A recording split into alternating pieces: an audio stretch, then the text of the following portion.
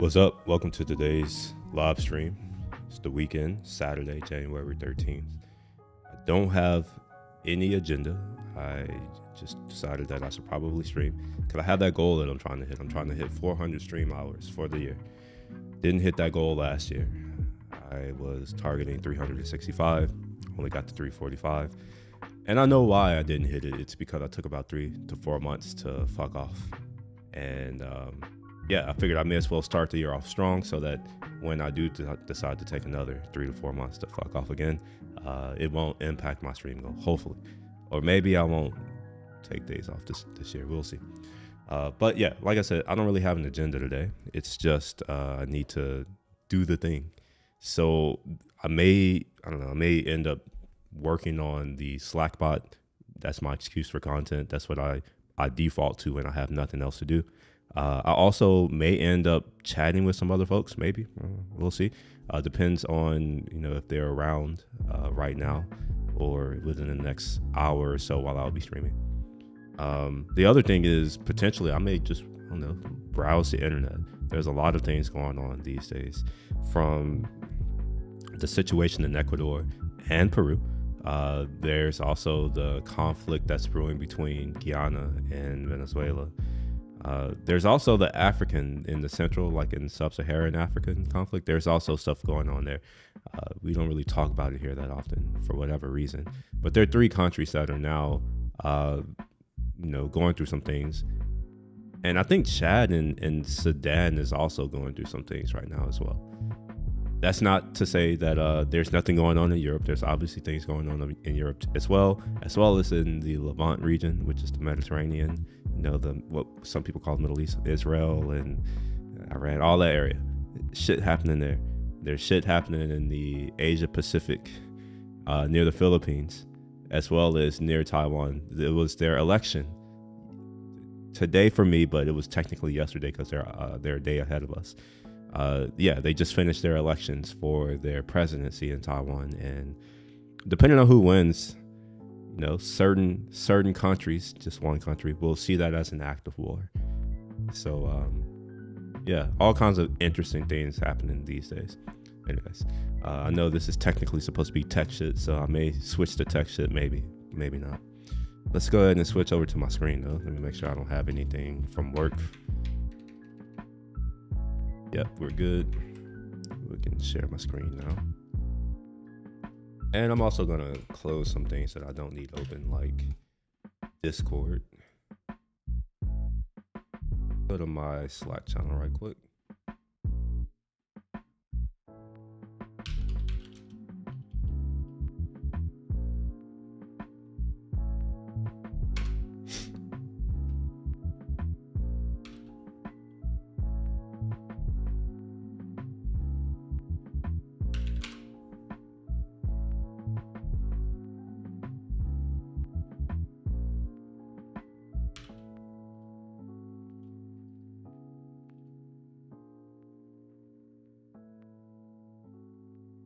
All right, cool.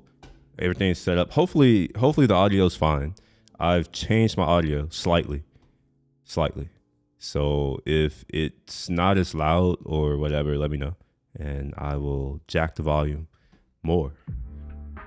I've also adjusted my EQ settings, so maybe there's less bass in my voice. I could turn the bass back on though. How does this sound? Does it sound like I'm in you now? I'm just fucking not gonna answer that question. Let me go ahead and open up an internet browser.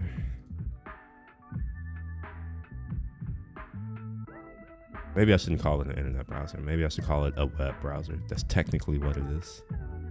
We like to be technically right over here. All right, let me open up a Zoom thing right quick.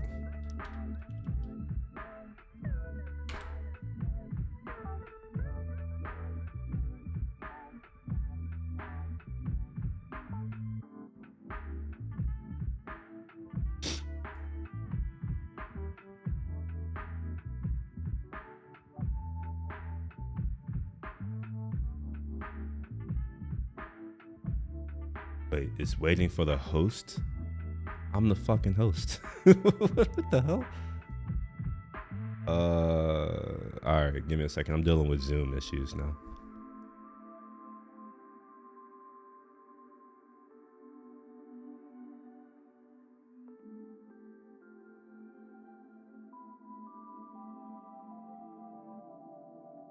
Okay, so let's try this again.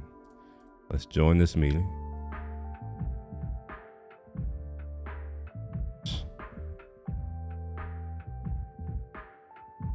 Sometimes Zoom is stupid.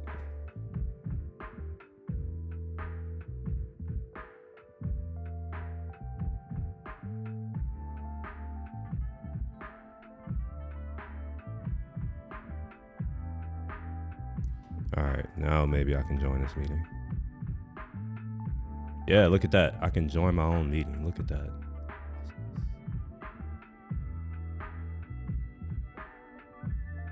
And now I am missing my audio. Yo, what's up, Yanni? How you doing? Yo, what's up? Can you hear me? Yeah. Just fine. Oh, wait, I can hear you, but I don't know. Give me a second. I'm dealing with other issues that have now cropped up. All right. Let me turn up my volume. I'll put Zoom over here.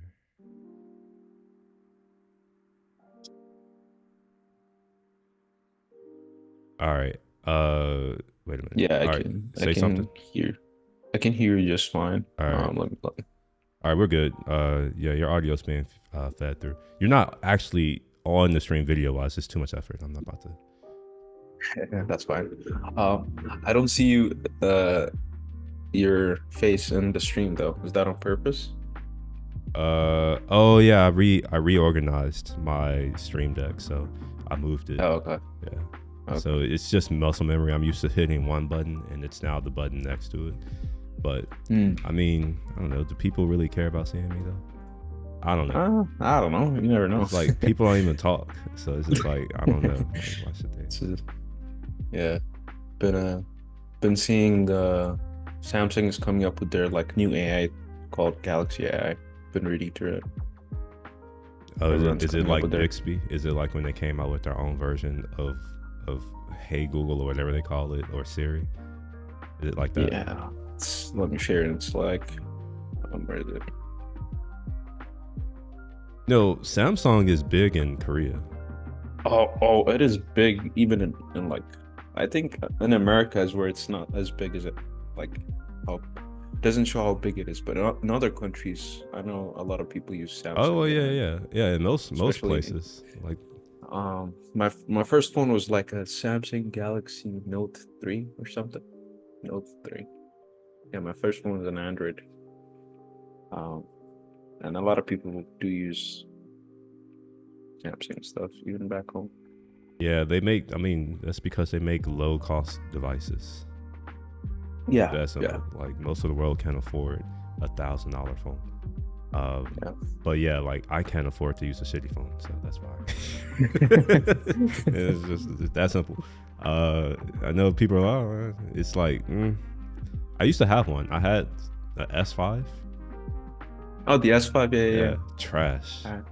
I remember when it first came out. It was like, it had the what's it called, a fingerprint thing. Yeah, it had a fingerprint. It had all. It was the first. It was the first, I think, right? Compared. It may have been, and that's the thing that I find with Samsung and most Android devices. They just throw shit at a wall to be first, and it seems like they think that being first matters.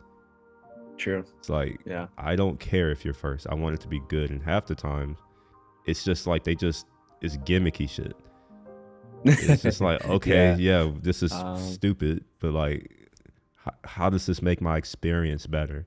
And in no case has it ever made my experience better. With my iPhone, and I started out on Android. I want to make that clear.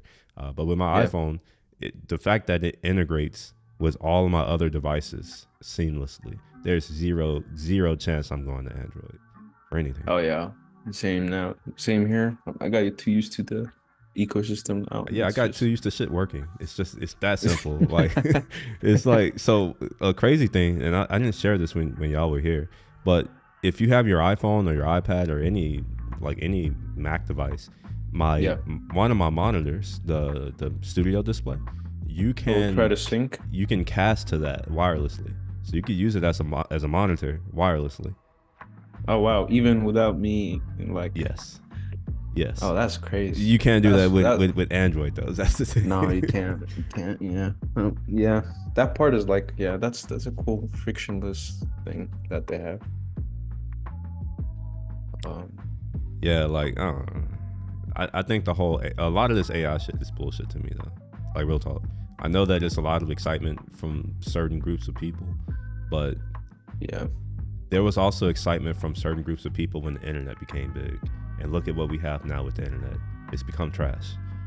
It's become like you Social have media, less yeah, choice. people conflate social media Well, with it's like you have less choice overall. Like Yeah. you have less ability to be anonymous online. You can't just like the internet as I know it is dead. So like, how is AI going to help me? What it seems to me is that a lot of these companies are trying to sell us AI, aka they're trying to use AI as a selling point for their shit. But at no point have they said this is how this is going to help you improve your life. How is it going to make me happy? Is it? Or is it just me giving Samsung $800 of my dollars so that they can, I don't know. Yeah. I don't know how much they cost. It's their way of competing, I guess, with Google and other companies, Apple. But like that's the thing is like competing, but like competing for what?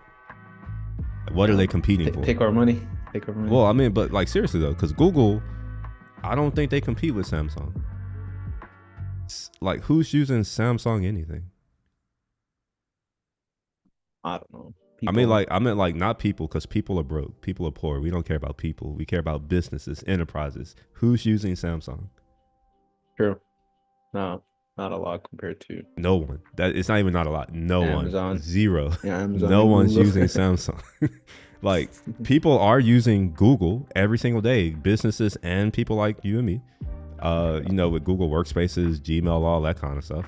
They provide something that's useful. They also have, even though their search engine is shit these days, they provide search. Is bad, yeah. Samsung doesn't do that. Like Google provides technology to the world. What the fuck does Samsung provide? They just take. Yeah. They've taken the technology that Google has provided. That's what they've done. Yeah, I guess what else? I mean, I guess Samsung does sell like other products like TVs. No. They don't. They don't. Samsung, the conglomerate does, but so not there are different businesses within Samsung. They're not all the same. Are we going to do a history lesson on Samsung? It's a Chable family. I know a little bit about things. You about to find out. Samsung history. Yeah. So like Samsung is composed of several different companies. Let's do Samsung. I think maybe an Inc. Maybe. Let's go to Wikipedia. Maybe we can see all of the different groups within Samsung Group. They're gonna no. I just want to see all the groups. That's really it. Okay, Samsung Group. You know what? Maybe we're going to use ChatGPT, their websites too. Oh, no, we have Wikipedia. Here we are. Let's see. All right. So you see here, there's Chell Worldwide, Samsung Asset Management, Samsung Biologics, Samsung C&T Corporation, Electromechanics, Electronics, Engineering, Fire and Marine, Insurance, Heavy Industries. All of the shipbuilding. There's a bunch of them. Yes. Yeah, so Samsung is like... The phone is like its own... It's under Samsung Electronics. Okay. Oh, okay. That's interesting. Yeah, so they have a ton of different companies that make up the Samsung. Samsung is a family, just FYI. Oh, okay. Yeah, it's a family. I mean, yeah, I did not know that. Okay. Well, yeah, that's why I'm like, fuck them. Not really. That's not the reason. It's because they make shit. But Samsung is a significant portion, and I'm not saying like I actually like Samsung, certain things that they make, but it's not their electronics. It's other things that they do that I'm actually a big fan of. Specifically, their heavy industry stuff. They're one of the worldwide leaders in that space. Heavy equipment, that kind of thing. Like think of things that like are building ships, or even the things that we use to build shipyards, or things that we use to transport coal from like the mines. Like they build that kind of shit. Like things. Okay, that's cool. So I didn't even know they do that type of stuff. That's All right. interesting. Let's see. Stable South Korea economy. Let's see. So the top 10, 60% of the GDP. That's Samsung, SK, and Hyundai Motors. Whoa. And if That's you go, crazy. if you ever go to Korea, you will see Yeah. it like LG, Samsung, and gosh, what's the other company? I can't remember. It may be SK. I don't know, like Lottie or whoever. Like those are the biggest companies there. And when I say biggest companies, it's like They're everywhere. the country is basically those companies. So it's essentially. Oh, okay. Yeah, it's like that. And the families of these the family members of these top companies are treated as if they're above the law Oh, because they have power. well, yeah, like they're responsible for Yeah. 60% of the GDP. Yeah, Like, yeah, if that I is a was lot. responsible for 60% of any country's GDP, you think I'm gonna give a fuck about what they elect or what they want? Like, who gives a fuck? It's like, yeah. if you want They it, you go do contribute it. a lot, yeah. Jeez, 60% is a huge chunk. Oh my gosh. Yeah, and it's only a few families, so it's like it's really bad. And I think it happened after the war, and it was with our help actually, to try to get Interesting. them set up quicker. But it ended up being what we have now, where it's just a few families that basically own all of everything.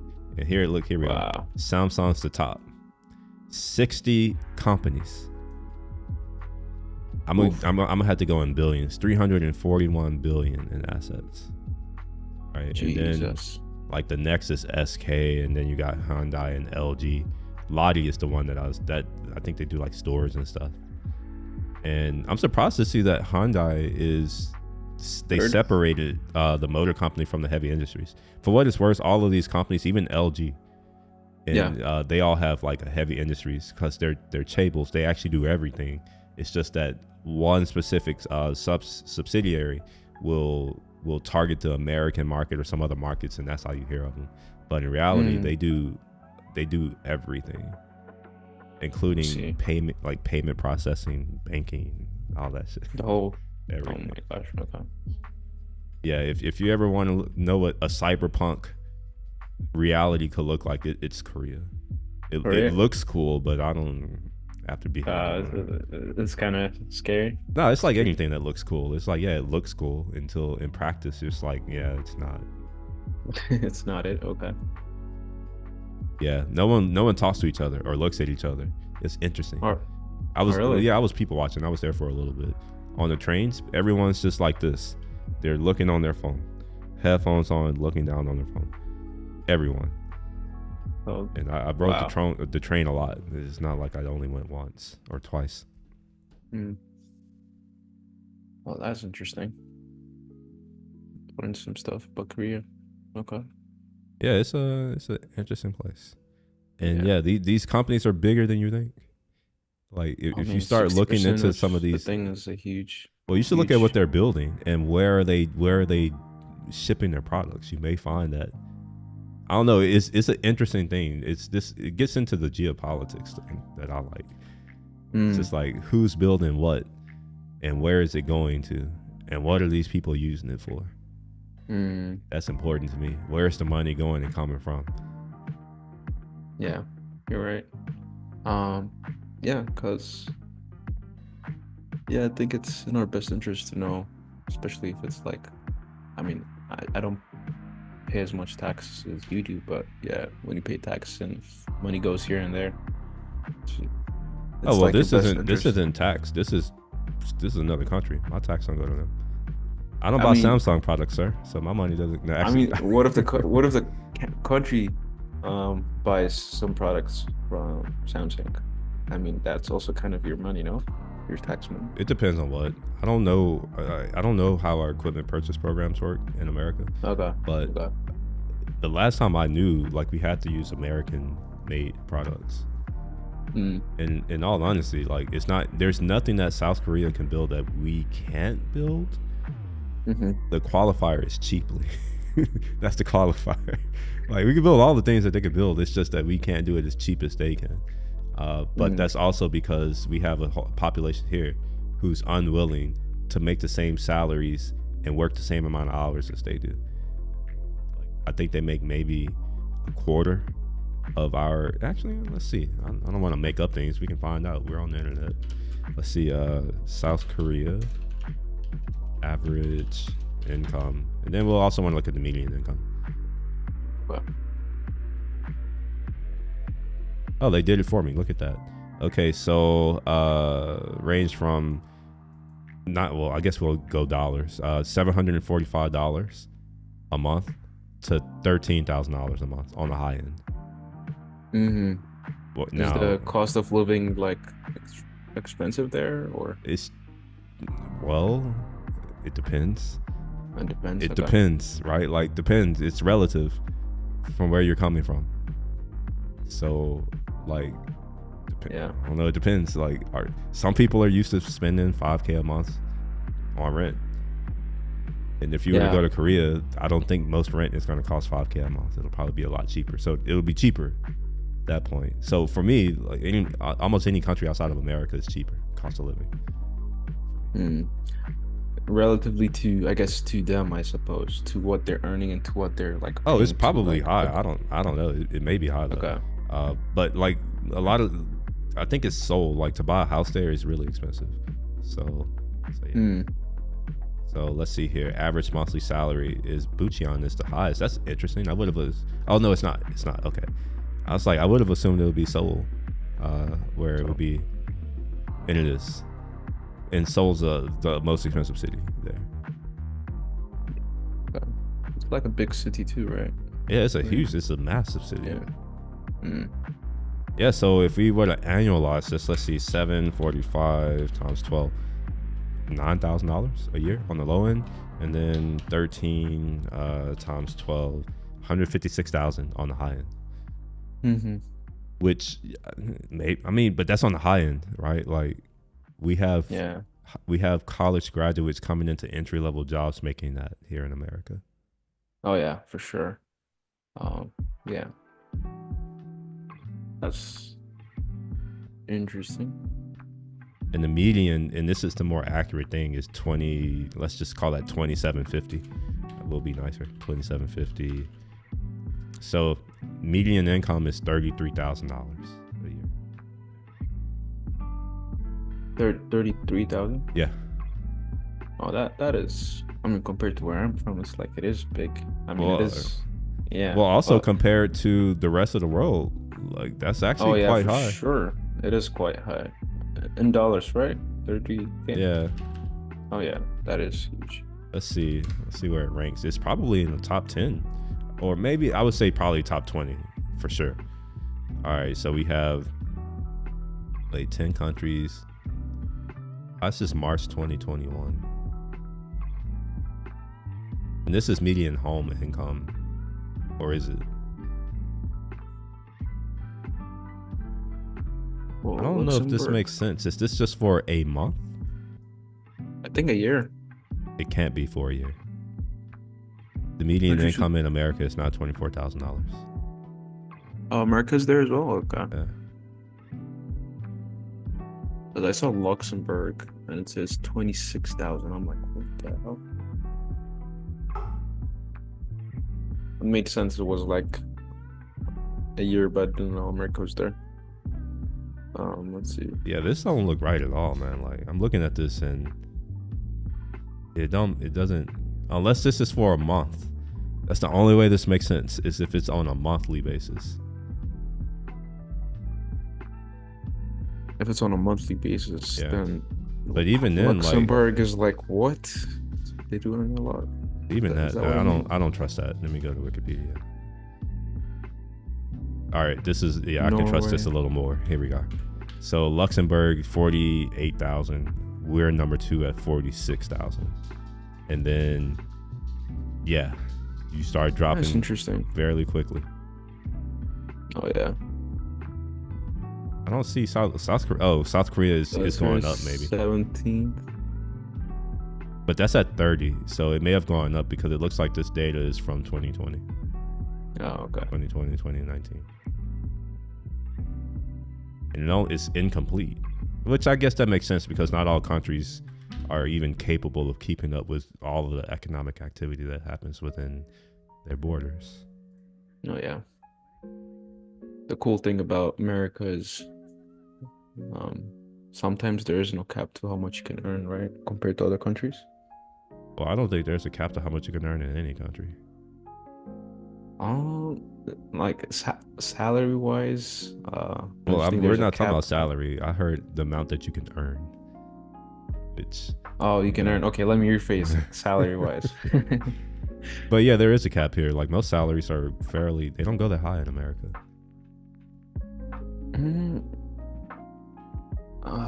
mean, I guess. Like for instance, let's say me, like from here on out, if I get additional raises, it probably won't amount to much. It'll probably be more on the equity side from here on out. Oh, okay. It's just like after you get over like 200 and some change, maybe like 300, I think. Just equity. Yeah, a lot of times it's going to be more equity, and even honestly, I prefer that. Like, I even said that I mentioned that like I asked for less money when I joined this company. Oh yeah, you did, yeah. Yeah, so like even going forward, like if I join other companies, if they're like, oh, we want to pay you this amount, it's like no.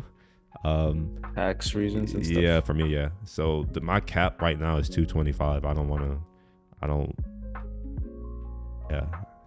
Anything after that, I'm like, yeah, we need to figure out some other kind of way, because why the hell would I give it to the government? Because that's what it is. When people out here bragging about, oh, I make this amount of money per year as a salary, I'm like, why are you bragging about how much you getting butt fucked by the government? Like, who are you? Like, that don't impress me. The more you get taxed, right? Oh my yeah, gosh. It's like, that don't impress me. It's like, oh, you're paying 35% of your money to the government. Haha. Golf clap. I'm paying 10. That's how I would. It's just like, y'all, I focus on how much can I keep. That's more important to me. True. But yeah, like we're actually quite high. We're at 77 now. I think most of this is inflation, but everywhere is inflating. Let's see. This is more accurate now. 48. So they went down to 19th. So they're still in the top 20. Oh, Korea. Okay. Yeah. I'm surprised I don't see Singapore in this list. Oh yeah, Singapore's not there. Yeah, not at all. Oh wait, nah. Yeah, I would expect Singapore to be here. They keep really good track. How's Colombia higher than Singapore? Jeez. Wait, where do you see that? Colombia's like in 30th place or something. Mm-hmm. Wait, is this a different one? Oh, 38th. Yeah. Maybe they're not part of this thing right here, the OECD or OEEC. No, that might also be it. Because Singapore is definitely a top. They punch above their weight for their size. Although, as an absolute number, nah, it's not even close. Singapore is poorer than Houston. Oh, really? Yeah, let that sink in. A city. Like, jeez. The whole country is poorer than a city in America. Not even the top city in America. Just the fourth one in America. Wow. By GDP. So that's crazy. Look for it in America. I should have said by city. It did it by state. Yeah, California. Yeah, I know they beat us every year, but we beat New York. That's all that matters. Or at least we should. Oh, really? Yeah, generally, yeah. See. Yeah, I do see it. Now their per capita is better than ours, but I don't really care. Let's see here. This isn't what I wanted. I want it by city. Top GDPs, America's cities.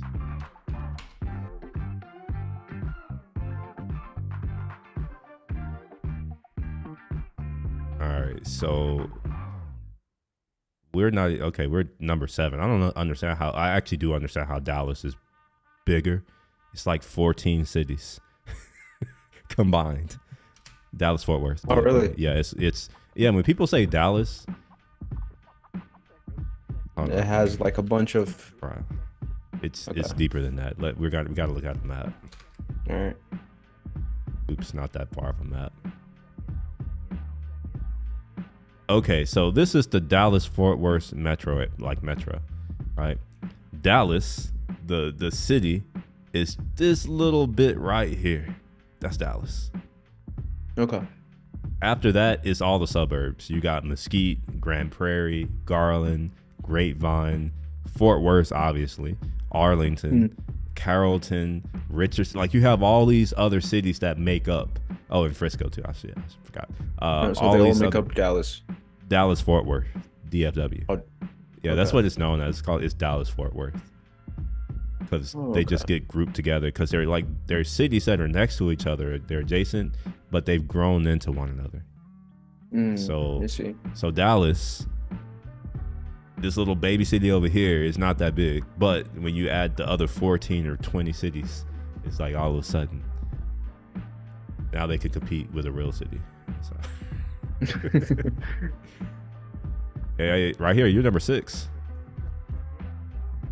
We're number 6. Yeah, I think this is this trillions of dollars? Yeah, so this are billions. This is 660 billion for the Washington D.C. area. Yeah. And if we were to go and look at like GDP by country,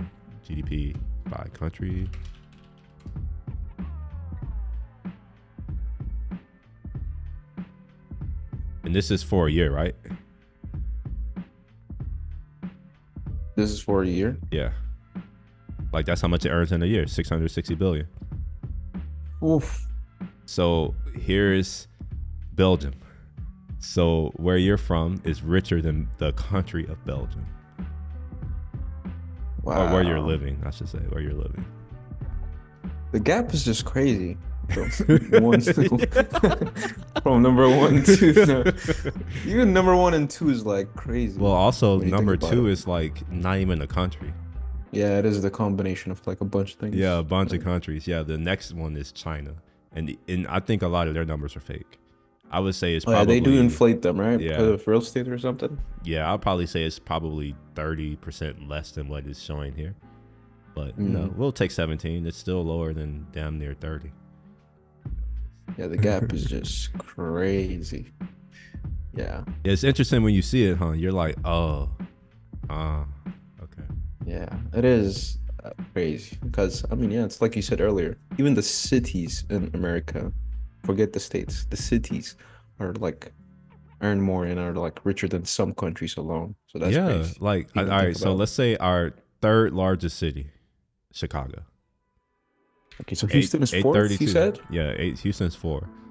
okay. So Chicago. Poland. So basically, our third largest city ranks in the top 20 of international GDPs. That's just that's crazy.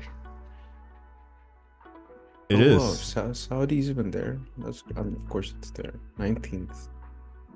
Wow. And here is little Singapore. Down Yeah, here. Singapore. About half a trillion, I guess. Every year, 500 billion. And if we go back to here, we'll see that little old Houston is 633 billion. Yeesh. Oh my gosh. It's just crazy. And Memphis, like not even a great 79. Oh. All right, let's see where are we at when we get to 79. So Yeah, Memphis I was about to is ask. richer Memphis is than the damn 79K. yeah, Croatia and Ivory Coast, Lithuania, Azerbaijan. Yeah, like our poorest city is probably Indeed. in the top 100 for sure. Yeah. It's sad to see Ethiopia's not even there, bro. It's sad to see Ethiopia's not even. Oh, in the Ethiopia's 200. here. We just skipped over. We skipped over it. Here you are, 60. Right behind 6. Kuwait. Oh, that's interesting. Oh, are you familiar? What's going on in Ethiopia right now? Are they Are they still battling the what is it? I forgot their names. It starts with a T. The The Tigray yeah, those and folks. between. So they did like a ceasefire type of thing, and now the people, which is good, but uh, the people want. So it's like it's an interesting situation there because the country and like the government is like divided right now. So there is a ceasefire in terms of like war and stuff, but um, yeah, there's a lot of people want to overthrow the government, and it's resulting into like some other regions where it's like there's like militia groups trying to take over Mm. in some other regions because Ethiopia is like what divided into like what 9 province regions with their own like government type of thing. I forgot the structure of where power is like separated within those um, regions for and within those regions there's like especially in uh, Amhara and Oromo, I believe. So people want to overthrow the government because they're not happy with how the prime minister is running stuff. There's been a lot of also. Ethiopia is also a very religious country, right? So there's Why been a is it? lot of Why is it overthrow? I mean, this is. I'm asking because no, this is yeah, as an American, that's a fairly foreign concept because we don't overthrow our government. Like yeah, we elect new leaders, and I'm just curious, like, why is the do y'all have elections, right? Or yeah. We is do. it democratic? So Or but are they respected? Because you can have an election, yes, but like, are they actually but the like, you know? yeah, the problem is, I mean, a lot of power here is not here and I mean, back there is there's in America there's the president and prime minister, right? President's the one who has more power than the prime minister. But in Ethiopia, it's like the prime minister has more power over the president. And um, the election for the prime minister, if I'm not mistaken, is like it's once the prime minister gets elected, he's going to be there for a while. It's not going to be like every 4 years, like every 4 years, like in where the president gets reelected and stuff. Once a prime minister is selected and the government alongside with it, they're going to stay there for a while. So yeah, people are not liking the government. Even back home, it's hard to even do a job because they keep changing up the policies and stuff every day to and that makes it hard to work, and inflation is also going high. And there's been a lot of in the past few years, not past few years, past year. As you know, Ethiopia is also a religious country, right? So they've been um,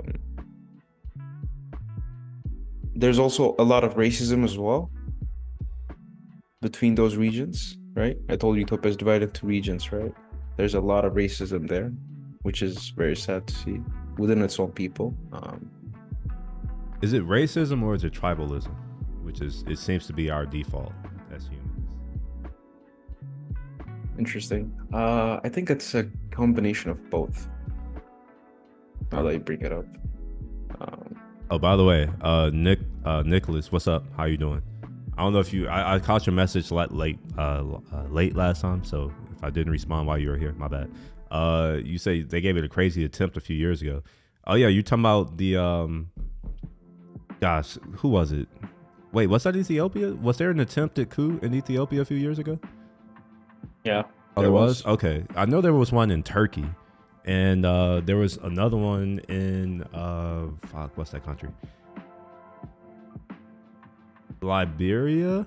I think it's that. Yeah, Liberia. Oh, no, he's talking about January 6th. For here. Oh, okay. Yeah, Man, I don't know. I looked at it. That didn't look like. If I were there, bro, I wouldn't have been afraid of anything. That was the most peaceful attempt to overthrow a government I've ever seen.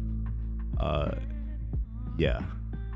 Let's just say that nowadays, because we have the internet, when these types of things happen, you end up seeing some of the results of the things that are happening. And have you seen what's happening in Ecuador?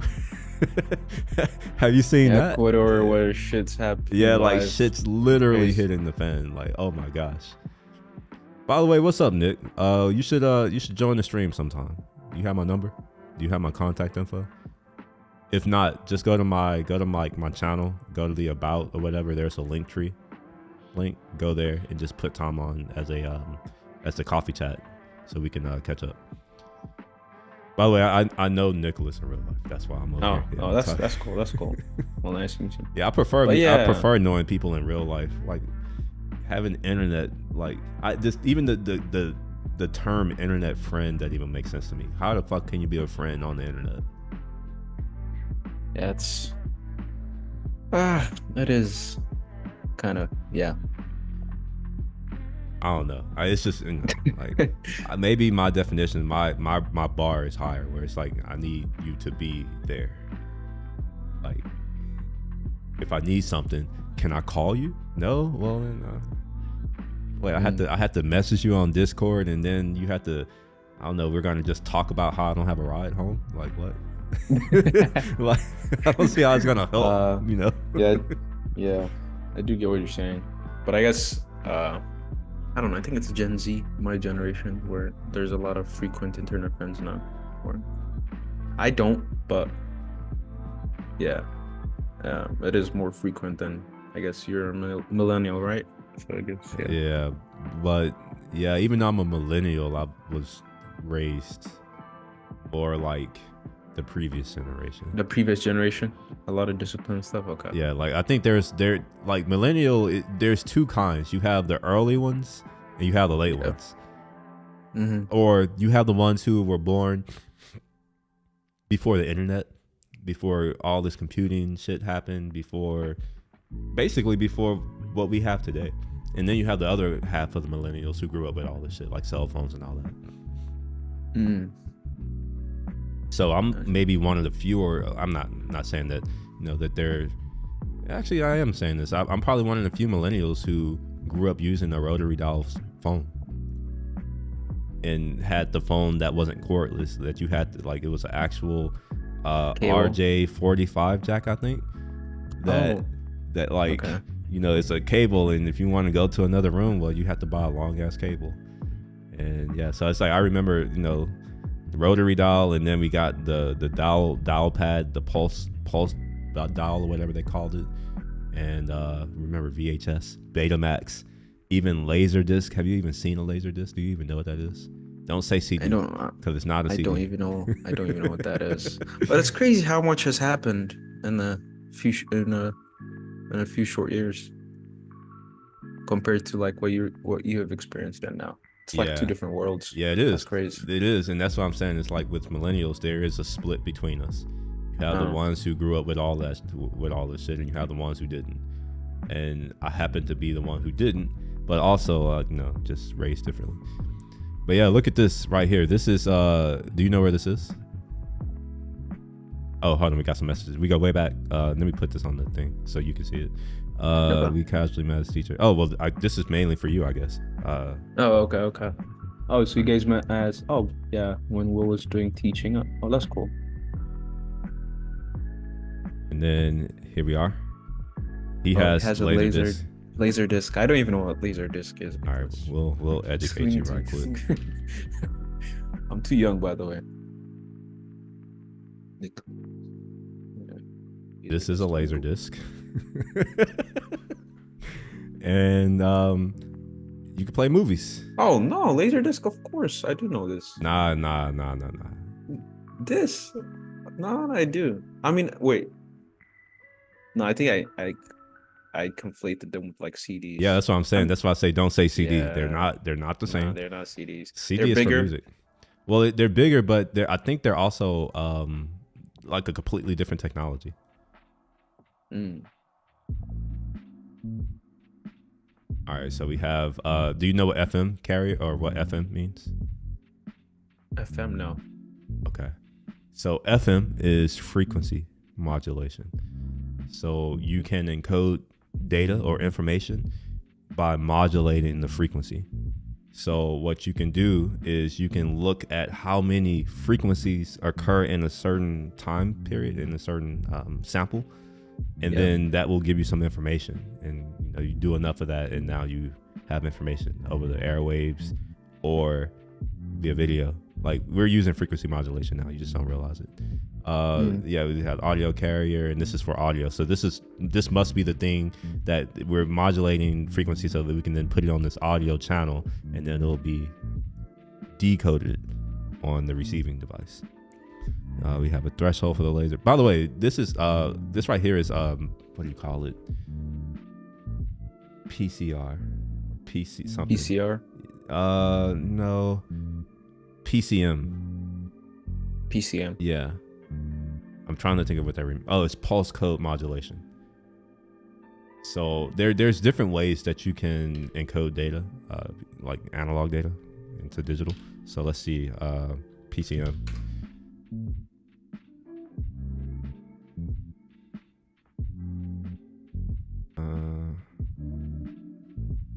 Well, I guess we could just look at this right here. So the standard wave or whatever. The pulse code is like, it's a width. You're looking at the width of the pulse, and you're looking at what the current value is at that particular junction. See if I can find something that's maybe a little less abstract for you. Maybe we could use ChatGPT. ChatGPT. Yeah, I saw the charts come out on my. I got a notification. I was like, wait, I thought I had it on a month, like on a single-use card, where it'll just. I thought you did as well. Yeah, I thought I did too. Did you do too. it on stream as well? Yeah, yes, that's my point. So when I got a bill, so I'm talking about like, oh, ChatGPT, I'm like, the fuck. So now I feel obligated to use it now. That's what I'm getting at. So let's see, describe PCM. We'll do 0 shots, see if it's able to handle that. Laser disc is for old people. I don't know. It's, they were DVD before DVD. Yeah, ish, a little bit. DVD is superior though, in multiple ways than one. Blu-ray is actually superior. Wow, this is the shortest description. Let's read it though. Digitally represent signals in a PCM stream. I love when the definition includes the thing that you're defining. Isn't that awesome? PCM is the thing that's included in a PCM stream. It's like, anyway, the amplitude of the analog signal, and that's what I was saying. That's what I was doing when I did this. Where it's like you take the value of where it's at, the amplitude of wherever it is, and then you note that down. So we sample it regularly, I can't say that, in uniform intervals. And what that means is your sample rate. So if you have a clock, if you've ever heard of clocks in computing, a clock rate, the clock speed, all of that shit is really important because we need to keep everything in sync. So with digital audio, we have a clock rate, which is how often do we take a sample. And a sample is literally read the value on the freaking device. That's really all it is. Like, how many times do we want to read values from this device? All right, so each sample is quantized to the nearest value. So quantized, reason why we have to do this thing called quantization is because we're in a discrete environment. Let me go back to that other thing. Here. What you'll notice on the y-axis is that these are numbers that correspond to actual values that we can represent. Okay. In bits. Bits, right? So let's say that we have 16-bit audio. That means that we have 16 bits to represent the value that an amplitude can be at a particular point in time. Now with 16 bits, you only have so many values that you can represent. Yes. I don't know what it may be 256, it may be 1024. Let's see, 2 to the 16. Oh, it's 65. I'm way off. So it's 65,000 different values that can be represented. But given that we're trying to sample something that exists in the real world, it's likely the case that the values aren't going to be exactly these whole numbers, because whole numbers only appear in our lives. Right? If you have a signal, like if you sample it, what if it's between 3 and 4? That's a number, right? We have numbers between 3 and 4. We do. How do you represent that? and decimal points that. But you don't have decimal points because we have a fixed amount of bits. We have 16 bits.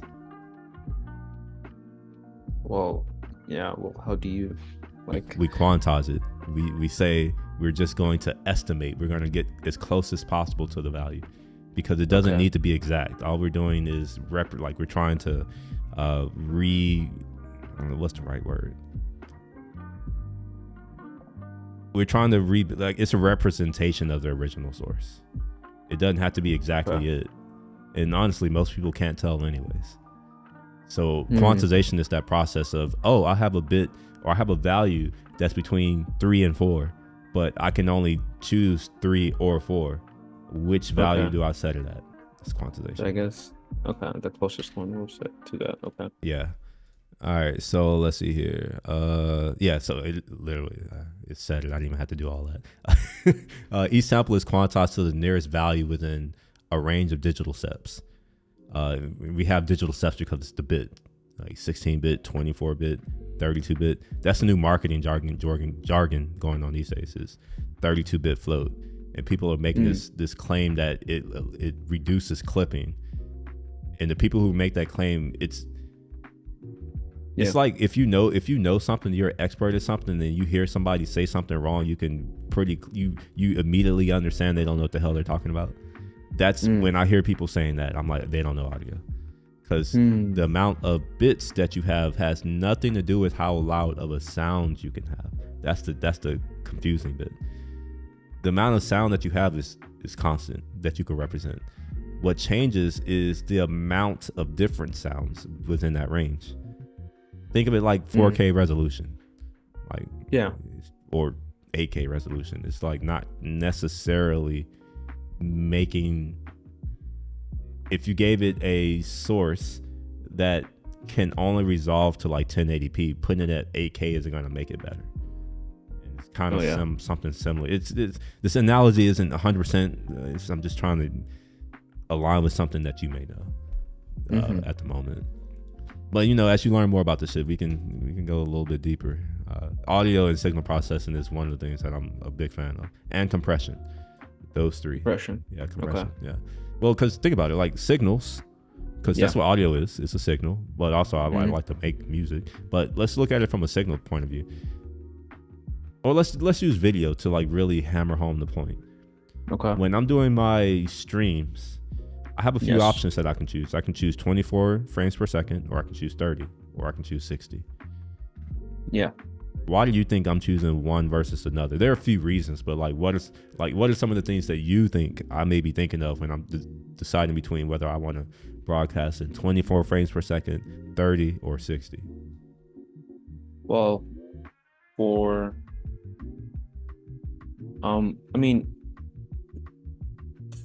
because not all devices can take can allow you to stream throughout those frame rates, right? So I guess you're accounting to that fact. Maybe you're limited to the fact that's one thing. But let's remove limitations that the platform imposes. Okay. So okay. Now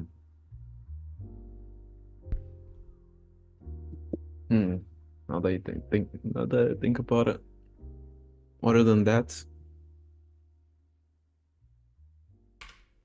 all right, we're gonna try to do maybe compression reasons, like maybe how the bigger the frame rate, maybe is it because I don't know, maybe for space reasons. I mean, you're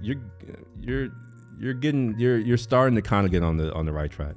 We're gonna do a drawing, I guess, to eliminate some things for video, and I guess it's also like a good way to for me to share what I've learned so far past 20 years.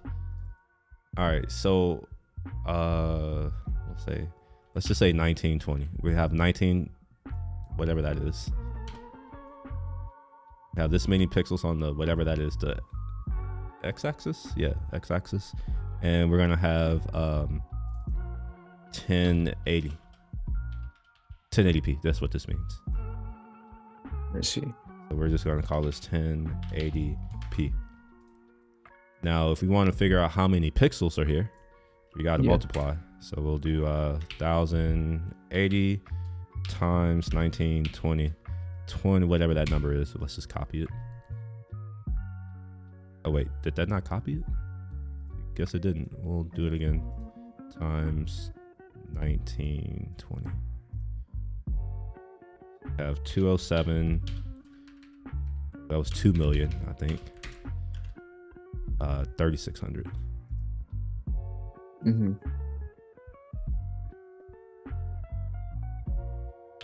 I think I'm missing a 0, or maybe I'm not. No, I'm not. All right, so this is how many pixels we're gonna have. Let's see. All right, so this is the amount of pixels we have just for the frame. This is just our frame. Do you care about color? I mean, yeah. How many colors do you want to see? I guess the full picture, no? For the full pixels, I want to see. Well, everything full of color. pixels and color are not the same thing. Hmm. So let's say that Well, we want. I would color. imagine. Yeah, I would imagine the whole frame has color. That's how I would imagine. But how many colors? Specific numbers. Yeah, like that's how this all works. Like we only can represent discrete colors. That like we can't represent every color, unfortunately. RGB, right? Yeah. This is why audiophiles still argue analog is still. I like analog. Well, yeah. I'm gonna go on a tangent right quick. The reason why I like analog a lot is that what happens when it clips, it doesn't just distort. It adds harmonics, and specifically it adds even harmonics. So it sounds really good. If you're listening to, like, pay attention to how I'm sounding. I'm actually running my mic through at like an analog path right now, and I actually have it up a little bit too hot. I don't know if y'all hear it. It is distorting. You may not be able to tell, but it's not the typical digital distortion. It's analog distortion. We call it saturation typically. We give it another name, but I am actually going through analog stuff right now. But yeah, I tend to agree. Analog sound is better. However, digital these days is more accurate. But yeah, anyway. So let's go back to here. We have 2,000 whatever pixels. Before we get to color, let's figure out how many times do we want to change these pixels.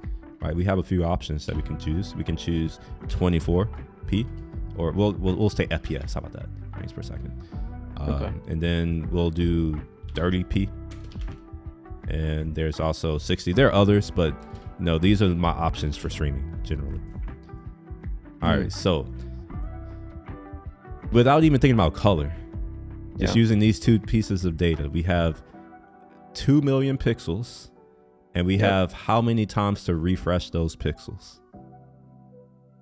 If you add these, not add them, if you multiply these things together, what you're going to get is the amount of, you won't get this. You'll get something that will then be able to tell you the amount of bandwidth you need to actually display the thing, to send it, right? Like, it's not even just to display it, it's like to actually send it, because it's data that needs to be sent.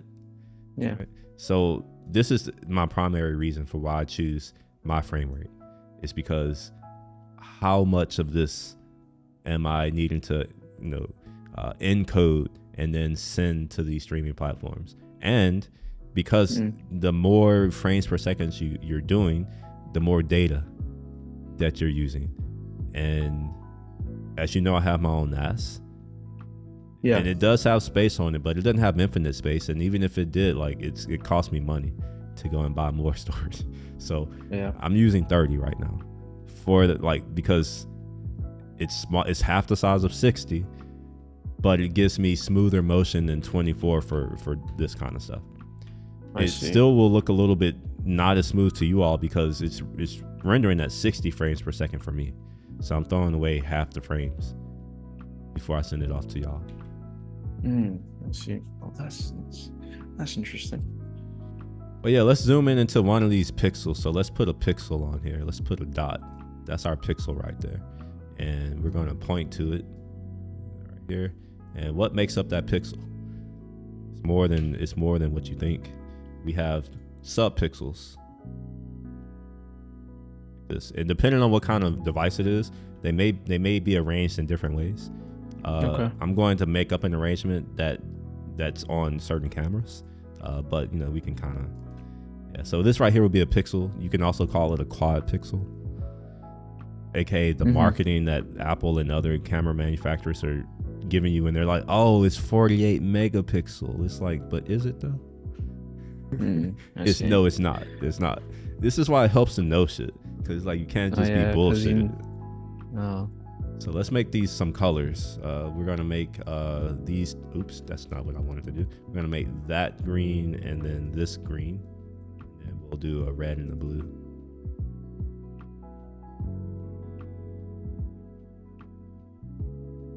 All right. So each one of these pixels or subpixels is what they're called. Like they are going to have a filter that's going to allow them to capture these certain colors or whatever. But each one of these particular pixels is going to be represented by a certain amount of bits. All right. So there is this right here. For what it's worth, the 444, this is, if you were to break it apart into RGB, how many bits per color? How many bits per color? Yeah, you could think of it that way. You can think of it that way. I'm not saying that this is 100%, but it's like a mental model that will help you, think about some of this stuff. Here's 422. And I think I have a ProRes thing on here somewhere. Let me see. Wait, what? Why is it showing me help?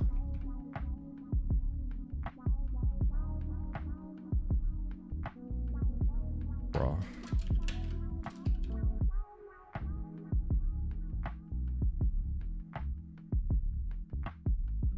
Huh. I thought I had a white paper on my machine for ProRes RAW. It doesn't seem like I do. Let me see if I can find it.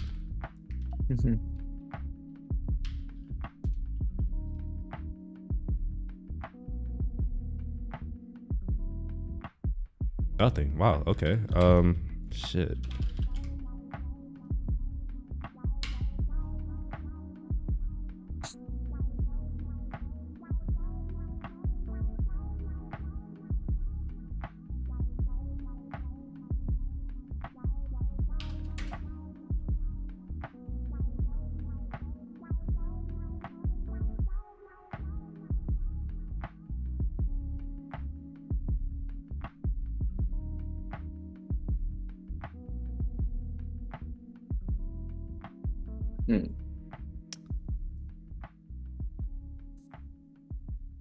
Wait. I don't know. I really don't know. Wait, there's a problem. The fuck? Okay, maybe that's why I wasn't. Okay, all right. Let me see. It should be on the papers. This S709.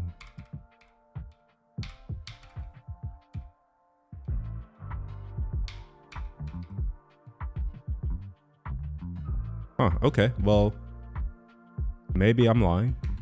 I thought I had this, but I don't see it. It got removed somehow? I don't know. Maybe I didn't put it. I don't know, but we'll just go find it. ProRes or oops. Oh, I'm looking at the wrong thing. My browser's here. So we'll say Apple ProRes RAW white paper. Or maybe I put it on my other machine. I don't know. But yeah, that might also be it. Yeah. Yeah, they're going over the pattern. This is on the sensor. We don't really care about that right now. What I'm more interested in is, I think they go through like a diagram, maybe, if I'm not. Maybe not. There's also more than one. I do want to also say that this isn't the only white paper they have. Let me go ahead and save this before I forget.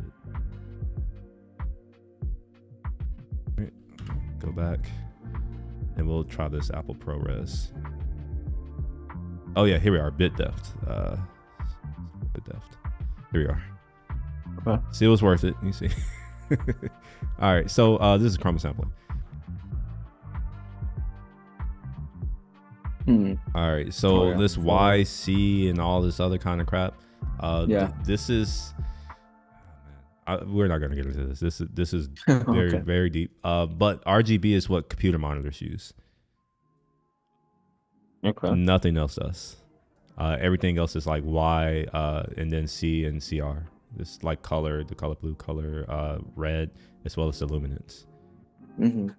So if you've ever seen these jacks here, let's go to there. So we'll do RC. What? No, composite. I think that's what they are. Composite jacks. You ever seen these? Let me see.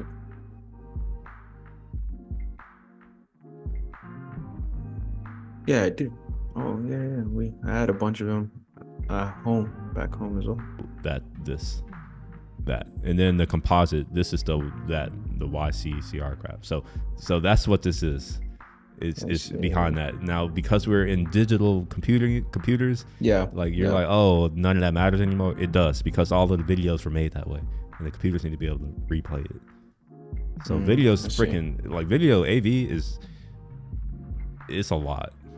A lot of stuff. It's a lot. It's harder than you think, because it's not just the technical difficulty of the thing. It's also all of the baggage from all of the different broadcasting standards we've had and all that kind of good stuff. But yeah, let's go back to where we were. Let's finish this off. So we have these bits right here, and we can represent these with up to 4 bits. Well, we could represent it with as many bits as we like, but for now we're going to represent this with 4 bits. So we'll have 4 for the red, and then 4 for the whatever the fuck. What is this? How come it's not doing it?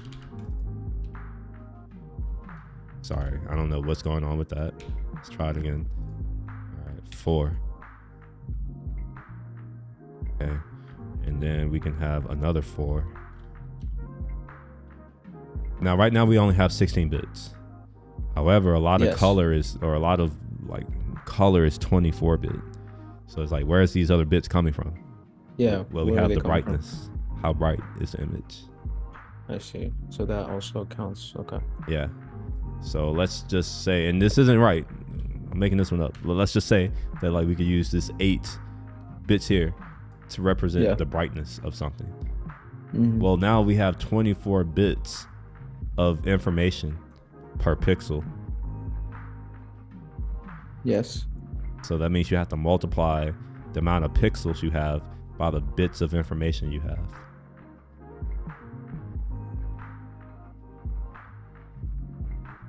So that that 1 pixel. Yeah, because it's data, right? It's value. We need to send it to somewhere. Data. Yeah, so it's like it's a lot of data is what I'm trying to get at.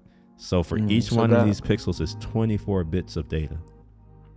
Oh wow! And each one of that 24 bits is like, as you showed, it's like a bunch of, you multiply it by the number of pixels you have. So let's multiply it. Let's say we have 24 bit, and then we've got to multiply that to get the number of bits per frame.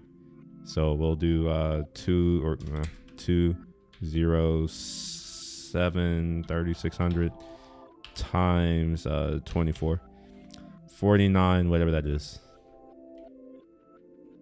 We're gonna copy it. All right. Oops. You know what? I'll just put it here. Or not. What the hell? There you go. So that's the amount of bits per frame. Let's see. Per frame. Per frame. Per frame. How many times do you want to send that frame? Or do you want to update it? 24, 30, 60, 120, 240, 500, 10,000? I don't, like, how many times do you want to? You starting to see the issue now? Like, all right. So this is just here, right? So let's figure out what this is in bytes, or we'll just say what this is in bytes. Technically, it doesn't matter what it is in bytes, but I just want you to know what the size is. So that's why I'm saying we should get this in bytes. So we'll do that. We'll say 49.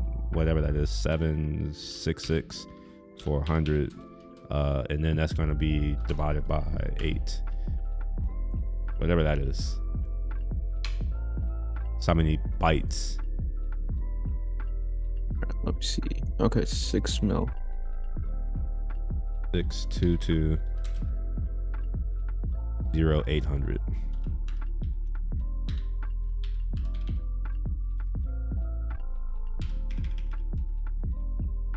All right, so bytes. And then we can figure out how many megabytes, kilobytes, or kilobytes, megabytes, all that kind of stuff. Yeah, it goes up. Right. Yes. So, how is it possible?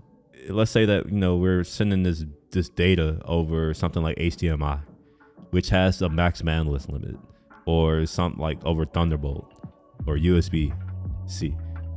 Yeah. Well, if the bandwidth limit is 40 gigabits per second, this is for Thunderbolt, by the way. Well, then that means that we need to make sure that we can somehow send that across the wire. Yes. In that bandwidth. Now, this is just for 1080p. Just FYI, this is just for 1080p. Oh, wow. Some monitors go up to 4K, 5K, 6K, 8K. And, yeah, it goes up. Yeah. So that's where compression comes in. Hence the reason why I'm like, they're all related. And you probably wouldn't think of it that way, but like there would be no video over the internet without compression. There would be no audio streaming over the internet without compression. Without compression, yeah. Because it's a lot of data, like you said. Yeah. It's a lot of data. That's crazy how that one pixel has, oh my gosh. Well, it's not that crazy. It's just a pixel. Most people don't know what a pixel is. They just say it without actually understanding what it represents. A pixel, a lot of people think it's just one thing. It's just like, oh, it's a dot. It's like, no, it's actually several. Several things and like one piece. Yeah. In fact, let's look. Let's see, pixels.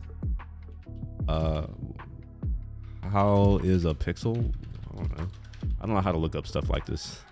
Wait. All right, whatever. We'll do this. This is good enough.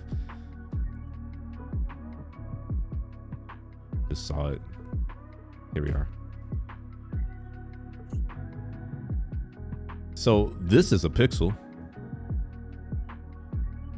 but most people in their mind, they think that it's just this one thing, this one little thing right here, which is a pixel. It's a subpixel.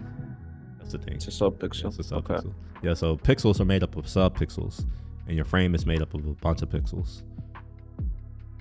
I see. Yeah.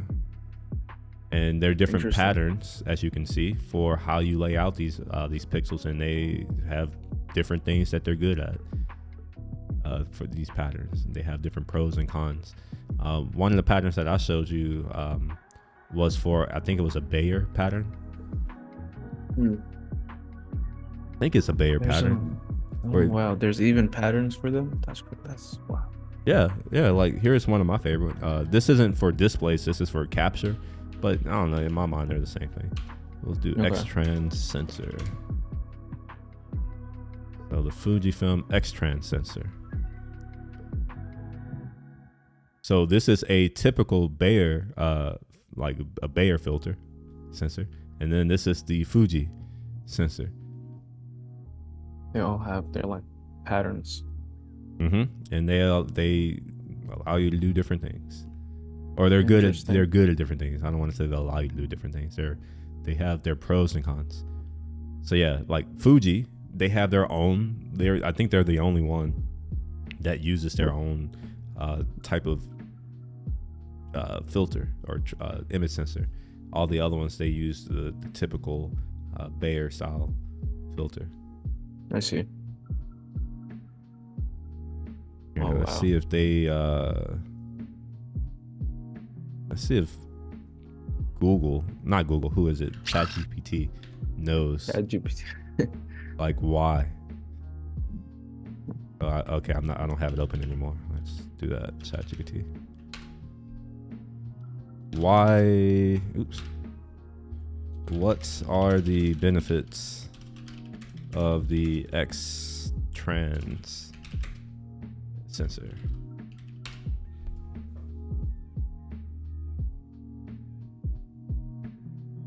All right, reduce this moire. You don't know? Do you know what that is? No, I do not. Okay, I'll show it to you in a second.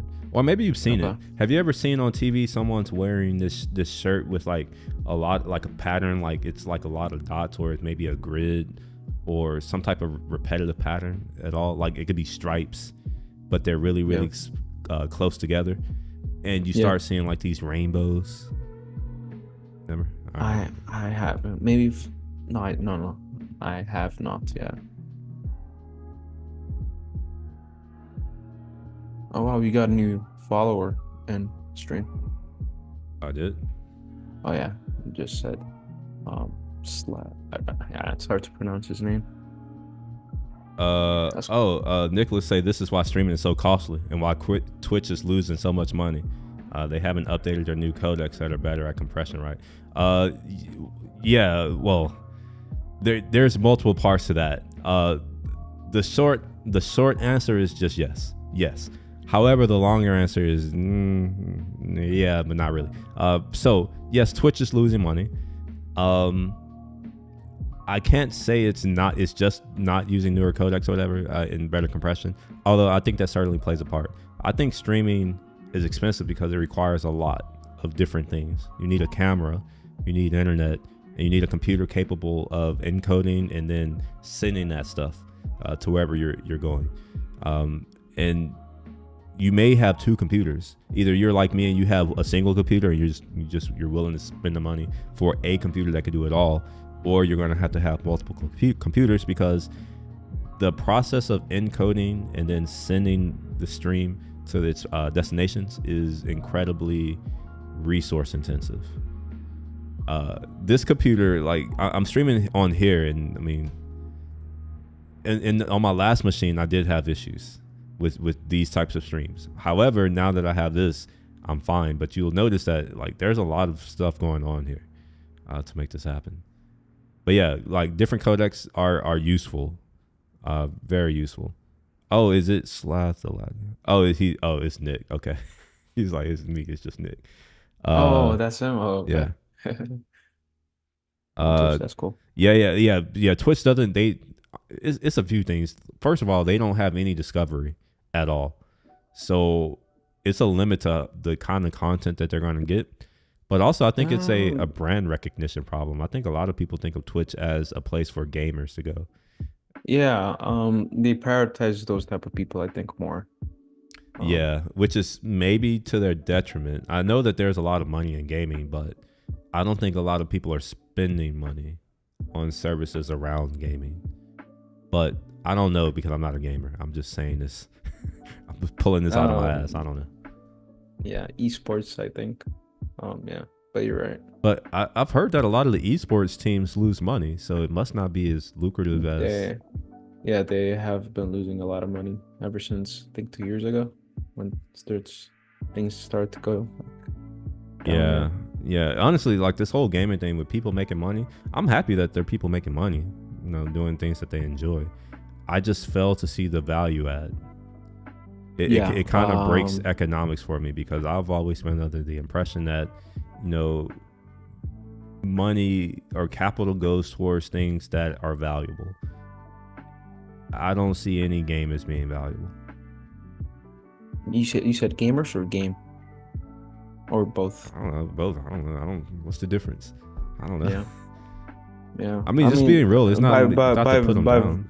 Yeah. By value, do you mean like what they produce, or that's what value is, right? Even what they gain, even if they have that much money? Nah, for me, value is what's produced that can be useful. And is, to my knowledge, they don't produce anything that is useful, which implies that it has no value. Now it may be like, it may have like, just fun, all that kind of stuff, but like I don't look at fun as value. I'm like, fun is fun. I see. Yeah, well, I think it makes a lot of money because it's under entertainment, right? So well, I mean, even with entertainment, like you know me. Like. yeah. I mean, I do get your point, but I think that's why it's making money. I think because it's under entertainment, even though it has no value, people want to be entertained. What's the purpose of entertainment, though? I have No, a I have just a I have a I very dark view of entertainment. mm, entertainment. Yeah. Well, I guess I don't know. I guess entertainment, the value I see in it is where you just get to decompress, I guess, here and there But from what's like the whatever value in that, and who is that value? Like, who reaps that value? people who are the entertainers, right? Or who are providing the entertainment. I'm gonna give you my perspective, and I'm not saying Yeah. that it's right or wrong. It's just how I Yeah, think. yeah. Mm, So we understand that there are rich people and there are poor people, 100%, and yeah. we That's also how things understand are. that most of the people are poor. Yeah. We also understand that people want resources, and most of the people can't get them, but there are a very few select group of people who have access to whatever resource they want in abundance. Yes. How do you convince the people who want those resources to not kill you for those resources? Hmm. For me, that answer is you entertain them, you distract them, you give them So something else to do. That's okay. how I look at it, which is why it's like I'm very against almost all forms of entertainment, because I look at it as taking power away from me. Where it's like, Mm. why does this other person want me, of all people, to take my time and not do this other thing which could be valuable, and instead sit there and just watch their thing? Why? Yeah. Serious question. Like, why? Like, what's Yeah, in it for yeah, them? you're right. And I say this I as a mean, I streamer, guess it's for right? their money, or for their own gain at the end of the day, I suppose. But yeah. Hold on. Be quiet. Never mind. Go away. All right. But yeah, yeah. I mean, at the end of the day, you're right. They're the ones who get the money. They're the ones who benefit. And also Nick mentioned that there's a lot of priority now towards gambling, which he mentioned, Yeah, which he I is saw right. that on Twitch. Oh my gosh, That's degenerate Twitch and shit, main bro. Twitch, and now Kick is also coming in strong, where they offer these streamers like contracts. Well, Because Twitch, there's an extent where you can gamble, but in Kick it's like you can do what, like, compared to Twitch you can do whatever you want, and they're like, it's kind of bad because they're promoting gambling to their like viewership yeah, and who viewership are who? What are these people? who are gullible kids No, who they're don't know kids. Fuck gullible. They're kids. They're they're children. kids. They don't know what's best for them, and it's like crazy because even Aiden Ross also. Wait. What did you just say? Wait, They what did I don't say? know what's best for them. I mean, yeah. I mean, Wait, they wait. might. Are you a bigot? No, no, no. I mean, I'm not saying I know what's best for them, but I'm saying they're not at the age where they know But how to, like. how? Who are you to say that? Because they can choose their sex. They can choose to be a boy No. or a girl. What do you mean? They think they can. I mean, they can, but I guess they can, but that's where society's headed, I guess, like you said. Yeah, in a They- fucking weird way. shit basket is where it's headed. Well, it's not the world; it's just our society. I think that we are definitely seeing the slow decline of the West in general. Oh, yeah, And for I don't sure. say this as someone who wants to see that, because obviously I'm Western. Like, I don't know that obvious. I have a Western view mindset. All of those values that make up the West, they are in me, right? So Yeah. I am not a fan of what's happening, but yeah, I think we're seeing the downfall. Like, we have on Twitch, for instance, we have basically sluts and whores able my to gosh, build up I've these been mass seeing- these mass audience to funnel people into their OnlyFans, their Yeah. porno websites, and It's and crazy. like That's Twitch allows this, and I'm like, well, who's the main audience on Twitch? A platform for mostly gamers, young men. young men, yeah.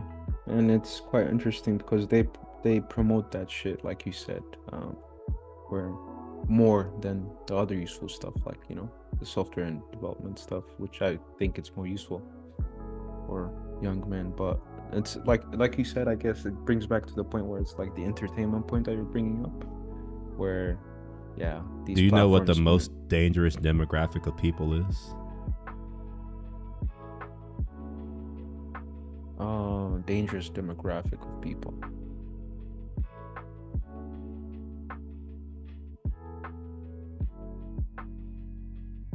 Young men, Yeah, right? yeah, real talk. Where Young men they're explicitly.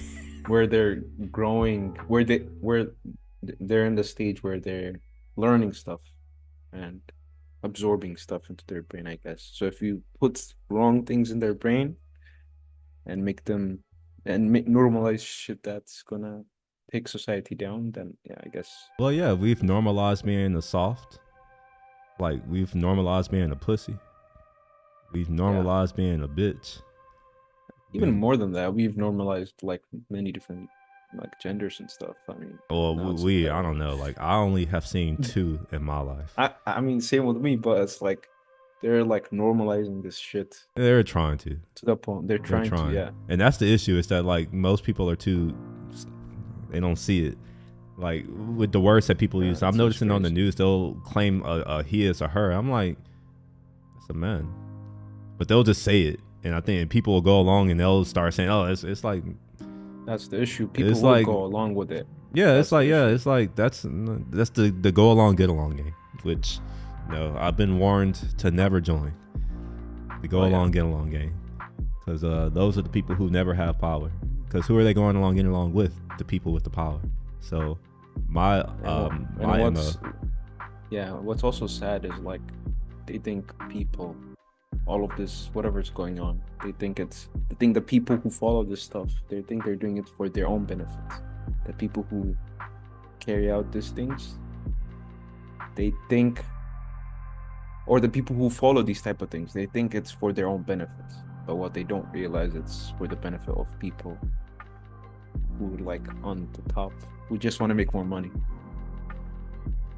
Well, it maybe is further. Like, there's this. Have you ever heard of this concept called the useful idiot?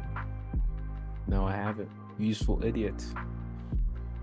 Yes. Let's see. Oh, by the way, before I move on, I want to show this moire. This is moire. Yeah. So this is. Let's do it in a video, because I think it'll be better if you can see it. Okay. All right. You see it? Yeah. Wait. And I'll share it in the chat too, for everybody else, in case people want to go and look at it. So it's a typically gray color. Okay. It could be any color. It's that movement that you're seeing. You see that movement, that weird. Actually, you'll see it when I send it, I guess. Yeah, I'm seeing it right now. It's like. Oh, I see. Slad the Laddie. He says bringing on the Hassanbi takes early. Who is Hassanbi? Hassanbi. He is I don't know what. But let's just say he's like a famous dude on the internet with a lot of, which he does these type of videos, I guess, where he reacts to this type of stuff. Where it's like, yeah, the world, men, women, gender, this, that. But yeah. Well, this is interesting. You said it's the Moore effect. Yeah, I sent it. It's in the YouTube chat or Twitch chat, wherever you're at. Yeah. For some reason, my chat only. Well, maybe Twitter doesn't allow chat yet, but my chat only goes to Twitch and YouTube at the moment. Even though I'm streaming on Twitter right now, no one's watching on Twitter. Are you streaming in LinkedIn as well, or? No, I stopped streaming on LinkedIn a while ago. They don't support 1440p. So, like, ideally, I would be streaming in 4K. I can stream it up to 4K on multiple platforms, which what I have, but I can't stream in 4K to Twitch. And even though I said I was going to abandon Twitch, I didn't want to completely abandon it if it wasn't going to cause additional, effort on my part. So while it doesn't cause additional effort, it does mean that the quality of my streams can only be 1440, because that's the weakest link. And Twitter accepts 1440, which is the only reason why I stream there, because it's just like, all right, may as well, it's easy. But once LinkedIn, hopefully they enable 1440p. If they do, then I'll start streaming there again. If they don't, then fuck it. Like Mm. what I won't do is set my stream to 1080p, because I don't know if you remember this.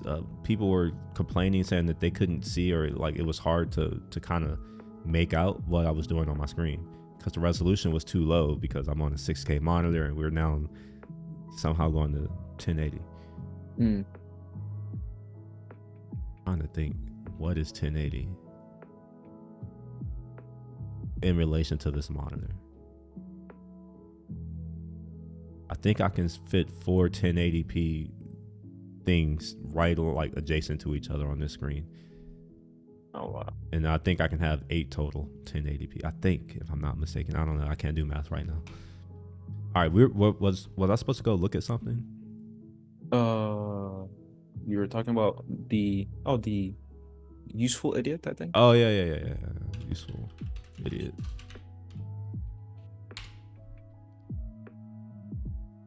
You're gonna see it comes from something. See. Wait, where it should be Soviet. Oh, the KGB or whatever. Yeah, it came from communism.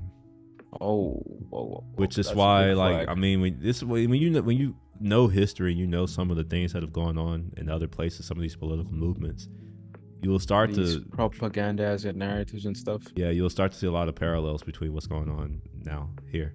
So it seems like, communism may actually win here, because we have a bunch of idiots here who, like, it's interesting because what a lot of them will sell you on and try to argue on is that why, like, let the state take care of you. Like, a lot of people, they're going through things and they want their life to be better, but like most people, they don't want to do the work to make their life better. They would prefer if it was just made better. Now, if I come along and say, you know what, if you give me your power, I will make your life better. Oh, I think a lot of people will take that, because, like, they most will, people, but what they don't realize is, like, you can get fucked if the less power you have. but they don't care, They because can, like, it's easy. They can shut you down. Well, all right, let's take it to a job. You can start your own business, or you can go get a job. What do most people do? I mean, But you can get fired. You may not get the salary. It's all these other things. You're right, but like, it's easier. Like, don't underestimate that. People will take the easiest path. In general, it's very rare that you're going to come across anyone who's like, you know what, I know that there's this easier path over here, but I'm not going to take that because I like challenges. Most people aren't that way. Why do you think that's the reason? Is it because we humans, we have a nature of being lazy? Do you think Or that is I it because- understand you all? Like, I don't understand. Like, I'm not that way, so I don't know. Yeah. I've spent most of my life wondering why the hell people are so lazy and can't do anything. Like, why are people dumb? I don't know. At a certain point, I just had to realize that it doesn't matter. Why do I have to care if they can't do what I can do? True. Why do I have to give a shit? So it's like, I don't think anything. I'm like, if people do that, great. That means less competition for me. I'm a realist. That's how I look at it. It's like we're all in competition. If you want to go and fuck off and play video games, go fuck off and play video games. Yeah. That's how it works. Like, this is how, I mean, Go do you. that's how it works. Yeah, which is interesting. Yeah. But yeah. But yeah, like, this right here is, I want to say it was from the something. Let's see, maybe this will say where it's from. And I don't know how I learned about this. This has been so long ago. I'm now at a point now where it's like there are things that I know, and I don't know how I know them, like how I know it, or where I learned it. There. Yeah, or even why. Like, why did I need to learn? I don't even know. It's just there. But yeah, this doesn't show where it came from, so I have no idea how the hell I heard about this.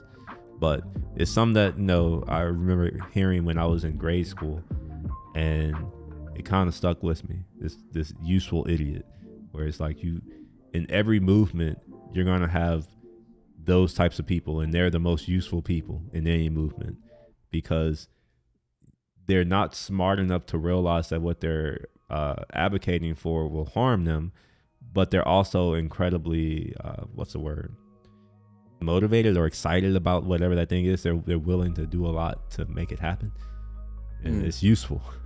Hence the name. A useful idiot. And they can be the best because they can get a whole group of people on your side, because turns out most people are sheep. They don't make up their own decisions. They listen to what someone else has to say about it, and then they accept that person's decision.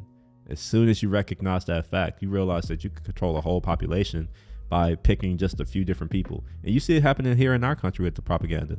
Why is it that our political parties will go to pop stars, rappers, and athletes and movie stars, and under those people they have people who look up to them. Yes, that's why influencers are so valuable and dangerous at the same time. It's because it's that effect that people will naturally congregate or fraternize amongst themselves, and anytime you have that happening, there's always going to be people who are the leader or the center head for that. And like oftentimes what you'll see is people don't even try to convince those people. They try to convince the person who, like, the people who are being followed, the celebrities, because they're like, if we can convince them to do something or say something on our behalf, then we can be reasonably assured that their entire audience will also come with them. Yeah, and there was also, I think, what you're talking about, it wasn't, the 48 books, the 48 laws of power, whatever. Did you finish it? That sounds like a no. No, that sounds like a no. It was a smile. Nobody else see you, but I see you. Where was I? I did save a bookmark. There was one law which talks about what you were talking about, where it's like, here, I'll pull them up. I'll pull up. Which talks about like the shepherd and the sheep. So if you know what my last name is, though, right? Oh yeah, William Shepherd. I've been saying this. I'm like, man, why I can't be a sheep? I just can't. It's in my name. I used to say this when I was in grade school, do you get in trouble for it? No. Most people they don't. You don't think? Honestly, I can say stuff. I can diss people in all kinds of ways, and they won't even know I've done it. Oof. This isn't what I was looking for. I was actually looking for the list. Which one was it? Yeah, it says, the 42nd law, which says, strike the shepherd and the sheep will scatter.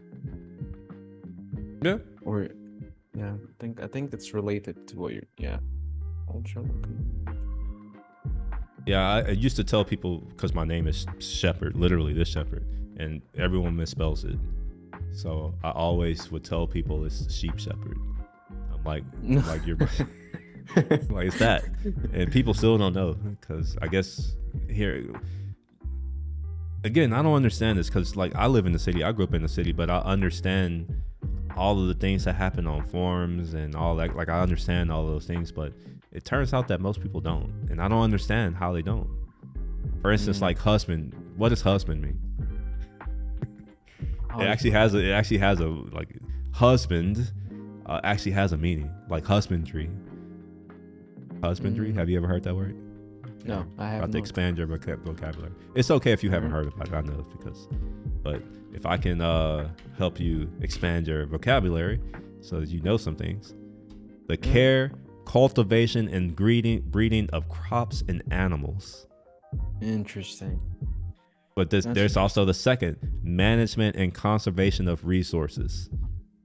That's what husbandry is. That's what a husband is, actually. But nowadays in Disneyland, we have all these people thinking they know what the fuck it is. It's like, no, it's generally around raising a house, like managing a household, typically. All of the things that go along with that. But yeah, here's a list of all of the laws. I'll share this for anyone who's interested.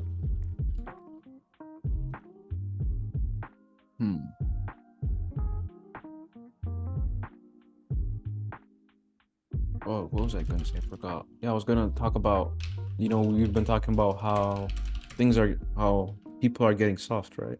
Yes. Why do you think the reason is? Because they're coddled. Yes, and it's quite interesting because the generation before us typically almost, like, not every time. They were quite coddled as well. And then but compared to us, I think we were coddled more than Yeah, we were them. coddled I mean, I guess more. for me, I guess I can speak for me because my mom and dad, I mean, a lot of things were like it was normal for them. But if I were to go back in their time, I would be like, how did you guys manage this? That type of thing, you know?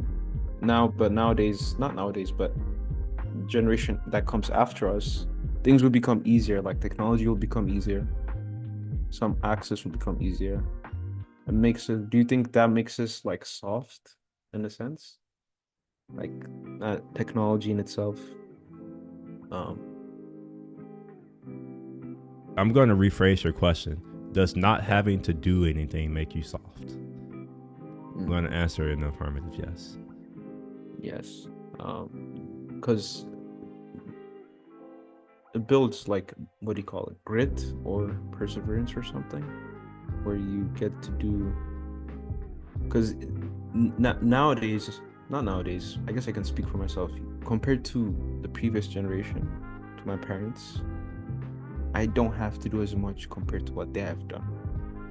Right?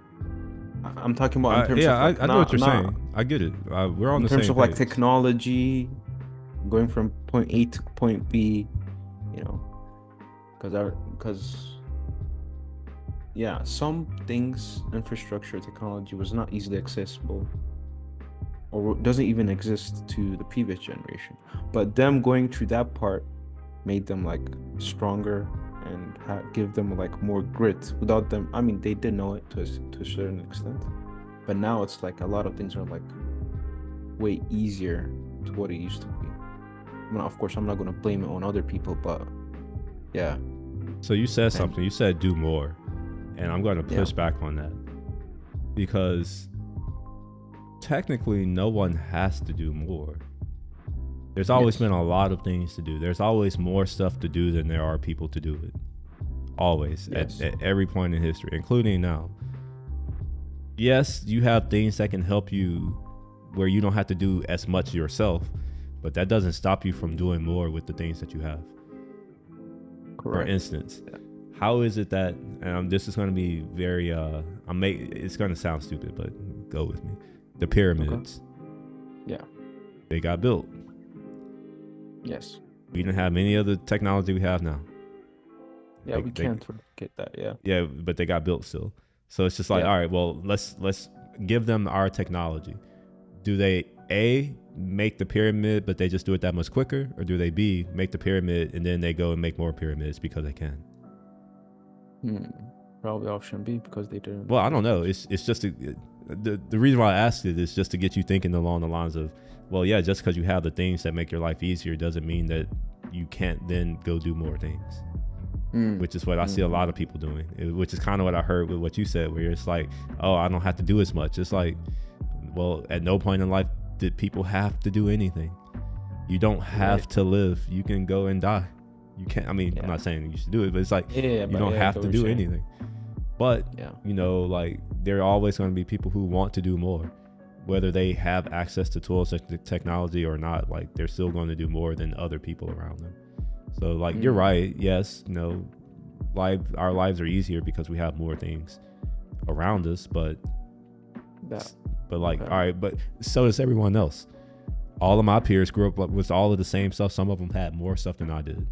Some of them had less stuff than I did. Yet, you know, like if we compare where we are, it's just like, does it really? I don't think it has anything to do with what's in your surroundings. I think it's how you react to your surroundings or how you move through your surroundings more than anything. I see. That makes a lot of sense. But I guess just the question of just doing more or doing Yeah, it's like no reason not to do more. Like even now, even today, like I don't really have anything that I wanted to do or to do, but I'm here because why not, right? Anytime you see me, just keep that in mind. Like I also had the option to not be here. Just like anytime you see anyone else, if they're doing something, if they're doing it, they also have the option to not do it. They may not understand that, but anything that you're doing, there was always a decision that was made to do the thing. So as long as you keep in mind that whatever you're doing, you could also be not doing it, and that goes for everyone else around you, then like you can move accordingly. I see. Yeah, that makes a lot of sense. Yeah, you should finish the book though. It's kind of useful. I have read through the whole list, but I'll definitely finish it. It has some interesting things in there.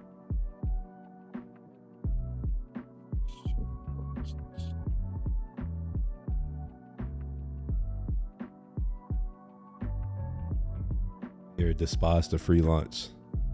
Despise the free lunch? Yes. It says generosity softens people to be deceived.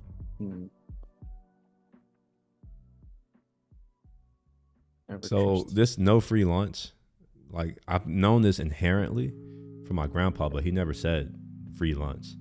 He always said nothing in life is free. Yeah. He's like nothing. Even if it's free, it's like it's not free. Everything has a cost. Whether you pay that cost or not, it has a cost. Beautiful. I think that was one of the, like now it's like even now, like it becomes an even more important lesson over time when it's like, yeah, like as long as you know that anybody who's offering you anything, it ain't for free. There's a Because like, why are they offering it to you? Yeah, might be for multiple reasons. Yeah, you really think they're going to offer it to you at the detriment to themselves? Yeah, I don't think so either. There should be something they want to get back in return. I don't know. Yeah. Oh, this one right here, I live this for real. Think as you like, but behave like others. Think as you like, but behave like others. Yeah, because like, behavior can change over time. So it's just like, do the thing, until, you set yourself up to not have to do that thing or to do something else.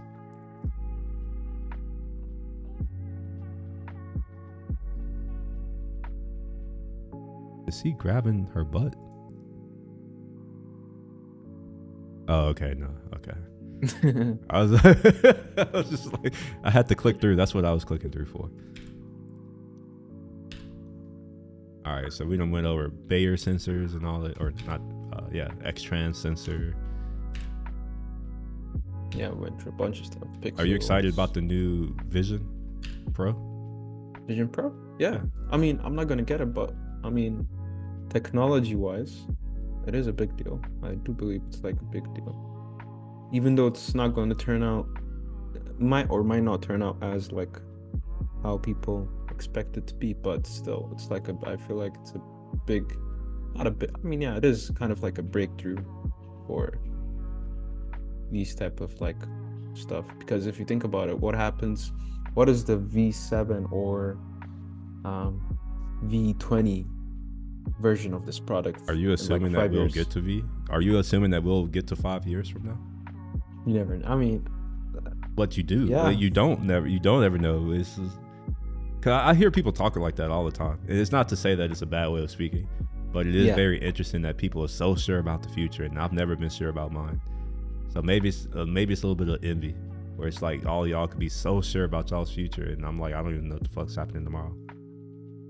Interesting. But let's assume. Okay, I guess we can't. But yeah. When the first iPhone came out, and if you compare it to what it is now, I mean, it's like a huge breakthrough, right? Like in terms of, I mean, there was a time where it's like started to just offer minimal like differences. I think this to the is different. Versions. This is a new product category. Yeah. Well, technically, it's not a new product category. AR, VR, vision, all these types of goggles have been around for a few years. However, what's happened in those few years since they've been around? Anything? Does anyone give a shit? Is it still a niche? Not really. No. It's still a niche. I know you don't think it is. It's still a niche. Most of the world doesn't give a shit about this type of thing. It's not useful. I mean, it does have use, but it's not as useful as a phone. We had phones for years, decades, maybe even a century before the iPhone came out. Like communicating to other people is really important, but with the Vision Pro, what is it adding? What do we gain? Like, what is it going to enable us to do from a connection standpoint? Because that's what Apple does. I don't know if you've realized it. A lot of the things that underlie all of their products is they connect people. Like, it's like, it's like, what does it do in your life? And that's what I'm getting at, where it's like the Vision is weird in that it doesn't seem to have a clear use case, like what it's solving. It seems to be very much outside of what Apple has typically done, which is to give you a product that gives you something that you didn't have before, or that allows you to accomplish something that you couldn't before in an Apple way. This just feels like the Apple version of Vision, or whatever you call those goggles, of AR goggles. I think they're going to be good. I just don't think that it'll be that useful. It'll be like the iPad. Like these iPads, yeah, they're useful, but are they that much more useful than an iPhone? No. No, that's really what I think is going to happen. It's going to suffer from the iPad problem, where it's just like, okay, yeah, the iPad exists, but there's also the iPhone, and then there's also a MacBook Pro. And to be honest, like, the only reason why you buy an iPad, at least for me, it's been form factor, or if you want to draw on the screen. Long time iPad owner. I'm saying this. I have one right here. Long time out. Yeah. But yeah, I'm not looking forward to. Typically, I'm not looking forward to that aspect of it, where it's like looking for what it's gonna add to our life. I mean, we should be looking for that aspect, but I guess it's like you said, I'm looking at like more of the future aspect. I'm assuming stuff that this is going to stand. I think this is like, compared to the other like these type of VR augmented reality type of stuff, I think this is like a more advanced than that, and I think it's going to open a door for many. It's going to open a door for like things like this, where there's going to be many like innovations and stuff. If that makes sense to different. It makes sense what you're saying. Like, it builds like some form of like foundation to like new stuff that is that might happen. Not gonna happen. That might happen. I mean, it's sort of like where, I mean, when BlackBerry came out. I mean, it's still a phone, but now BlackBerry.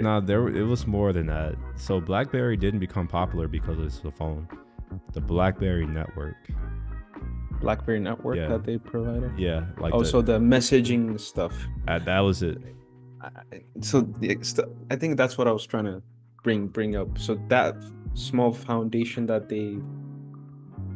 But that's not a small foundation. What does IT stand for?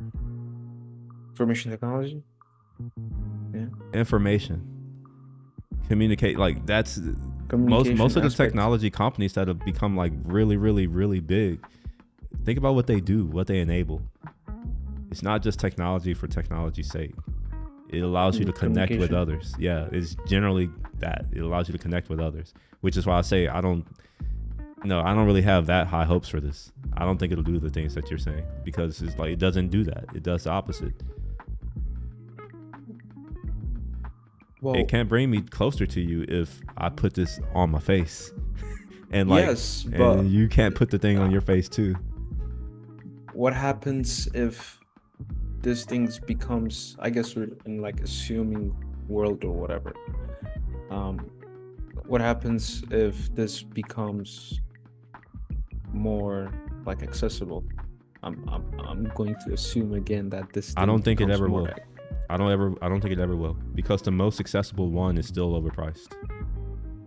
I'm not even talking about Apple. I'm talking about in general for this type of technology, because it exists. It's been in existence for a decade now, and it hasn't had the like, no one cares. That's what I mean. It's like, no, you have people like us who are more tech, oriented, and we tend to care about things just because it's tech. But most people don't give a fuck, and until you really understand that, like things will be tough because you're gonna be like, oh, like this is so cool. I think it matters because this, and this, and then you're gonna go tell someone and they won't give a shit. It's another way of saying that your customers don't care what programming language you built your product in. It's another way of saying that no one gives a shit. It's maybe hard to hear because you're like, oh, I care so much about it, but it's just like, think about all the shit that you don't care about, which is probably most shit. Like, no, we can't hold it over you, so you can't hold it over them. Same for me. But yeah, like as far as when it comes to this, it doesn't solve a useful problem. It's purely a luxury item. Is it for work or is it for consumption? The iPad, I think, is the big one of the reasons why it's not that universally useful is that it's primarily a consumption device, or at least that's how it's used most of the time. How about it like creating like a new type of market where you get to build like some cool apps and stuff? Do you think it's going to open up like opportunities for people who are going to build VR, whatever this Vision Pro apps are called? Not at the moment. Not now, because app, I hear what you're saying, but people don't build apps unless there's money to be made. Keep that in mind. Like, no one's going to do something if there's not money to be made. What's your total addressable market for the Vision Pro? I don't know. How big do you think it's going to be? Here's some options. Thousands, hundreds of thousands, millions, or tens of millions. How many of these Vision Pros do you think they're going to sell in the next 2 years? The next 2 years, tens of thousands, I believe. Yeah, I would say well, that wasn't an option. Hundreds of thousands, but yeah, I would probably say like tens to hundreds of thousands. So let's say that you're in business, and hopefully, if you're in business, that means you have business sense. You're going to look at that potential market, and you're gonna say, you know what? I want to invest $50,000 to maybe $250,000 in developing an application that I can then go and sell to these people. Are you doing that? Like, what's the risk reward ratio here? Yeah. Keep in mind your total addressable market. Let's be nice. Let's say it's 500,000. That's your total addressable market. How many of those people do you think you can actually capture? 2%, 3%? Yeah, I was about to say 1%. All right, so let's say 1%. So that's what, like 5,000 people. How much are you charging for this app? Probably $50. $50. Okay, so you're gonna make maybe what, $2,500? Or let's say 25,000. Maybe 25,000. But it costs you $100K to make it. Oof. Then yeah, it's yeah. You know, that whole all that business stuff, it happens here in engineering too. Return on investment, that should still be your primary. Like, if it's not going to generate a return, why the hell would you invest your time and money into that thing? True. Wait, how's that cost? 100,000? Wait, to build the app? It could. I don't know. How much is, all right, let's say you want to hire me to come build your app, and I'm like, it's going to take me about 4 to 6 months to do it. Do you know what 4 to 6 months of my time is worth? Oh my gosh, it's a lot. It's not just me, but like other engineers, like who are doing shit. Senior developers, who have a lot of experience. Yeah, it does cost a lot. I guess and that's just for the phone. What about the back end server? What about the support, the infrastructure and stuff? Yeah, all the other, like some of the stuff that you've seen here with the, like, what about all that stuff? Yeah, adds up. Yeah. Or get in your business. You can't sell on the App Store without a DUNS number, which means that you need to be incorporated, which means you need business banking, you need all the other things. So it's like all these other things is overhead. So yeah, there will be some apps made for the Vision, but they'll probably be made by enthusiasts or companies that are already in the space and they already have a lot of budget. And for them, like, the investment is not necessarily in how many people are going to use it, but just in mind share. Like, that. But yeah, I don't really see it being a monumental shift. I'm still getting it. I just don't think it's gonna be like Yeah. like everyone has to have one kind of thing. Because it's not. It's just, and even then, like, there are not enough people who are gonna be able to get it in the first place for there to be the developer appeal. Because a lot of developers, I'm gonna assume that they're like me. Yeah. You are building for a platform because you enjoy the platform. Yes. The Yeah. reason why That's I want to build an iOS app is not because of any other reason than I have an iPhone. It's the reason why you'll never see me over here trying to build an Android app. It's like, why? I don't have an Android phone. yeah. Yeah. So, I mean, yeah. Um, hmm. It is interesting, but Oh, and there's more issues. The battery life. is 2 hours. it 2 hours? Oh, 2 that's hours. bad. All right. Yeah, it's kind of bad, but I mean, it's not that bad when you hear some of the people who've used it several times when they say that it's front heavy, like it's heavy. It's a Oh, pound, it's heavy and too. a pound and a Okay. half, and it's on your face, but it's not just on your face. If you look at this, how do they, like this part right here, this like it sticks out, so it's going to create a torque because it's sticking out farther, so it's going to feel heavier than it is. Most people who've worn this said that they can barely go an hour wearing it before it gets uncomfortable. So not only do we have a $3,500 device that's probably going to be $4,500 when you actually purchase it, but you also have limited use due to the battery life. You also have limited use due to there's just no applications, there's no real value there, and then there's you can't use it everywhere. You're not going to be able to go outside and just walk around with this on. You can do that with your iPhone, by the way. You go outside with your iPhone. You can do that with your watch, by the way. Like, that's what I mean. Yeah. Like, this app, like Apple, all their products, they all had a very common theme where they all connect people, and this is the only one where it does the exact opposite. Literally the exact opposite. You're putting a piece of glass over your face, and they've tried to make it better by like showing fake eyes, but it looks kind of creepy if you ask me. But that's cool. I'm still gonna get it. I might even do my streams with the Vision. With your Pro, that would be interesting to see. Yeah.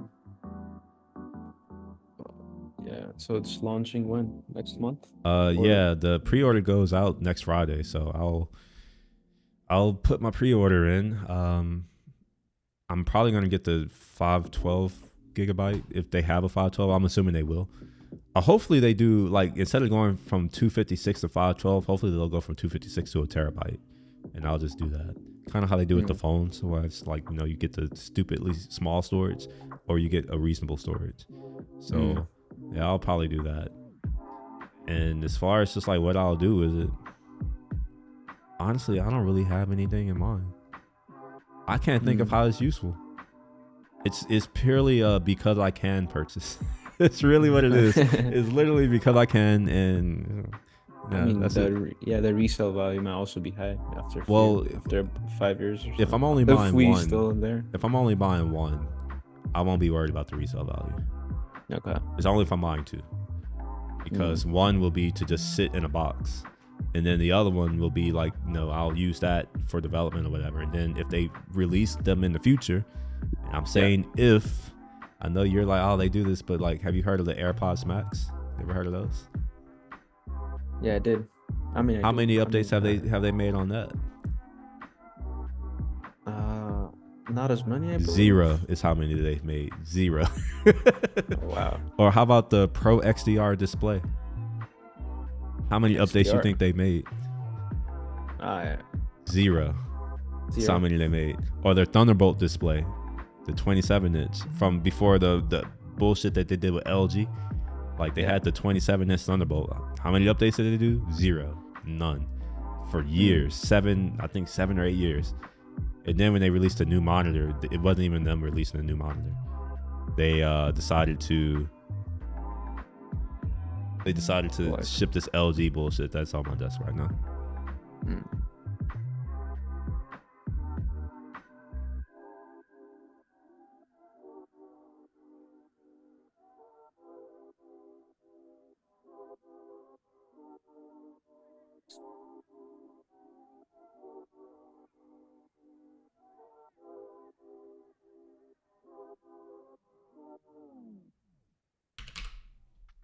All right. Let's see here. What you think of my new view? It's not New really view? new. It's on the stream. It's on stream. It's gonna be the one that I use for whenever I'm doing like going and just browsing the internet, I guess, and talking. Oh, So, yeah, like, yeah. Oh, yeah, that's dope. Yeah, make me a little bit bigger and make the content a little bit smaller.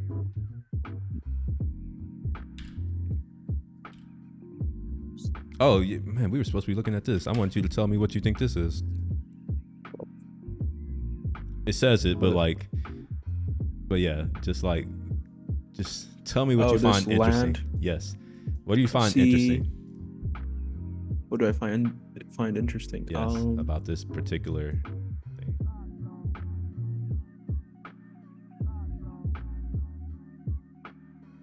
Is that like a port? Here? Oh, Yeah, that's a berth. Yeah, shipping berth.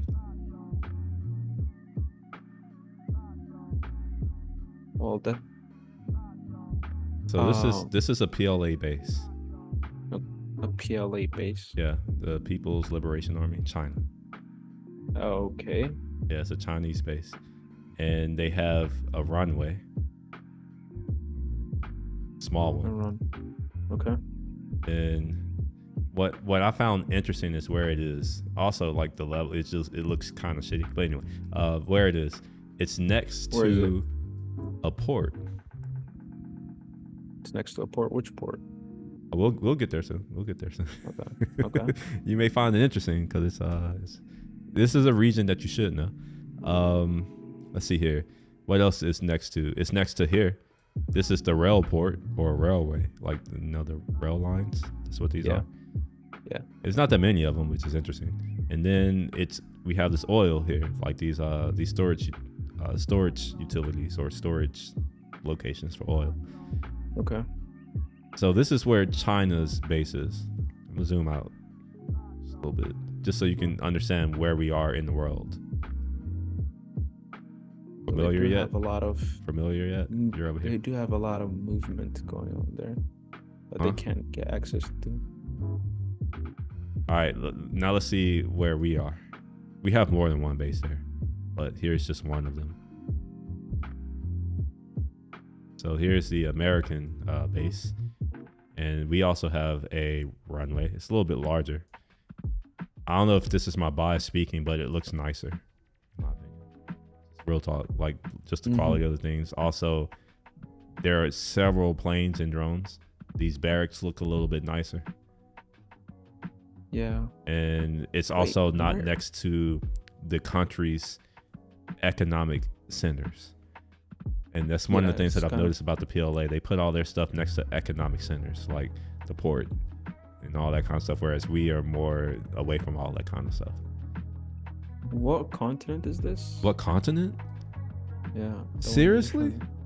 I mean, I couldn't see. We're not far from Eritrea or Ethiopia. This is Djibouti. Oh, because you're too zoomed in. I didn't know you were. Yeah, like Somalia is over here somewhere. I think Somalia is south, maybe. I don't know. Yeah, I'll zoom out for you. Is that better? Let me see. Oh yeah, it is much. Yeah, it's around. It's very close to Ethiopia as well. But interesting. So that was just one why base. why? It's wanna only s- one base. Yeah, I want to Of show course, you China another has a base. bunch of bases, right, in Africa. I mean, No.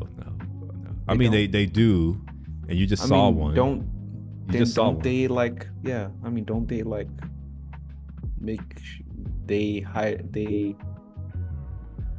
they offer help, but they don't. They just want the resources there, type of thing. I And then don't they know. just have I don't know. type of. It's So- it's part of their power projection, but it's just like I don't. To be honest, I really don't know because I mean they're not that powerful. It's just how else do you say it? I mean, compared to America. Yeah. well, who else would I compare? Like I'm American. Yeah, true. Who else would I compare to? Where it's just like yeah, like okay, but But why do you think American base prefer to be like segregated compared to like China, where it's like close to ports and all that type of stuff? I don't know. I have There what I should be a think it could be. reason. I Oh. think it's because one country likes to exert economic coercion to get their way. Mm. I think that, but I don't know. To be honest, like that's just me making up something. But yeah, let me show you the other because there's more than one base here. Like there's several bases. I'm looking for the one because there's another one. Let me see. Maybe I have to Google it. See a U.S. base.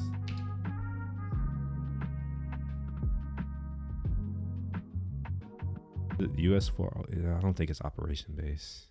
Maybe it is though. Maybe it is operation base. But we also have someone over here, USO, right here. And like I'm not sure what the status of their airport is. Like, do we have anything to do with this? Hmm. Because when you look closer, these aren't civilian planes. Mm-hmm. Yeah. In fact, these look very much like U.S. planes. If you know anything about U.S. planes. For what it's worth, this is what I do sometimes when I get bored. I will go and look at a map because I like things that are on Earth, and I'll look to see where are things going, where are things at. Like bases, I'm looking at where bases are now because Of the what's current happening over situation of here in things. Yemen, yeah. And I was just like, we have a lot of ships in the ocean over there right now. Have you seen it? I have not. I've Let's been see. hearing about the Yemen stuff, but okay. So we got ships sent out around there.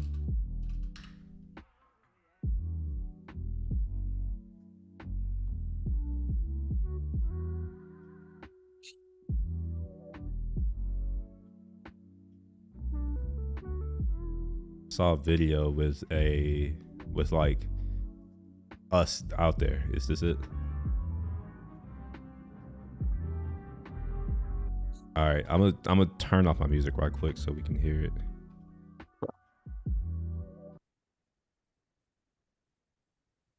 And I think this is going to be in the stream. You won't be able to hear Whoa. this in Zoom.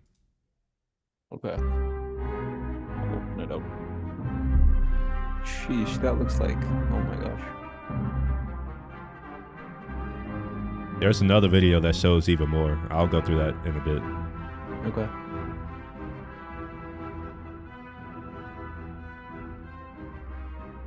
All right, let's stop that before It's they. like a full fleet. What Bro, the- it Oh, gets more. jeez. Or maybe I'll have to just. To Yemen. Wait, is it? Oh, I need to find. I need to keep up with this. Damn, I'm not gonna be able to find it.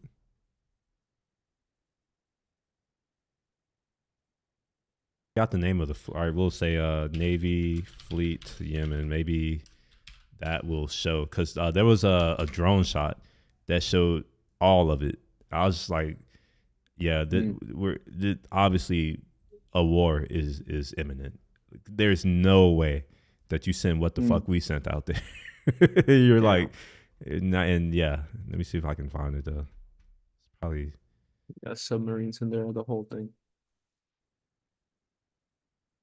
Yemen, U.S. Navy, And America's GK fleet. those like big military, what are they called? Those ships. Aircraft They carriers. aren't like any other countries. They have a bunch of stuff in You're them. talking So about if you aircraft send, carriers. They have our aircrafts. yeah, and ships and I mean, what I'm trying to say is like they aren't like any other country. They're like extremely big. And then I what know. the footage that you showed me, I see a bunch of them. I'm like, okay, No, you didn't see a so bunch. You saw destroyers and corvettes. You didn't see a bunch of carriers. okay. So, I thought without I saw getting into the two though. details, like everything is very organized with our military. Oh, Uh, of course. Whenever a asset goes out, they go out in a fleet and their Like a support formation vehicles. type of Yeah, thing. and Okay. there's a certain amount of each class of asset that needs to be there. All right. Hold on.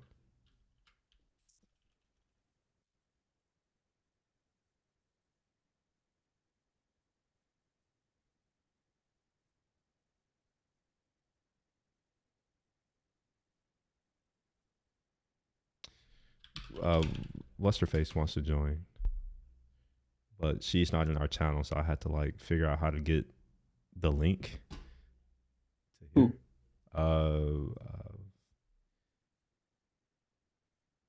Oh, Elizabeth. Elizabeth, yeah. I was just thinking, yeah, Elizabeth. Okay. All right, thank you. I'm over here. I'm like, what's her name? I'm over here looking at it too. I'm like, what's her name? But yeah, so I just sent that to her.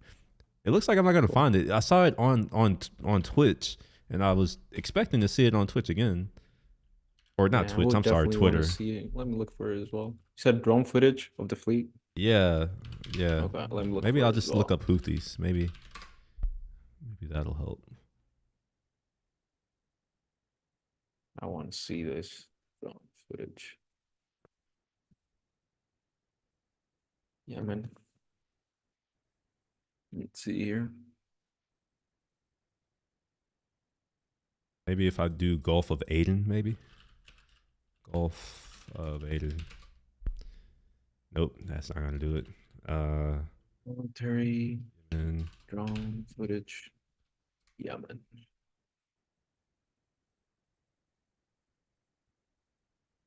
let me get the music back up since we are not playing that anymore.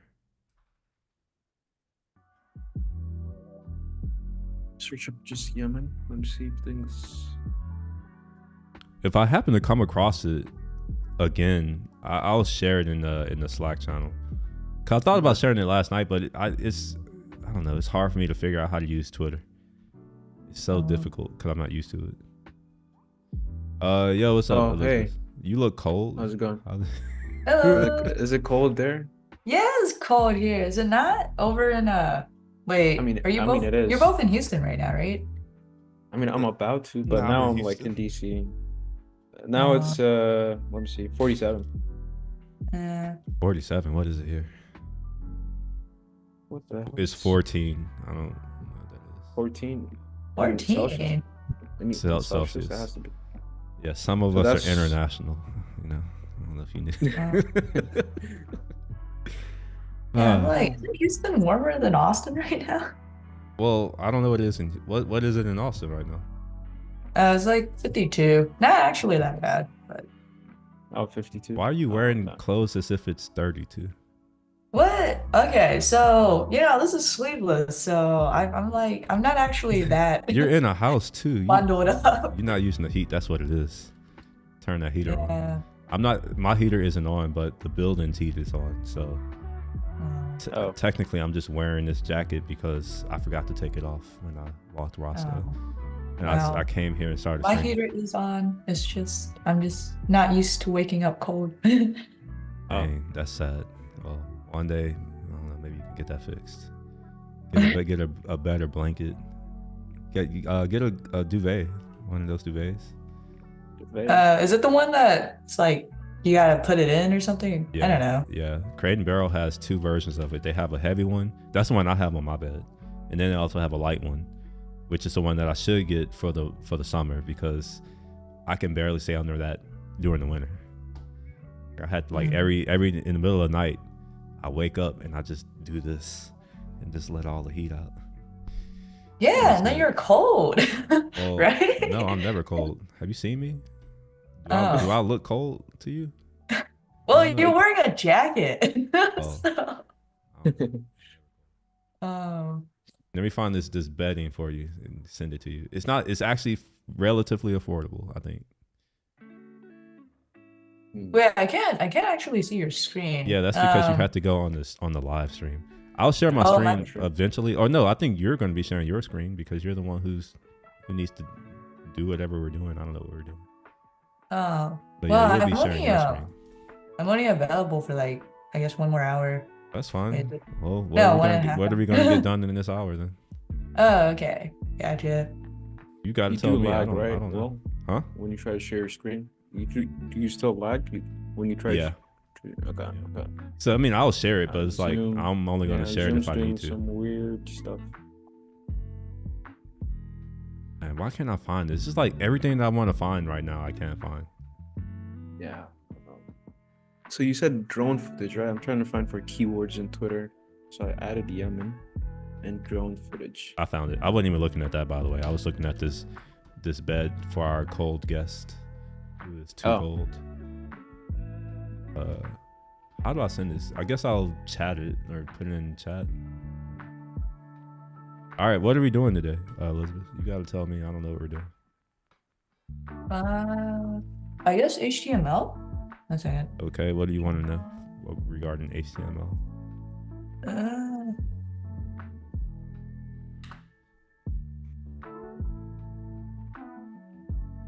Oh, sorry. Trying to do my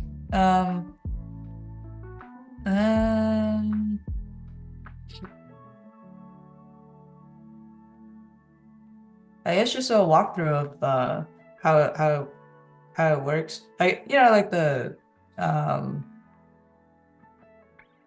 Git post. HTTP. Okay. Oh, I'm so sorry. Okay. Yeah. Yeah.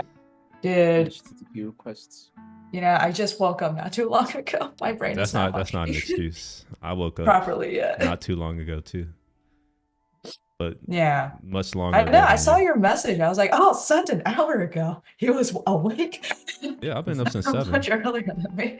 How do you think I get so much stuff 7? done? I woke up at 7 and I started getting stuff done. That's how Yeah. it works. Like if you ever meet someone who gets a lot of shit done, it's They woke up because early? it's because they wake up and get shit done. That's really it. Yeah. There's no shortcuts. All right. You're gonna share your screen, Elizabeth, and we're gonna potentially get a tool installed, or I don't know. We'll see. I don't know. Just share your screen. Okay. Let me get you on the main screen. Oh, by the way, when you stop sharing your screen, don't just stop. Let me know that you're going to stop so I can move you off my screen. Otherwise, you'll appear on stream. Now, if you don't give a shit, then I don't care. I'm just letting you know. Gotcha. Share.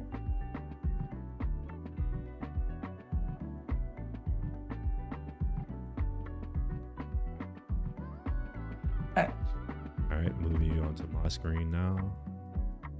Close some other things. All right, cool. So we got you on screen, and I think you can see too as well, Jan. You can see this just fine. Okay. Yeah. All right. Yeah. All can right. see it So you want to do some HTTP stuff? Did we ever set up a server by any chance last time, Elizabeth? I don't think so. Do No, we I have a think we just- project or any code that we did last time? I don't remember. Well, we went through like 4 loops. Oh, wait, no, not 4 loops. All the loops essentially for JavaScript. Okay. Unless you're talking about the other. Did you create other that section. next? Did you create that next website? Or not Uh, next? I think it was Remix. We did Remix. I think. Oh yeah, I did. Open that up. Um, I don't know where things are. Maybe maybe I did tell you this. Did you create a code directory in your home directory? I should have. Well, let's see. Oh, let me move this off and we'll make this full screen so that full screen for real.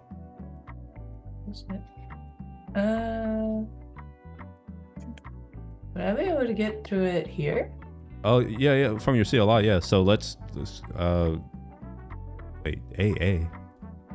Press L, type What? L. Oh, Can you make this bigger? Like, you know how to make it bigger? Remember the shortcut? No, don't do that. Don't do that. It's, what is it? Control Option left or something like that. One of those. Yeah, that works. oh. You mean to tell me you bought this Okay. tool and you don't even use it? I do use Oh, it. bullshit. I don't see it. It's a little different on different. Well, actually, no, it's the same. Yeah, see, look, you can't even make up the excuse. All right, so we called it AA. All right, so here's what we're gonna do. Back out of directory, just type ... And we're gonna make a new project. And to do that, we'll do. We're gonna go to the internet. We're gonna go to Google. Hmm.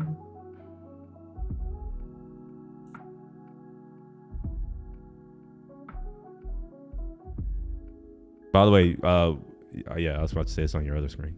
And let's go to. Should we do next or remix, Yanni? Which one you thinking? Or Express? We could do Express too. Express will be. All right, let's do Express. So let's go to. I don't really like Express stuff, but it will do it. Let's go to Express. I like Hono. Hono, Hono. Yeah. Just delete the .com and just do Express and then space JS. Space. JS, like JavaScript JS. Oh, JS. And yeah, we're gonna take that. Wait, isn't there like a Create Express app or something like that we could use? I mean, we could do this too. We'll do this. So yeah, go ahead and like copy that line or whatever it is. Yeah, but I really thought that there was like a Create Express app or something like that. I'm gonna look for that right quick while you do that, Elizabeth. There it is. Okay, so here's what we're gonna do. So, wait, you did it. Oh, I'm sorry. All right. Create like now we have to undo it. Now we have to undo it. All right. So, all right. Type L so you can see what you've done. All right. You see here that now you have this package JSON and this package lock, and you also have this node modules directory there. See those? Yeah, we don't want like those there. Yeah. Yeah. So you got to remove these now. So type rm-rf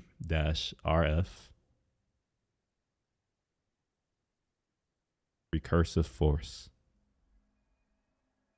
What was that after the dash? Like rf recursive force. Oh. And node in tab. No, don't type it, just tab. Oh, so that's what it stood for, recursive force. I did not know that. Okay. Yeah, if you're ever curious what things stand for, you type man and then the thing. It'll take you to the manual. Yeah, go ahead and press enter. No, you're good. And you also need to delete the package stuff. So do rm space and then package and then with a star at the end, right there, package star. Oh. That would remove both of them? Yeah, but you don't need the RF for this one. You just need the R, or you just need just RM. So you can delete the dash ref. Yeah.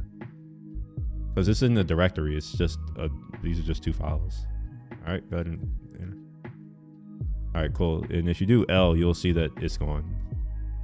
All right, and you do have a remix app, so we're gonna go into that. So cd into my remix app. We don't need the Express crap. You can close it. We're done with that. So we were going to do that because I didn't want to have to go through anything, but now that you already have it, we're good. Also, did you know that Express, that they support Black Lives Matter? Did you know that Black Lives Matter? Oh. Yeah, did you know my life that's matter? good. Yeah, it does. No, it's good, isn't it? All right. Yarn dev. Yarn. Or like yarn or... I guess you don't have Yarn. Never mind. I'm sorry. npm run dev. I think is what you need to do.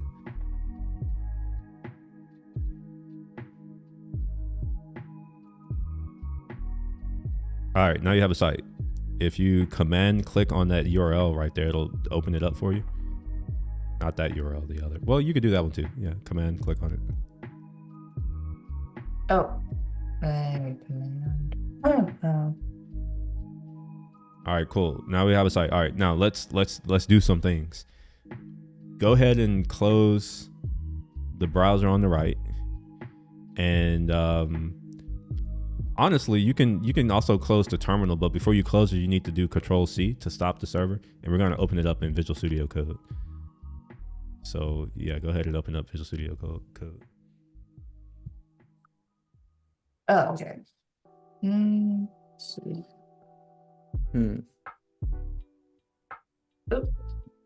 So yeah, we're creating a server right now, right?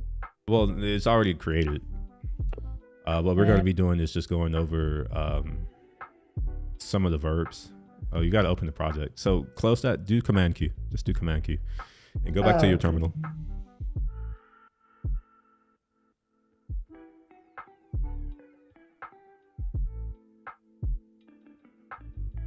To close that window, Command W.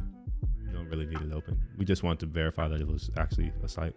All right, now Control C to stop this server. Uh, And do code space dot or period.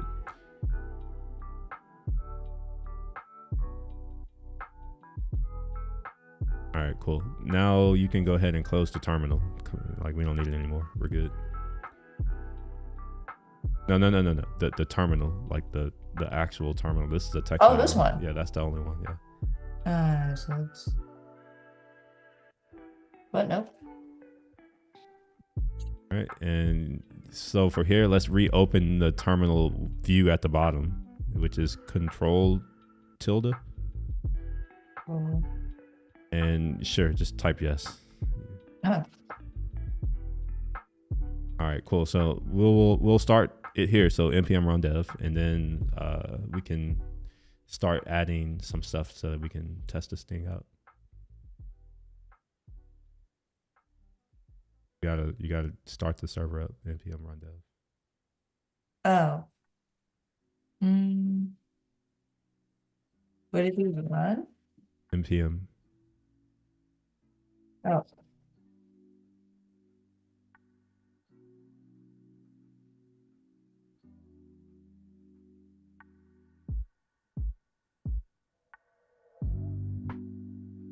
No, it's dev. npm run dev. It's the same command that you just ran the other time. Oh. We're just doing it here. Mm. If you're wondering which command I'm talking about, if you open up the package JSON file, that will show you all of the scripts that are available to you. So all we're really doing is saying run that particular script. So there are only a few for right now. So dev is calling that remix dev manual. All right, so now that we have this done, let's open up a. Actually, you know, we can use a new tool. I haven't used it, so this will be me learning it too. Press Command Shift X on your keyboard, and that's going to take you to the extensions. All right, and then in that search window that just popped up, type in Thunder Client or something like that. Thunder, just type in Thunder. Oops. Are you putting a space? Thunder client. Just put Thunder. Also, did you press Command Shift X like I said? Oh. No, you didn't. No, you didn't. All Ah, my bad. I heard F. Nah. Thunder client. Is that a new tool, Will? It's not new, but it is a tool. All right, it's that first one right there, and you'll see what it is when she clicks it. No, click. All right, well, sure. Can you scroll down on that page so he can see what it is? And actually, hide your terminal. Do Control tilde. We don't need to see it. We have it running. So it's just right here. So it's basically in Visual Studio instead of a separate tool. The reason why I'm having to use this, and I've used it like years ago. It's just that I don't like it personally. I like my own client, but I don't want her to have to go and install new shit. Everything can be done. Yeah, so if you don't like this particular client, Elizabeth, you can find another one. But yeah, so let's go ahead and use this. So press Command Shift P. Command Shift P. And type Thunder. All right, so what we want to do is create a new request. See it down there? It's like the fourth from the bottom.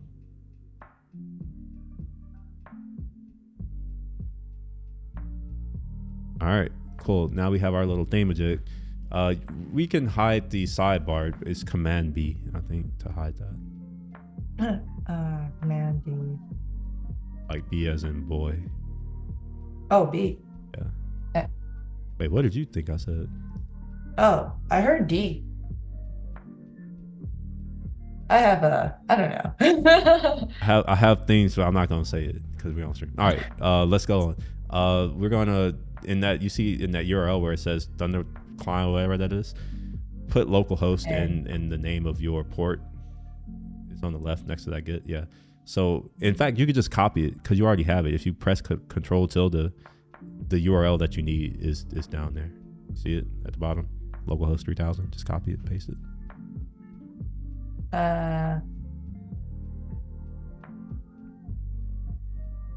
Literally the bottom.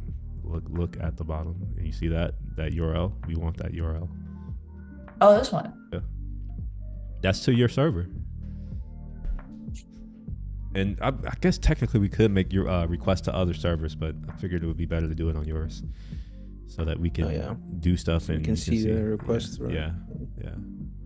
Now you're command clicking and just copy it and paste it. Oh. You can right click on it maybe and then copy. Yeah, there you are. Oh. You have to select it. Oh, it is selected now. All right, I think it is. And you just do Command C. It's just text, and then paste it above. Like in here? No. So you see that says query parameters. What did you just copy? Oh, the URL. Yeah. So yeah, you wouldn't put it up there. You have something that looks like a URL though, there, right? Yeah. All right, now go ahead and send it. See what happens. All right, look at that. You get back an HTML page. Oh, right. Are you not impressed? No. You just got back HTML. This is the same as the HTML on in his app, right? What, repeat your question again? This is the same. I guess this is like the home page, right? Well, I guess there's only one page, but. Well, yes and no, but mostly yes. So the Remix is using something called React, and there are some pages that you didn't write. Like there's a lot of stuff in this right here that you didn't write yourself, but it gets done for you. So it gets rendered as this page.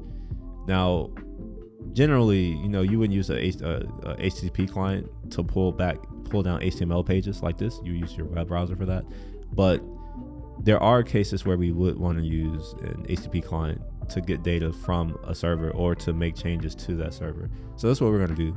So we need to add a route in order to handle this. So go over to the Command B. Just type Command B.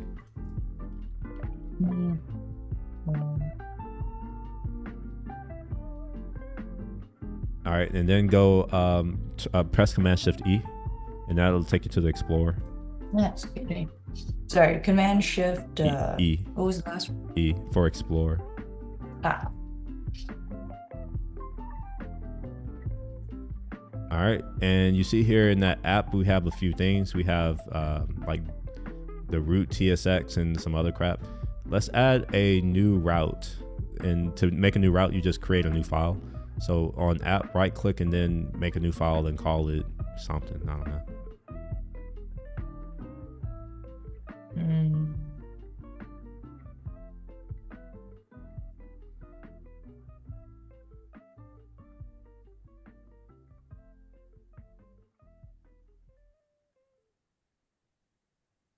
Wait, so Remix is like very similar to Next In what way?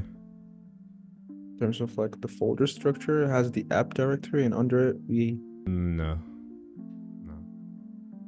App directory is just like, that's just bullshit. No.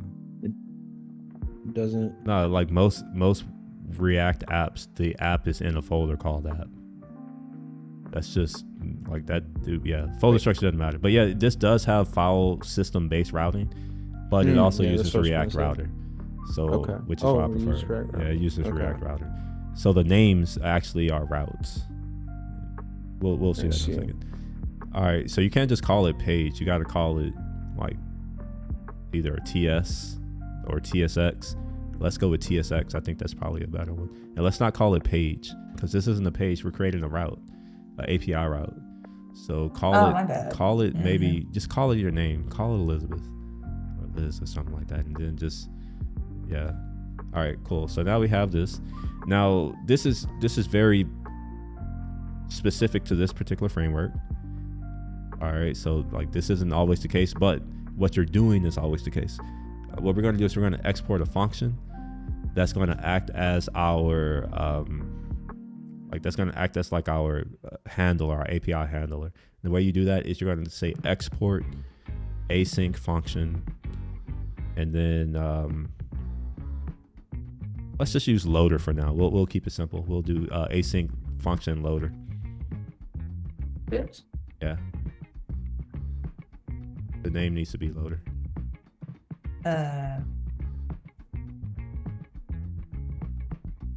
No, the name of this function needs to be loader. It literally has to be loader. It can't be named name. And you can delete the parameters. We don't. This is a function that receives no parameters. Actually, it technically does, but we'll get there. We'll get there later. Okay, so now that we have that inside of here, what we want to do is we want to return something. So there's a helper function that we can return something with. So type return, and the helper function is called JSON. And then all right, and then put inside of here like an object, so curly braces, and put in my name as a property, and put whatever value you like.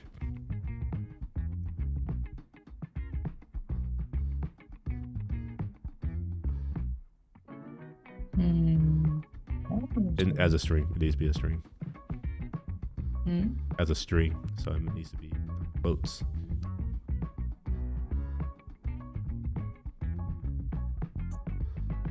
All right, so let's go ahead and import that JSON. So if you double click on that to select it and then do command period, that will import it for you. Command period. Yep, that one. All right, go ahead and save it.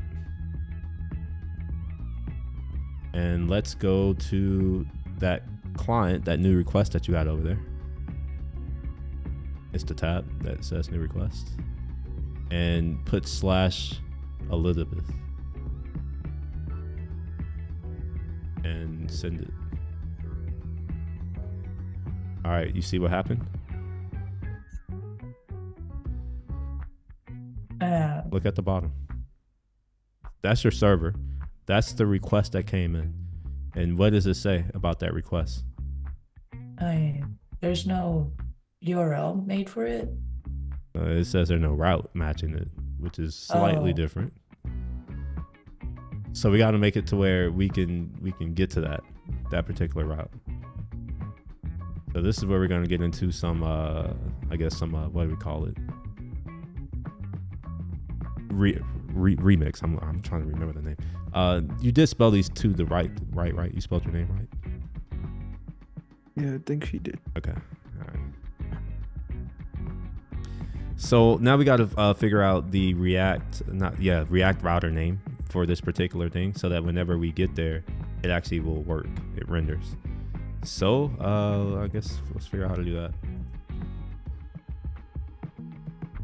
I want you to do me a favor and make a folder on this app thing right here and call it Elizabeth. We're gonna test out something.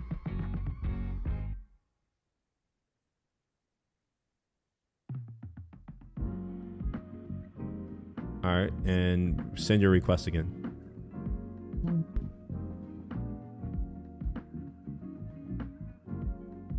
All right, what's the error message say? Is it the same? This is for what it's worth. I already know the fix, but I want you. We're going the long way. So is it the same error? It looks like it. Okay. All right. So here's some of the special magic that this is called convention, by the way. So in Remix, the convention is to create your routes in a folder called routes. So let's rename Elizabeth to routes.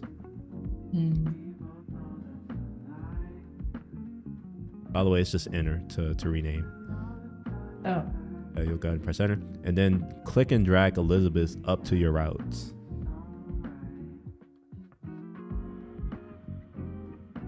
Now send your request again and see what happens.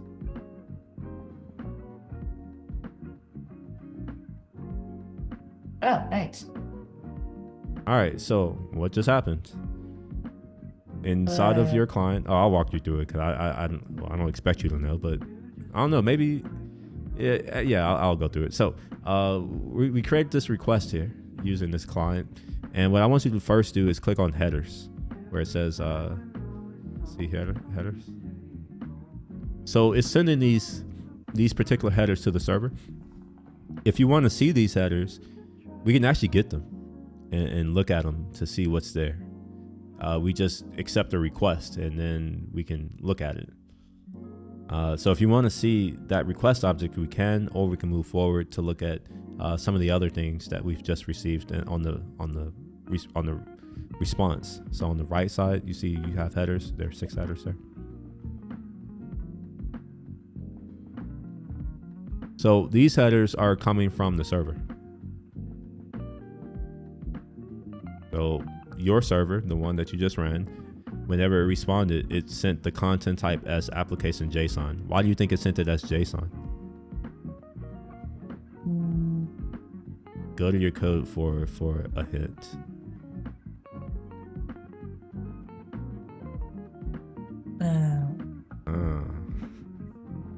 It's returning in JSON. Yeah. So this function, it actually does a few things. It sets the return the return type of whatever the header is to JSON, application JSON.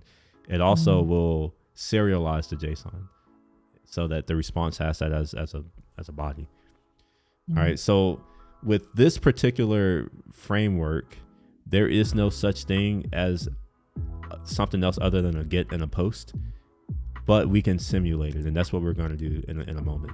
So let's do something else. Let's create another route on Elizabeth, or technically another route within a route.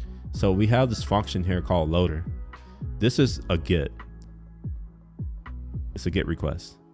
To prove that, go back to the request and change it to a post, and then try to send it again.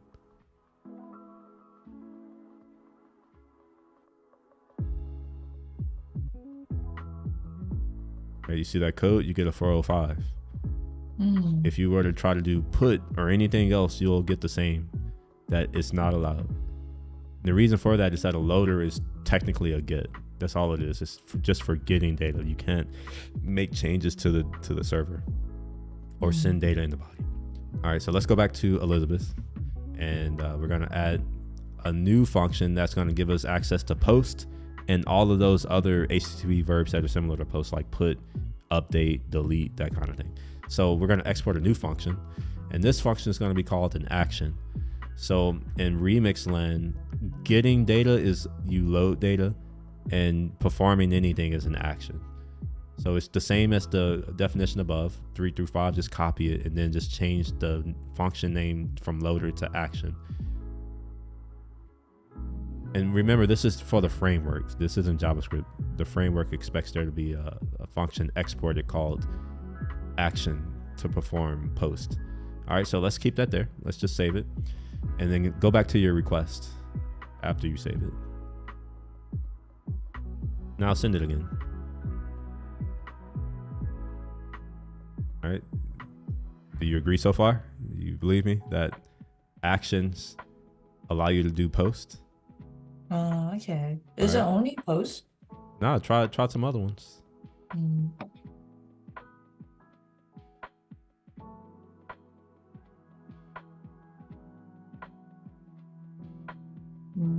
That works for what?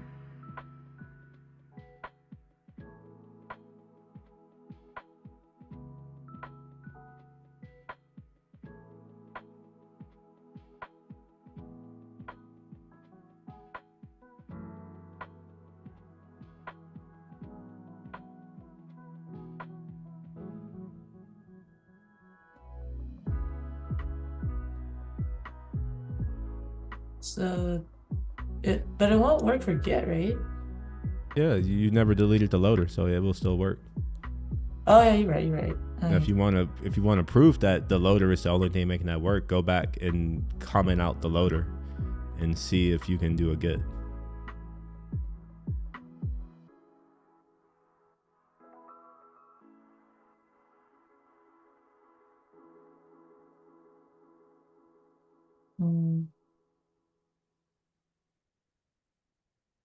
Oh, look, that's cool. So Remix is telling you that you need to have a loader for get. So yeah. So yes, you can do all of the verbs. However, anything that's action, it could be a post, a put, a delete, and all that other crap. So that should give you an indication that you're gonna need to check what type of verb is on that request, and then do something based on that check. Whereas other tools, they may have a specific function, like they may have a post function or update function or a delete function. And so long as you export that, it will map it to the HTTP verb. So it's something to keep in mind. All right, so now that we've done these two things, we've already done a lot more than you may think. But let's do some more crap. Let's grab the request itself, and I think we should be able to do that if I'm not mistaken. You gotta go to the code.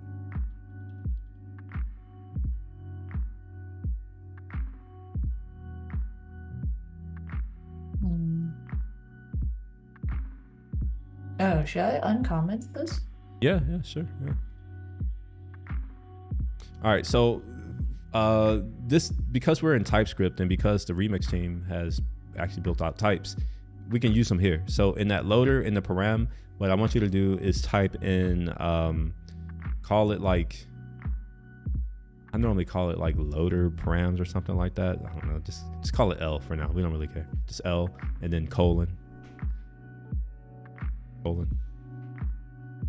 And we're gonna call this loader. Gosh, what's the type called? I don't know why I can't. I only know things when I'm typing. Loader function args. That's what it is. Loader function args. There we go. Cool. So inside of your function, like let's go inside of your function definition, and let's make a new line. Can't do it after there. Do you know why?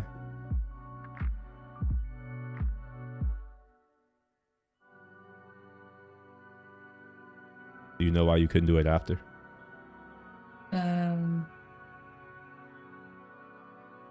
Returns exit out of the function? Exactly. Yes. So if any line after a return won't get ran or executed. All right. So now the things that we care about are inside of that loader function args. That's actually an object. Do you know how to see what properties are available on an object? The object dot Yeah. Do it. Right.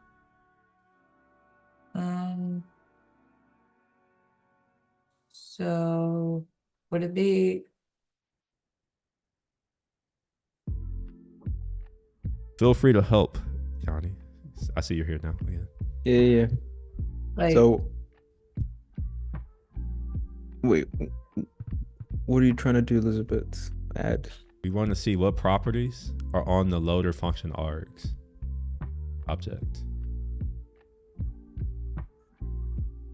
Oh, it'll be loader. Huh? You were close. No. No, you were close until you started adding all those other characters. Oh, is it just loader? Just L. That's the name of that's the name, right? Look on line 3. Oh. All right, so these are all of the things. So remember, I said we want to look at the request, right? Right. So yeah, type request, and then we want to print that out. So wrap that inside of a console log.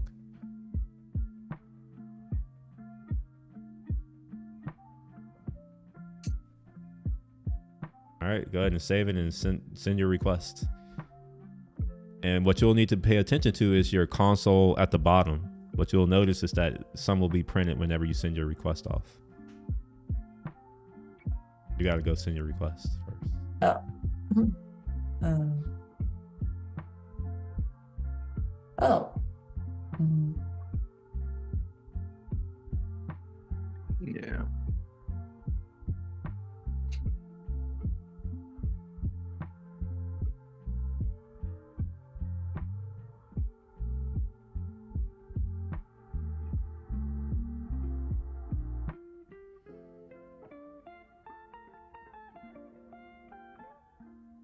So you've had some time to kind of review some of the things that's on that request. This request data, we can actually use it. We're not going to use it now, but certain things that you're seeing, this is what other people see too. So we know your IP address generally, which means that we can geolocate you. We generally know what browser you're on. We generally know what operating system you're running and what version of that operating system you're running. We know whether or not you have JavaScript enabled, all that other kind of crap. So whenever you're browsing a website, all that information is being sent. And there's also cookies, and some of these cookies are used in other places. Like, you're sending a lot of data back and forth. Anyway, that's unrelated. I just wanted to show that, you know, you can see the request. So now that we see the request, we're going to make use of that in the action function, right? So what I want you to pay attention to inside of your console is that there's a method. I know you don't see me pointing, but this is for the people on the stream. There's this method here that says get. So we can switch on that. We can say, all right, well, let's look at the method name of the request. And if the method name is update, then we want to do something else. If it's a delete, then we want to do something else. So we're going to build that out right quick. And then we can call it, because I know you got to go. So let's go back to your Elizabeth's TSX name. And inside of your action, this is where we're going to do this. We need to have the same kind of argument or parameter. So you see how we have L for loader at function args. Let's do A for action function args. And there is a reason why they do differ. The request on an action is going to have a body, because it's a, you know, that kind of thing. Types? Oh, yeah, these cool. are types. Yeah. Yeah, That's welcome cool. to TypeScript, where we have types. All right, so now that we have this, let's do a switch. Do you know what a switch is? A switch. Oh. Is it like sort of like an if? Yeah. Do you know how to set one up? That's really what I'm asking. If you do, go ahead and set it up. Yeah, it's not a quiz. Wait, what was that? I'm sorry. I'm like in this function? Yeah, inside of that function. Yeah.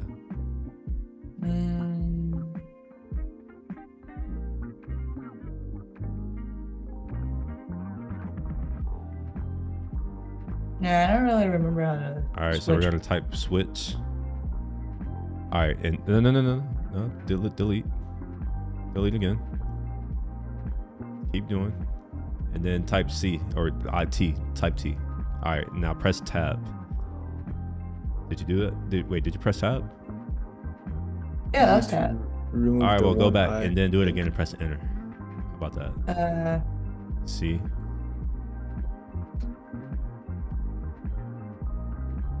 Enter. It still didn't do it? Oh, you had to select it then. Yours is, all right, your settings are different from mine. So yeah, select it. There you go. There. All right, cool. You see, it was worth it. Instead of me having to tell you what to type, you just use a snippet. So here's where we want to switch on. A dot something. What do you think? Where's okay? All right, okay. And what property on the request? That's to be a hint. You can look on the press dot. console, yeah. Press dot. And which property do you think? JSON? No. You haven't even looked at all the properties. Oh,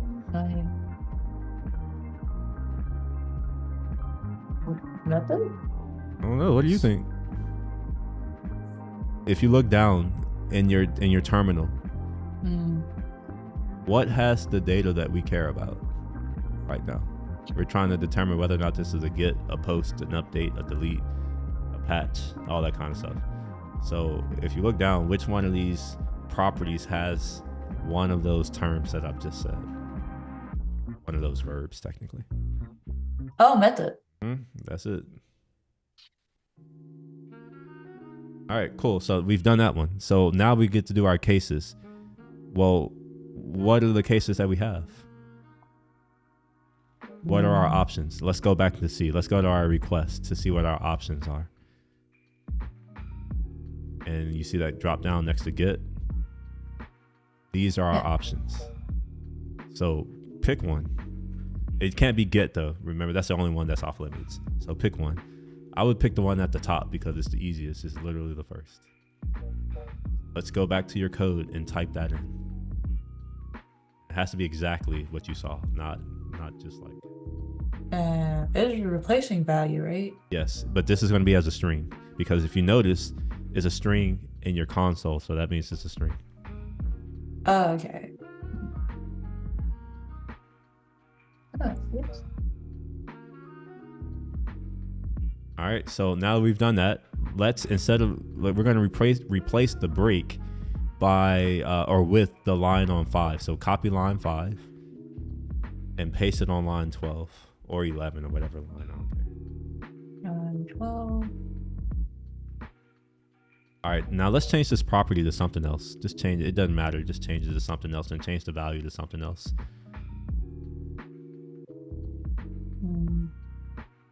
All right, I'll help you if you're struggling. Who's the best? That could be our property. And you can put William. Oh my gosh. It's true though, so.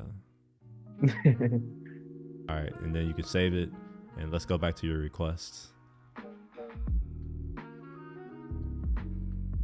Oh, no, keep it like good. Keep it like good, and send it, and see what you get. Is that what you expected? Right? That's what you expected? Right, well. Right, no. About to go somewhere with that. You're second guessing yourself. Why are you about to second guess yourself? Oh, no, yeah, this is expected since this is calling the loader function. All right. Now let's call the action. So post, right? All right. Man, I'm the best.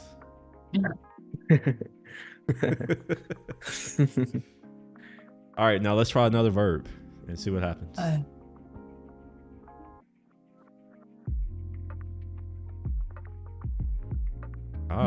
Look at that. Why are we getting that? You tell me. Let me see. Oh, because it's not post, so it'll just stay returning well, it's more than that. It's more than that. For one is in our switch, typically you break in a switch, but you also have the option of returning. What you'll notice is that on the default, we break. And because we break, we fall out of this switch case, and then we go on to the to this return, which is just a default. You can kind of look at it as a fall through, where if nothing else matches, it's gonna always just return that. But maybe that's not what we want. I'm not saying that's not the case here, but you have to determine how do you want these things to work. So right now we've seen that we're able to do our get and a post, and by extension, all of the other verbs through action, so long as we're willing to do a switch and then, call the right function that way. So honestly, that's it from like how you send a request, but let's also show the data that you can send. All right, so let's go back to your new request, and we're going to go to the body this time, and we're going to put some JSON in here. So let's do some JSON. Go to the website, go to a browser, or just type like dummy JSON, something. Would it actually? No, go to a website, because this needs to be JSON. JSON is not, it's not a JavaScript object like a lot of people think. JSON is different. It needs to be string keys and string values. It's too much effort.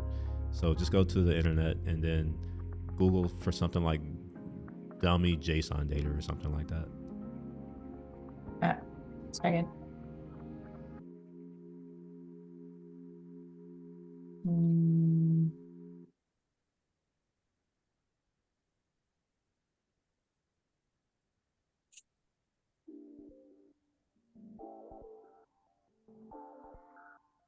Well, that was it, right?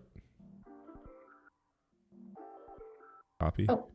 And then let's create a new request. Remember how you created the first one? Command-Shift-P. For what it's worth, Command-Shift-P is your command palette. So you could think of it that way. Command palette, Command Shift P. Yeah, just press enter. And paste in that code, or that URL rather. Oh, from the website? Yeah, paste in the URL.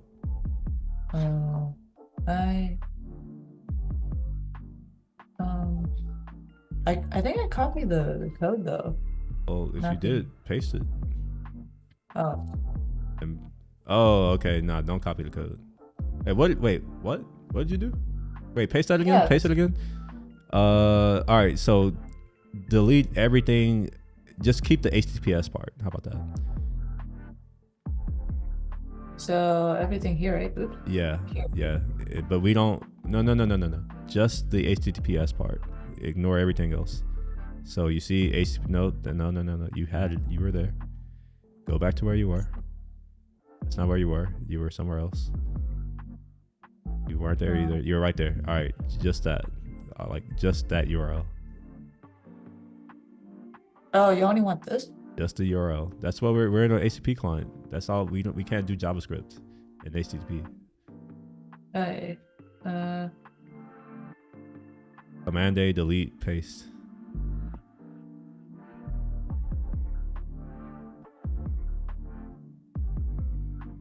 All right, go ahead and send it. All right, now copy that response and paste it in your other new request. All right, and go ahead and send it. All right, cool. It's mostly the same, but something that's different. Let's go into our request and scroll up, and you should see a body. Request is beneath you. It's beneath where you are on our server. That's what we're doing, right? The server. So, all right, let's clear something up. All right, on the top is the client. We don't care about the client right now because you're interested in the server, the HTTP, which happens on the server. So once you send something, the only thing that really matters is the response, which is going to be on the right side, and whatever appears in the console, which is what's running on the server. In general, like nothing else really matters. For now, I mean, obviously it does, but not now. Scroll up and let's look to see if there's the body in here.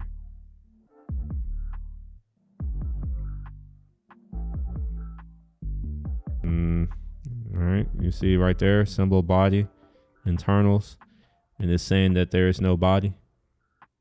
Right. Oh, wait a minute. Wait, hold on. All right, let's clear this. Something looks wrong. Oh, right click and click the thing clear. Okay, send this request again. Roll up. Did it actually do anything? It didn't look like it did, but I got a response. Oh, put it to post. I'm sorry. Put it back on post. Oh. And send it. Still, all right. Go to the code. We should be seeing something get printed. Oh, we don't. Okay, my bad. Put a console log inside line 11. Basically, copy line 4 and put it on line 11. My bad. You're gonna have to change L to A once you paste it. All right, and actually we don't really care about the full request right now. So on the request, do dot, and then let's pull something off. Maybe body. Is there a body on here? Oh. All right, so here's the problem. Well, you'll see. Go ahead and send your request. All right, so that, yeah, you see how this is a readable string? That's why I was like, we shouldn't do that.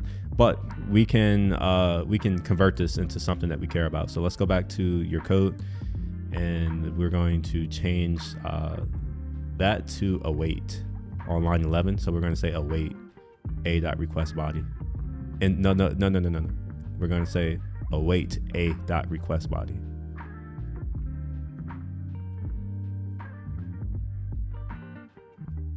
Like in here? Yeah, but it's going to be await a request body. All right, cool.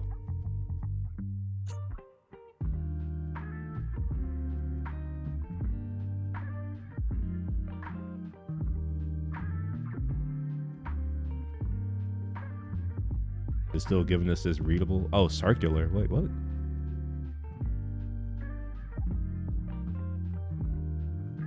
Okay, here's what we're going to do now. Go back to your code, and we're going to take that line out. So take that await.request body, pull it out to another line. We're going to have to look to see what type this is. I actually don't know. And put it above this line, just above. And we're going to assign this to a constant. So just put const b equal that.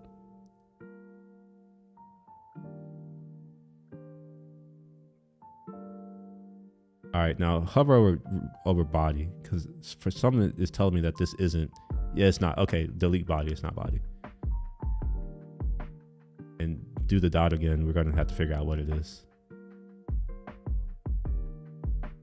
Keep going now.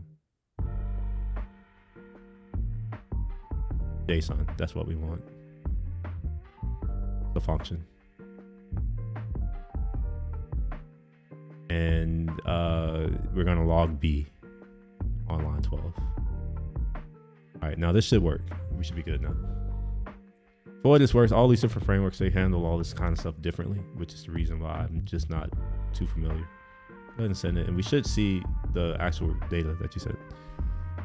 All right, so this is how you would send whatever data you want to a server. So you can imagine that, you could send data to a server, or another server can send data to another server or to a client. And these are the messages that we're now processing on our backend servers. So as of now, this is just something that you, the client, has sent to the server, and it's here now. But maybe we want to do something with it. Maybe there's some information here that we need to do something with. I don't know.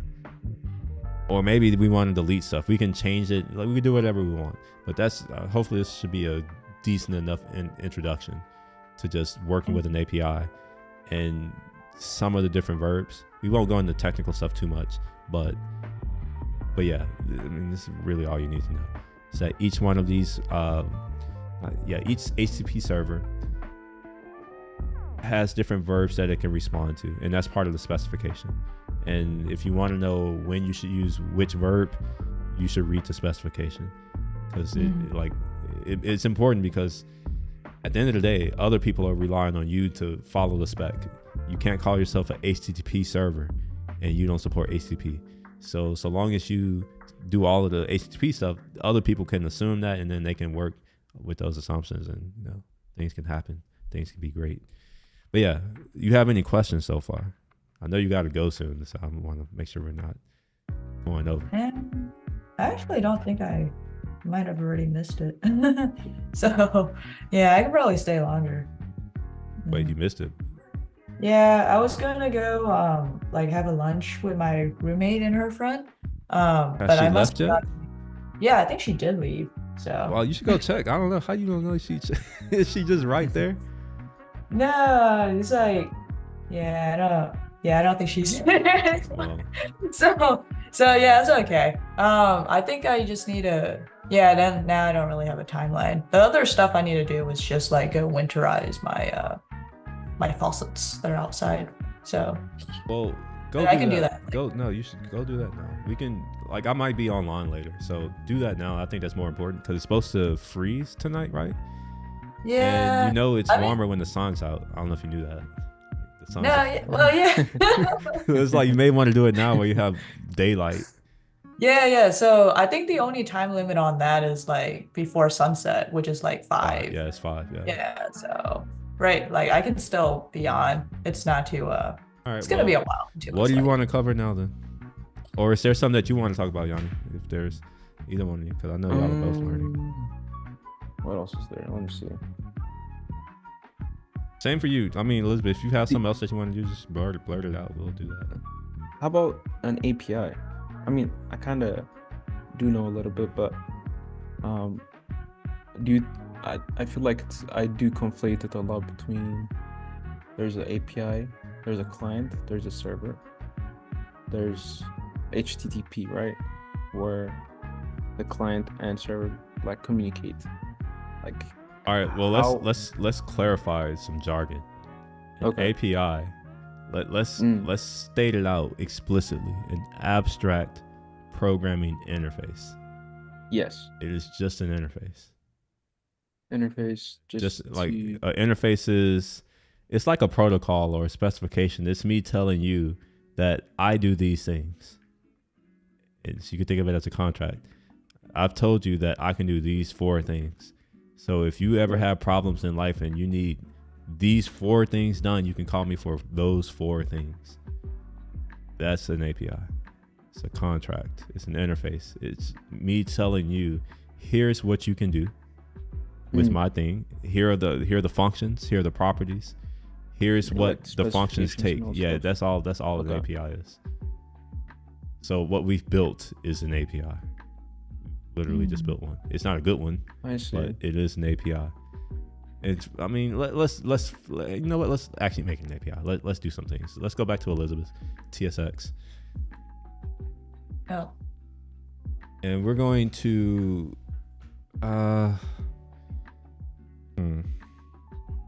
we're going to create some state, I guess. Maybe we'll see. On line 2, create a new array, an empty array.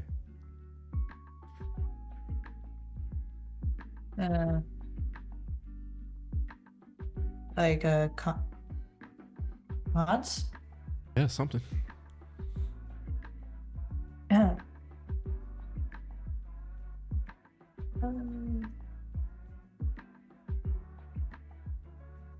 All right, so we have this array. Now let's take whatever is in B on line 13 and let's put that inside of the array.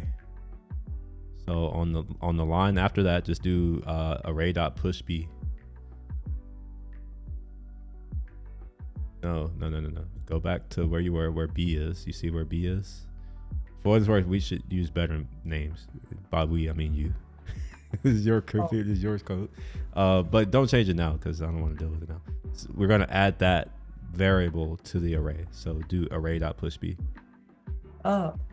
Can't do it there. You have to do it where B is. Can't do it there. You have to do it where B is. B isn't in scope here. Oh.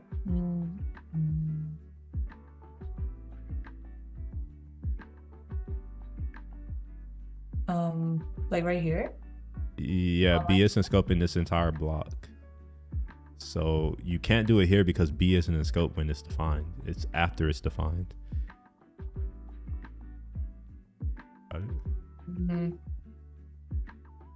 So it will be here then, right?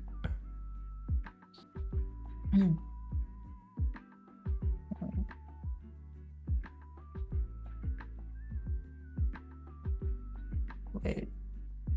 What?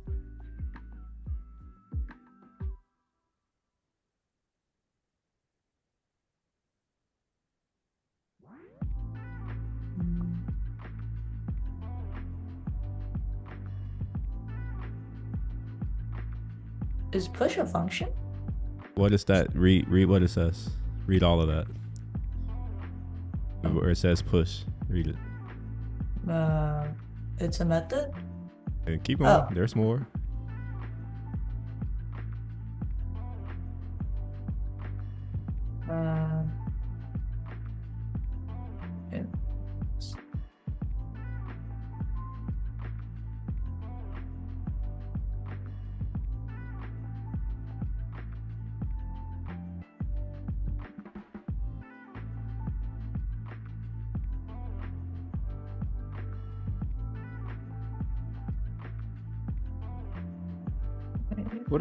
What is the difference between a function and a method?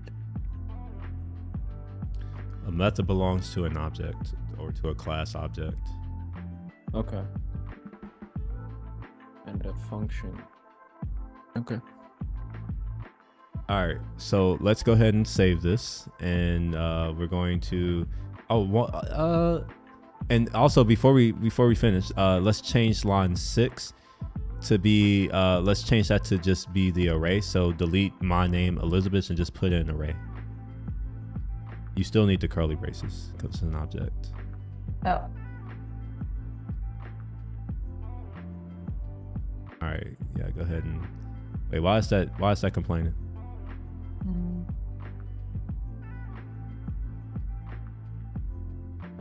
type any. We don't give a shit. All right, go ahead and save it. So long as it compiles, we're good. This is TypeScript bitching at us. We don't care. All right, let's go back to your new whatever the hell. Yeah, that one. And yeah, go ahead and send it. Send it a couple more times, I guess. Now change it to a post, or I'm sorry, to a get. And let's send it. Look at that. Cool. So we've made an API. Now it's up to you to figure out what you name these functions. Like based on the behavior of what just happened. So tell me what happened. Y'all, both of you all together can put your heads together and explain to me what just happened. Because it seems like it's not something that you expected to happen. So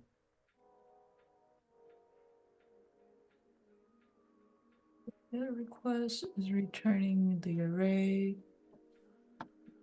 and the array has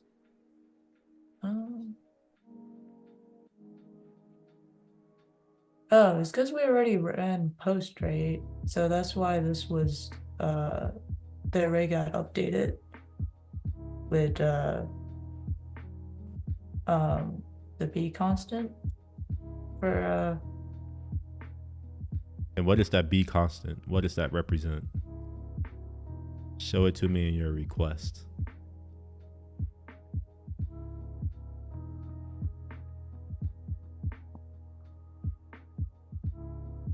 it would be this, right? No. Oh wait, sorry. Yeah. This stuff? Yeah.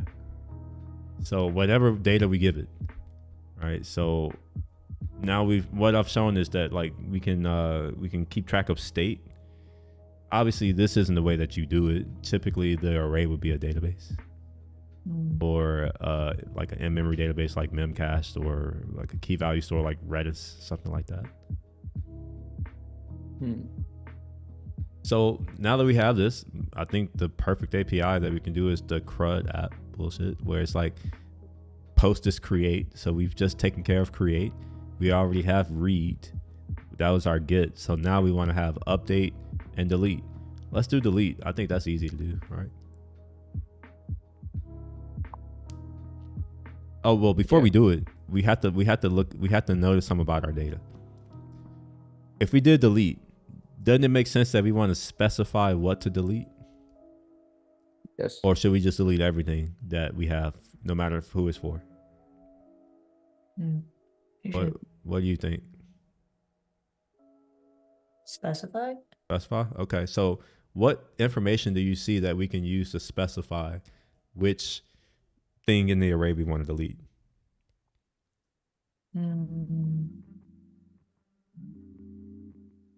There's a bunch of these properties. Yeah, but we can't use them all to determine whether or not this is we can't use them all to determine if this is a different entity than another one. Because if you look over here to your right, notice what you see. Like, what's interesting about this array, the values that are being returned?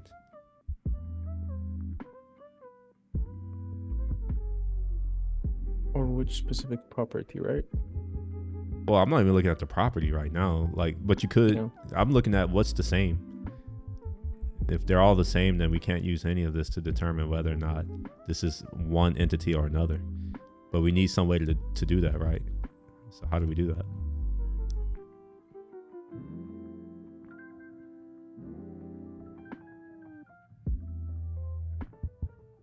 I will say that you all have a 1 in 15 chance of randomly saying anything and it being right. And if you put both of you together, that's a 2 in 15 chance, which is a 1 in 7 chance. I mean, it is of course, each property has their own unique ID, right? So we typically look at the ID. Well, no, each property doesn't have its own ID. We have 15 properties. Only one of them is an ID. Yeah, we have ID, title, description, price, discount percentage, rating, stock, brand, category, thumbnail, images, and array. These are all properties. Yeah. Which one of those properties is ID? The one in line number 4, right? Yeah, the property with the name ID. Yeah, the property that we with can the name use as ID. an ID. Yeah. So like not all of these properties, that's what you said. You said properties. I like all of these properties aren't IDs. Oh, okay. And neither could we then- use them as IDs. For instance, category.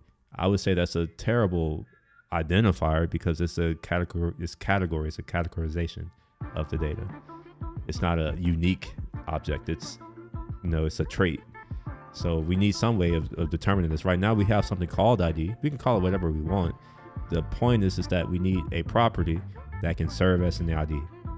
And the only way that happens is if that particular property has unique values. That's the only way. Otherwise, it's not an identifier. It's something else. So we have ID, but what's interesting about ID right now? What's wrong? Elizabeth, you have to tell me since Yanni told me the last one. There's only one. When you ID say data? one, what do you mean? There's only one.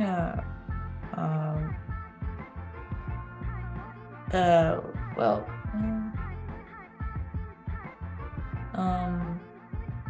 For this array. Just look at the ID. That's the thing that we've just singled in on. So you don't have to look at anything else. What's wrong? There.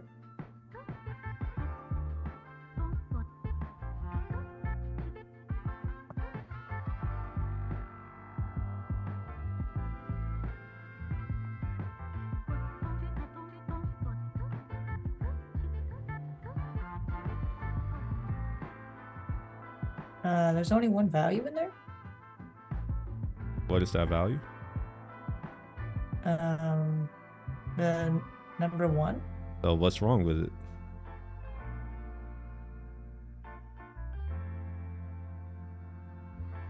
I guess. All right, well, redefine what an ID is for me. What's an ID in your definition or in your words?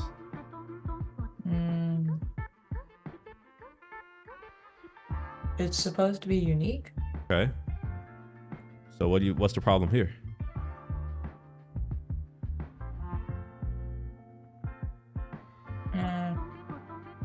I guess there's no problem because that's the only one that has that value. I would say there's a problem. If the definition of an ID is that it must be unique, and we have two obviously non-unique IDs here, then that's a problem, at least in my opinion.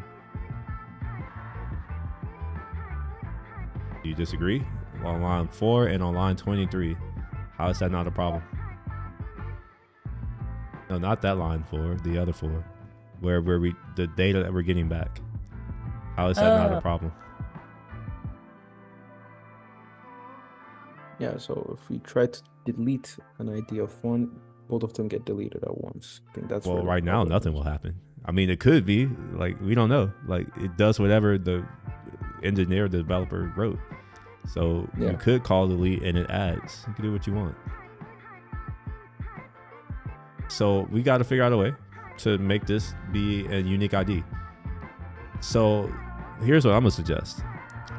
We can do what every other person does, or most other companies do, which is we say, you know what, if you try to give us another record and it already exists, we're going to fail. Because you can't have two of the same record because of that identifier rule. And we could do that easily by just changing our data structure. So go back to your code. And because there's not that much code, I'm not going to tell you what it is that you need to change. I'm going to ask you all to figure it out. Like, what data structure can we use that will guarantee that we only have unique values? That will guarantee us we have unique values.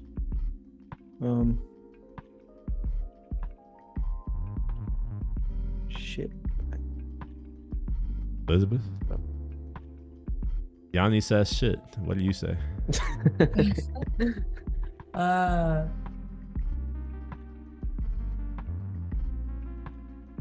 Maybe we can add in an if. We could do that. But then we would have to do all of that checking. That's a lot of extra work.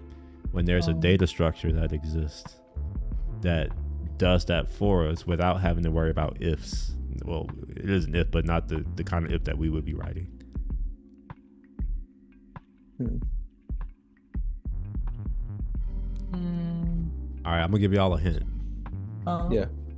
The line of code you should be focused on right now is 2. That is the only line that you have to worry about. 2. Oh, number 2? Line 2. Do Control G. This is your new keyboard shortcut that you should learn. Control G. And then if I ever say, no, that's not G, that's F.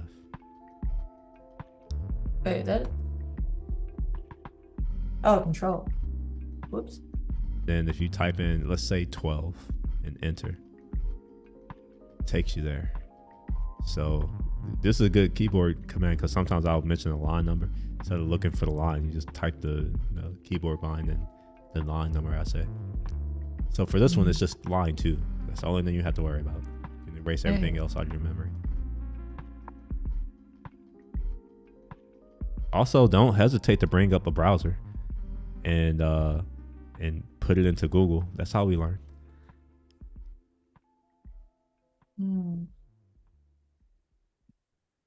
By the way, for whoever's here, I see that there's a few people here. If y'all have any questions regarding whatever we're doing, feel free to just drop it in the chat, and maybe we'll either cover it or I'll answer it. I can't go into advanced stuff right now. I'm making sure that we get them up to speed. Go to MDN. Actually, no, I'm not going to tell you to go anywhere. I want to see how you're searching for stuff, and then depending on how you're searching for stuff, I may have advice. And Yanni, you should also help. Yeah. Like, y'all are pairing on this one. Y'all are together figuring out this. Okay. So I'm gonna judge you too if she doesn't find it. All right. So we're looking for a data structure that helps us with the ID situation. So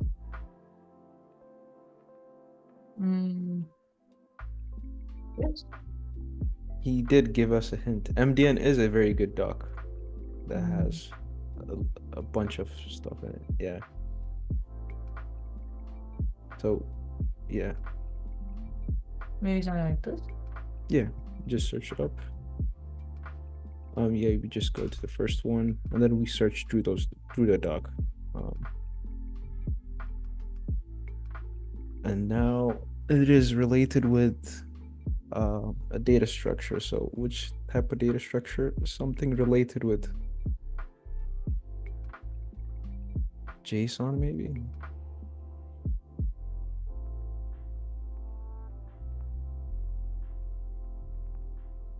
What happens if you do command K? Will it bring up the search? Oh,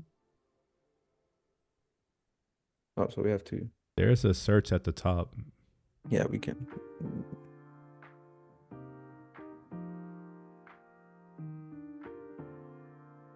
JSON. What happens if you search up ID? Or ID by itself, maybe.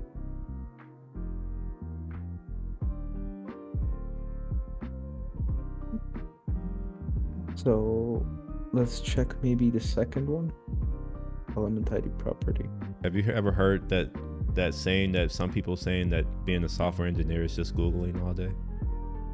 Oh yeah. And then they use that as a way to try to diminish how much effort it truly takes to do anything useful. Oh yeah. Being able to find. It turns out just having Google isn't enough, is it? Okay. So what do you think, Elizabeth?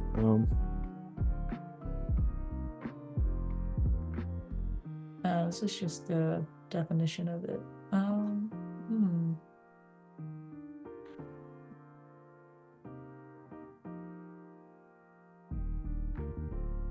All right, let's as a reminder, what is the problem? What are we trying to solve for? How to check if there's duplicates? Okay, so let's Google that then. So this is why it's helpful to like really truly understand your problem and be able to speak about it in multiple ways, because that may determine your solution.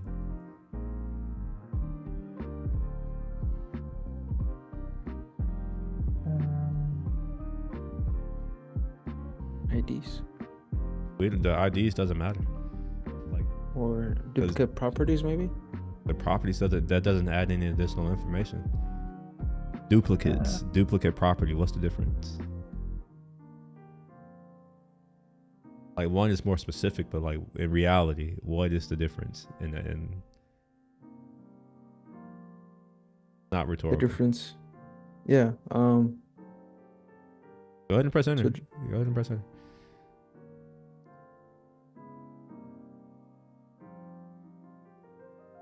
I want you to identify the first mistake that you've made. So looking Wait, at this, what- at the responses that you see here, where it's like, curious, if you scroll down and look at that code, does it look familiar?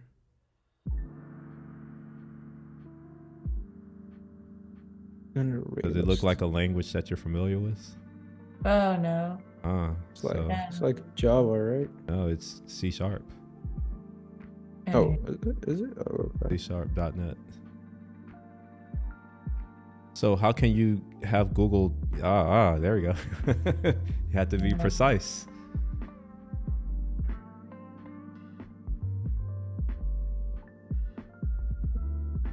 Wait, is it TypeScript or JavaScript? It's technically JavaScript. TypeScript okay. compiles down to JavaScript.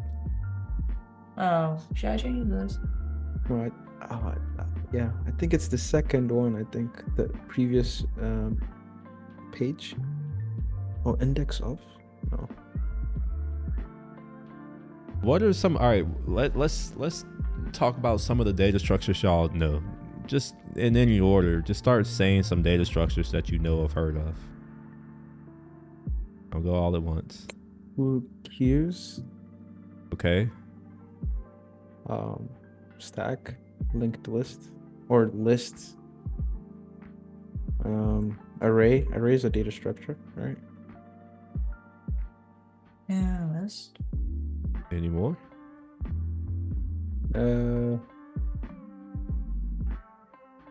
I did say queues, so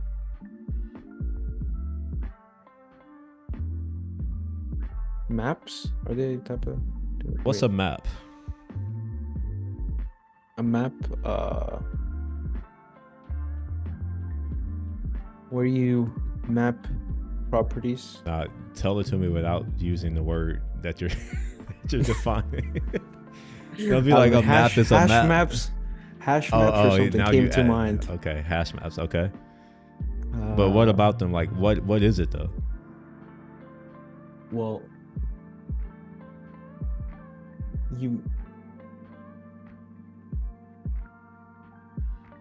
hash maps. So it's like you create this function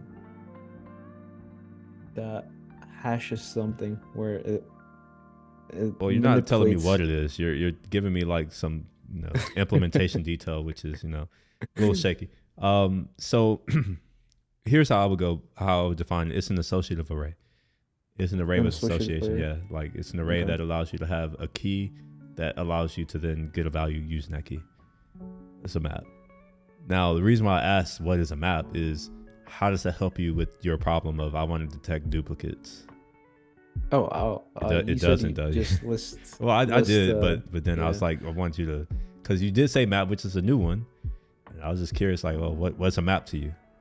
All right, so it just came up. Yeah. all right, is this where we give up? Or y'all want me to just No, tell no. you, or all right? How about you? So wait, Elizabeth? How you array feel? array in itself is a data structure. Yeah, it's a data structure. Yeah. Yeah. So And a queue is not a data structure. I let that one go. It's not? No, it's an abstract data type.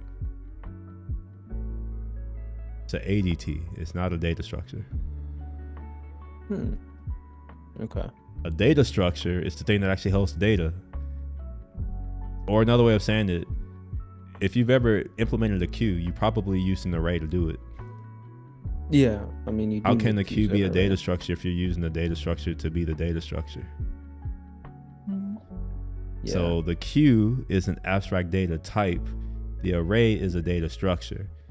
Mm-hmm. I mean, some people don't care about these words and the differences, but some people know these things, aka me. All right, so I guess we're gonna give up. I guess unless you didn't say anything, Elizabeth. Are you giving up? You throwing in the towel? No. No. Yeah. All right. Yeah. Yeah. No. Which one? Yeah. Okay. All right. So what I want you to do is go to MDN, and I want you to search for collection types. Okay. Collection. Right? Or just collection. I don't know. Collection maybe. Collection. And we have a few different types of collection. We have something that says indexed collections, and we have something called key collections. Given that we don't have an index to think about, like we're working with an array, which is an index. There is no key, so let's go ahead and do index collections and see. All right, and we're going to scroll down and let's see what they have over here. What other kind of collections they have. And if this doesn't work, we'll just go to the exact thing that I have in mind. I was hoping we can use docs to get there. It looks like we can't use. Oh wait, scroll down. Keep scrolling. Just scroll all the way. You can fast scroll. I read very fast.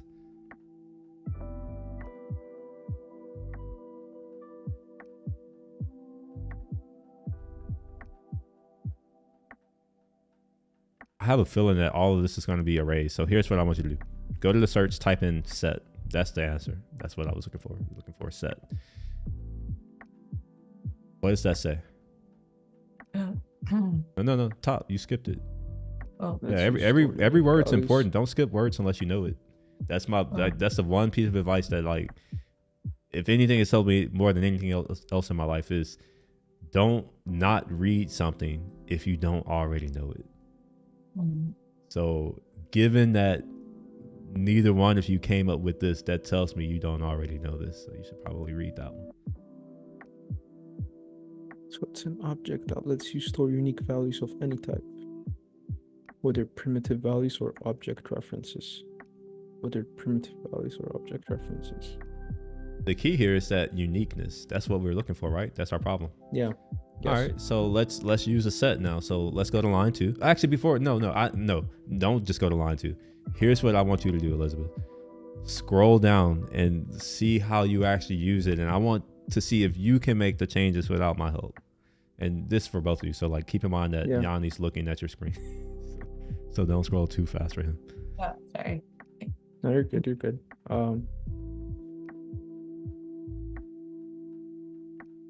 The code samples are going to be at the example, so maybe just go there. You see on the right where it says in this article, and that's another thing I want you to get, both of you. You all need to get really good at. Learn how to read the docs. Yeah, learn how to use, or not read, learn how to use documentation. Because a lot of it is just like looking for information you need, not necessarily like reading everything. Of course, you can do that if you want, but. Okay, so we're looking. Okay, so we initialize it of some sort at first.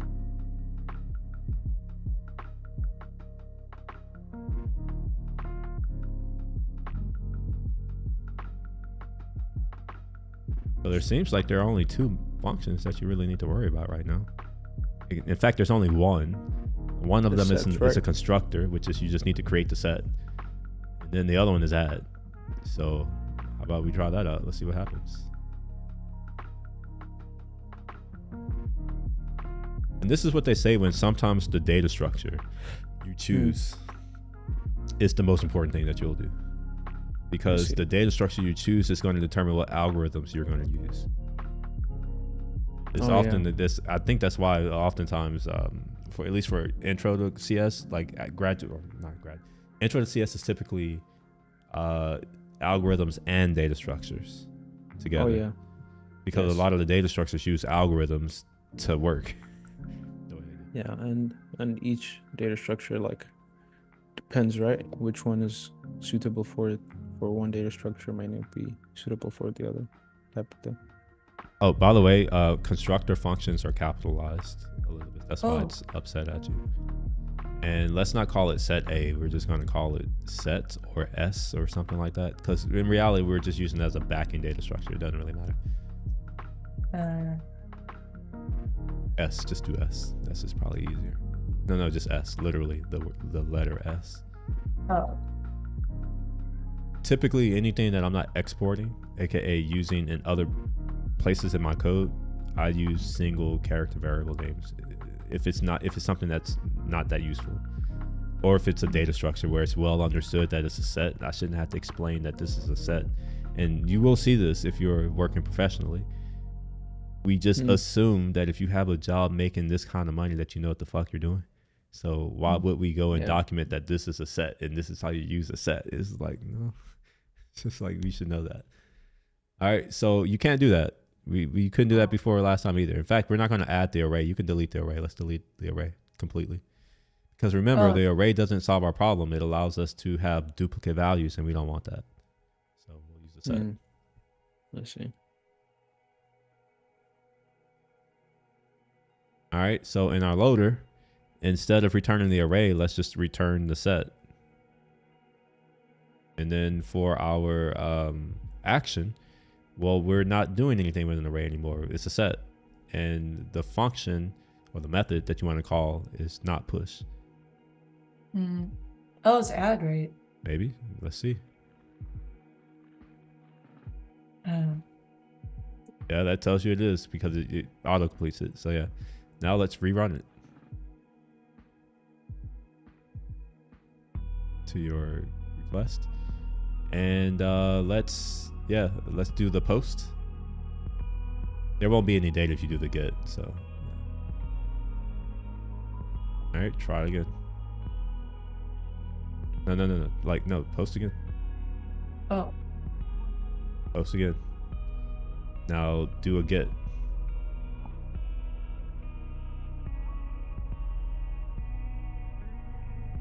Notice we don't get anything. Why is that?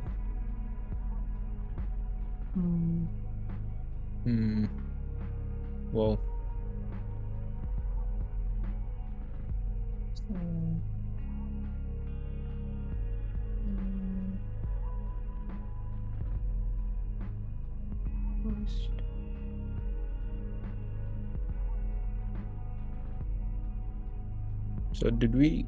so the add method just adds in the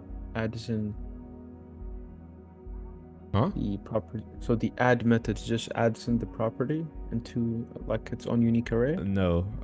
So properties only deal with objects. Okay. We're talking about a function. Properties don't come into play at all. So we are passing some data to this to add, but like, what's in there? Right now it says it's not giving us back anything. Well, I don't know. We have to look at the console. That's what it's there for. Like a lot of this, like you can't do any form of development and not look to see what's happening in your system.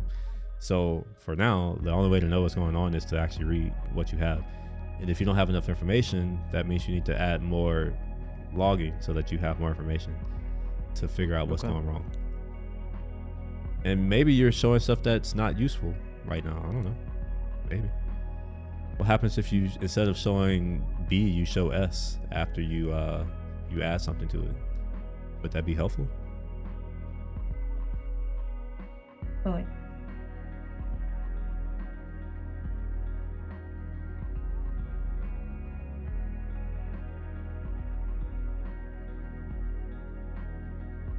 I think we need to do the request, right, to see. Yeah, that's the only way. Yeah, it's a server. It's waiting on you to do something.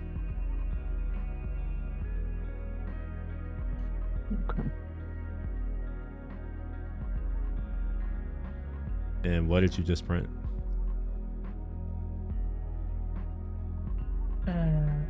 Just the empty array. Why are we? All right, go back to your code. Let's remove the console log that's in your get. I'm not sure why that's there still. Line 6.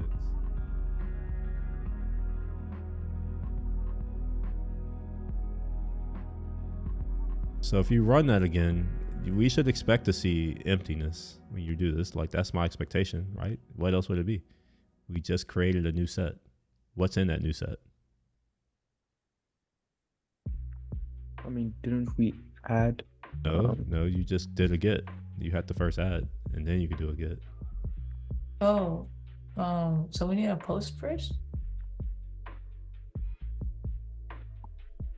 Well, yeah, how else could it be?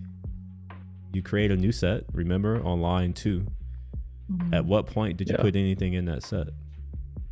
Um, Hmm.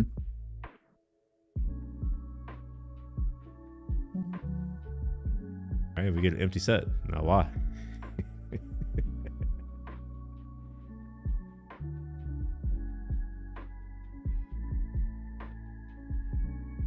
Hmm.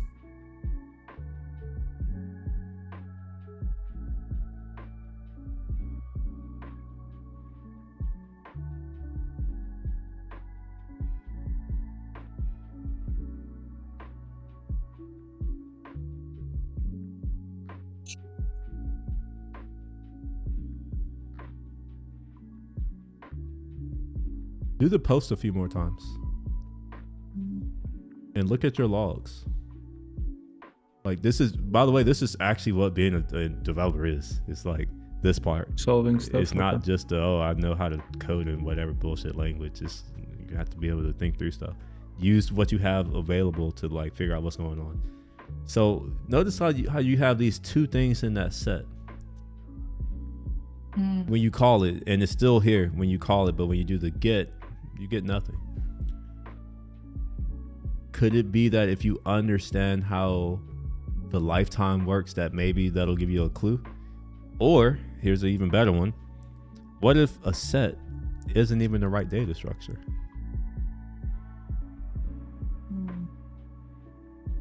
Because think about it, and you were going on about this, Yanni, when you said hashing. Yeah, that's the thing. You can hash something. However, if you wanted to get something, like if you actually wanted to get something, well, you don't have all of the things that you want to get already, so you can't create a hash of it to then go and get it. That makes sense? In order to produce a hash, Yeah. you first have to have the entire object in which to hash. Yes. If you want to then find that object, let's just assume that if you want to find that object, that implies that you don't have the object. How are you going to produce Yes. a hash of an object you don't have? Well, you don't. right? You can't. Not even that you Yeah. don't, you can't. So how do you get around that? You first need to make sure the object exists. Or... Well, you can't make sure the object exists because you're trying to get the object. Okay, so the question becomes, how do we make sure the object? How do we refer to an object? Like, how do we identify an object by some key? What do we have right now? What type of collection are we using? There are only 2. So we have the set and the add. No, what kind of collection is that though? There are only 2 types of collections.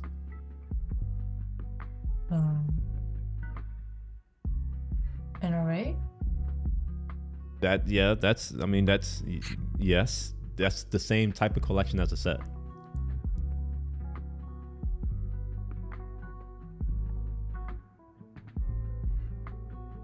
An object. So Wait, let's think through it. When we're dealing with certain data structures, we have a couple of ways that we can get data out of those data structures. How do we get data out of an array?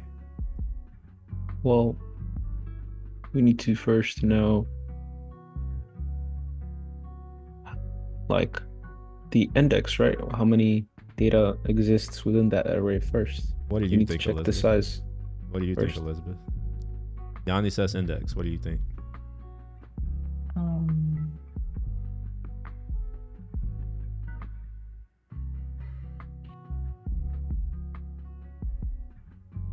I think there's a function that you can call to print out what properties are in your It'll tell array. you the properties, but that's not the question. It won't answer Oh. this question, which is what type of collection is it?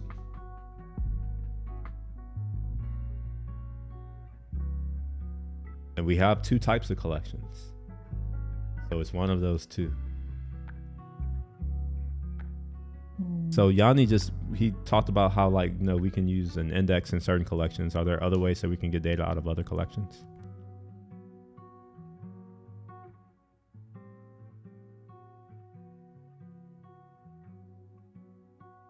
let's do this. Go to your code, and we're going to do something right quick.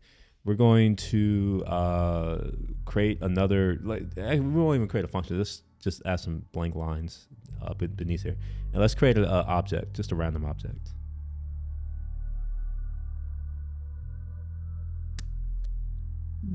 Name doesn't matter here. We're going to delete it eventually.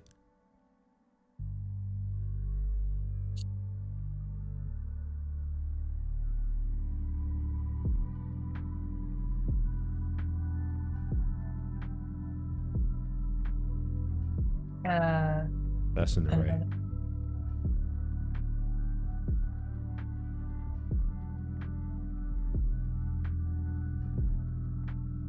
You have an example of an object on line 6.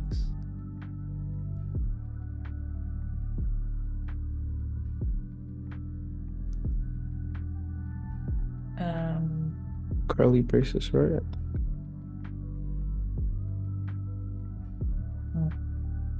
Okay, now we have an object. Now for the next line, we're going to do this. If something in a string, so just some string.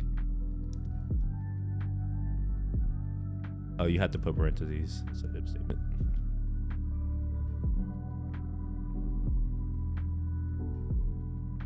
What you put in here doesn't matter, but it needs to be an if statement. Right now it's not. Oh, right. And we're going to use a keyword here, and it's going to be in. So after the string, and what's in the string doesn't really matter, like the value. We're just going to say in and then x.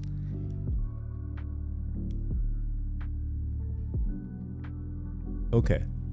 Now, what is some string here? What is that? What is that called? The property, right? Yeah, let's use a less overloaded term.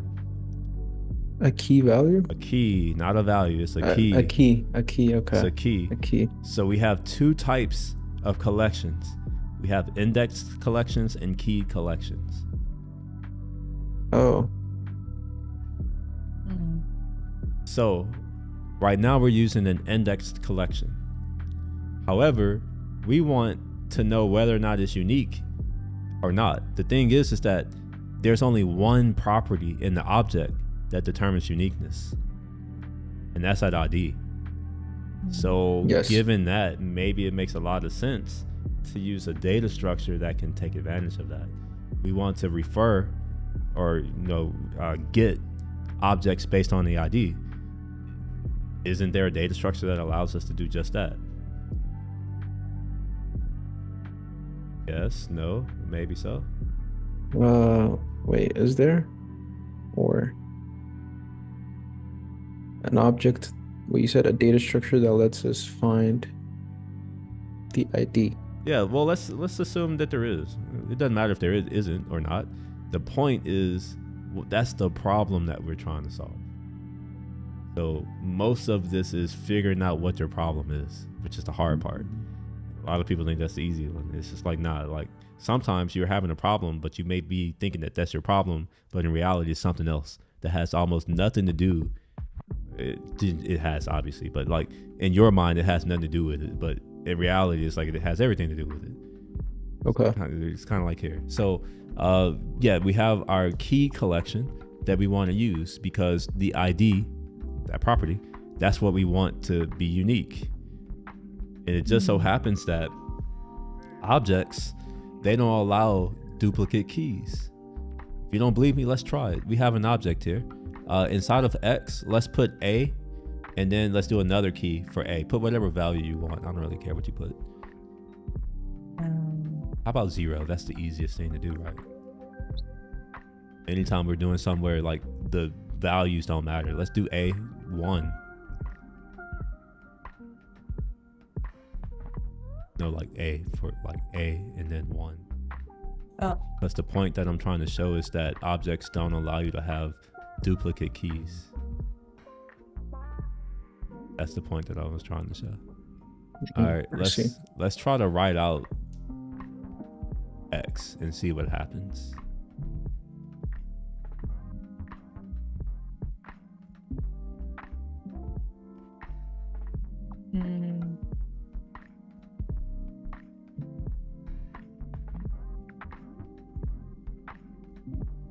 Now hover over that. You see what that says? That little squiggly? You see it? Oh, What does that say? An object little cannot have multiple properties with the same name. Is that the Is that what we want? No. How is it not? Didn't we just say that we want something that can give us, like we can make sure we avoid duplicates? I mean, yeah. So how is this well, not what we want? I mean, we don't want to have multiple properties, right? Or are you talking? Exactly, and that's what this says. It can't have multiple properties. Yes. Yeah.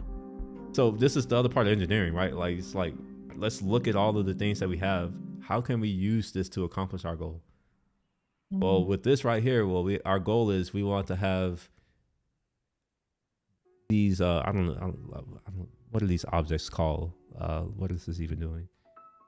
These iPhones. How about that? I'm gonna call them iPhones. I don't know what else to call them. We want to have these iPhones in our set here, or in some collection, and we want to be able to make sure that we don't have the same iPhone.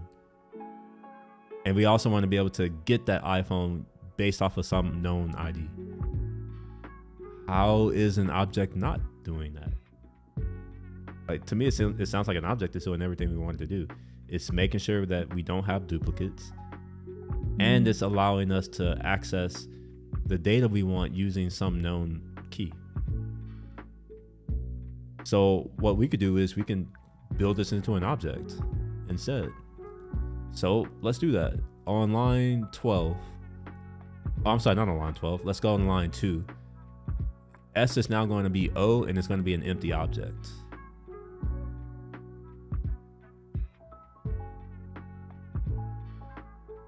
All right, and then you got to delete that. And then we're returning O now instead of S. 6. Let's start from top to bottom. Let's not skip things. All right, and then now we're not gonna do an add because that doesn't exist. What you're gonna do is O and then square braces. No. You can delete that too. You're gonna re-add it now though. All right, so put your square braces, which, like I said, O dot, just square braces, and then we're going to put in the thing that we care about. We'll get there in a second. For now, just put 1 for now, the number 1, and we'll change that in a second. All right, and we're gonna say equals B. All right, so let's get to you can delete line 14. We don't need it. Okay, so right now it's unhappy because we haven't provided it a key. We provided it an index. Index is a number, a key is a string. So let's turn this into a string first, and then we'll figure out what string it needs to be in a moment.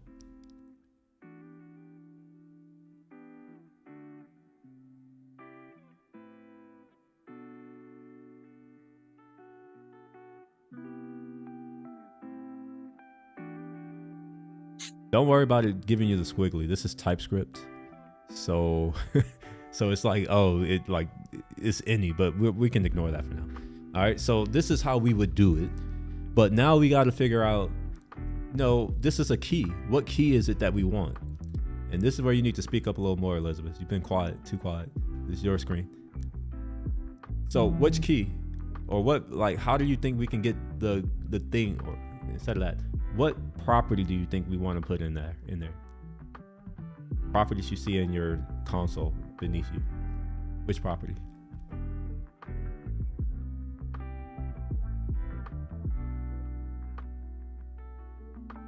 And maybe the ID? Okay, so how do we get access to that ID? Where is it at?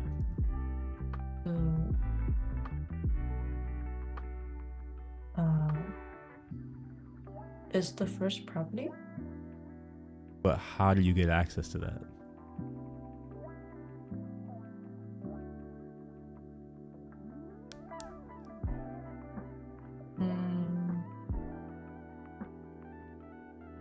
Will we just put ID in replacement of 1? Okay, try it. And let's save it. And you got to delete lines 22, 23, otherwise it's not going to work.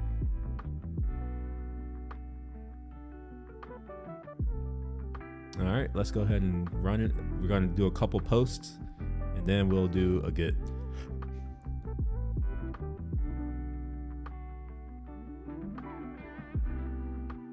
Oh, What you expected after doing a couple of posts? yeah, there's only one object that returns. But you did a couple of posts, didn't you? Right. Where's the two? I only see one.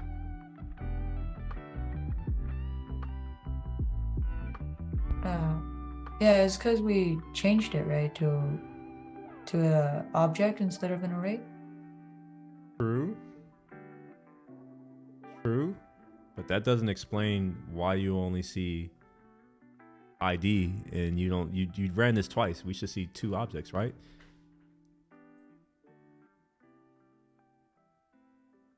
Wouldn't it? So it would fail, right? If even though there's like 2 or 3 poses of this object, because it's the same for the Okay, let's make it different. So on line 2 in your request, change ID from 1 to 100.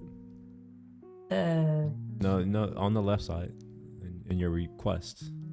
There you go. Change that to 100 and do it as a post. Then re-get. What happened to ID 1? You should have 3 right now, just FYI. Oh. Yeah, it's not here.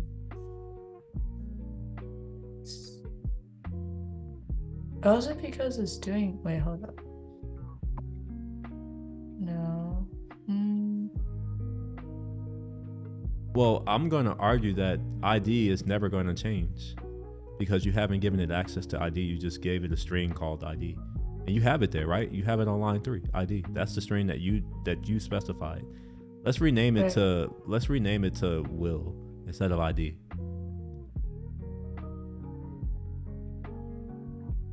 You're gonna do the post get dance again. Oh, whoops.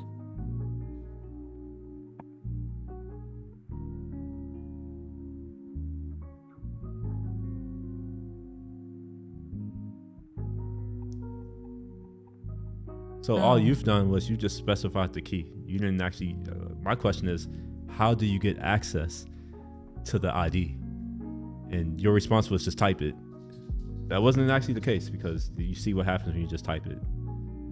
It doesn't do what we want. So we still have that question of how do we get access to the ID that we are passing in the request body on line 2. How do we get access to that in our code? You look at the code, you may, like, if you actually read it line by line in the function that that does it, you may see that we're already doing it. It's just a matter of just recognizing that we've already done it.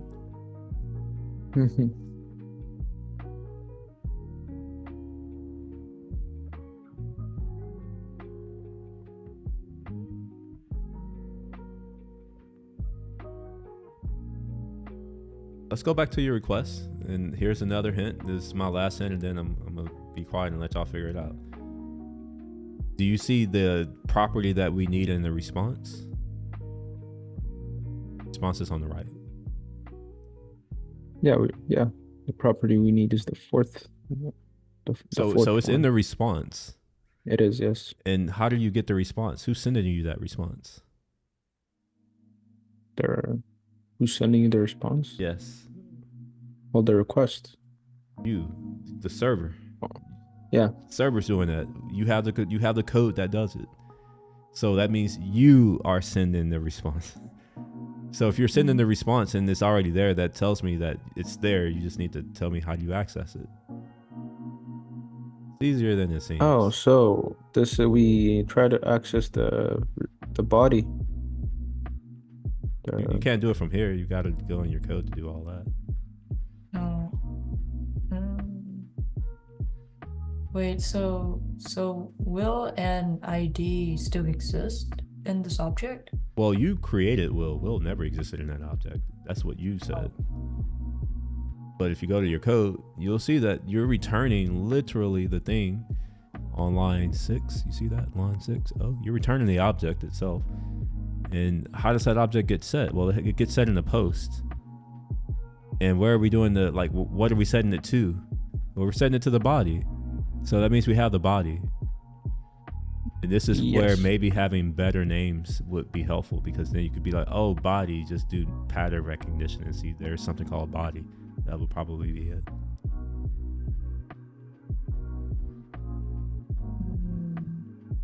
So I will give you all the answer. On line 13, type b.id inside of there. Delete the quotes.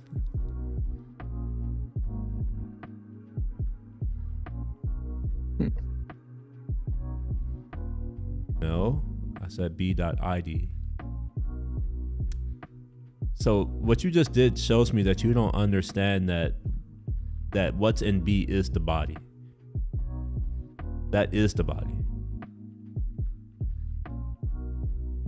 Does that make sense? I'm hearing too much quietness. B is the body. Yeah, it does make sense. Like this? No, the other one left. Oh. That's the body. Then we are going to do something to it. So that's what you were doing in your code. And if you save it, go ahead and save it. Then rerun the whatever the thing is. So we're going to do a post. You can do that as many times as you want. And then we're going to do another post, change the ID to 1. Do that, and then change the ID to something else.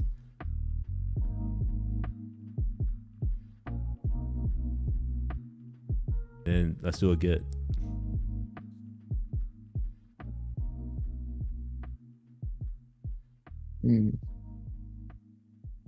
I think that this is closer to what we're looking for. Right. Notice that you added some of these more than once, but you only see it once. Notice that?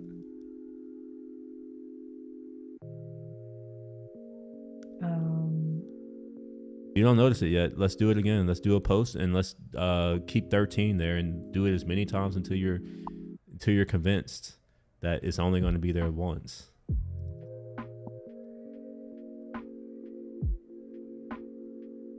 Yes.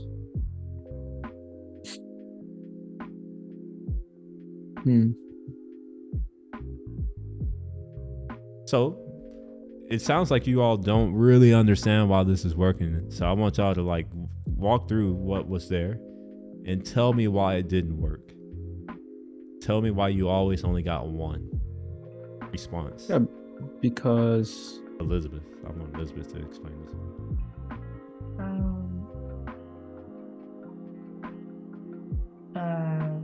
Because we're updating the object, which doesn't allow,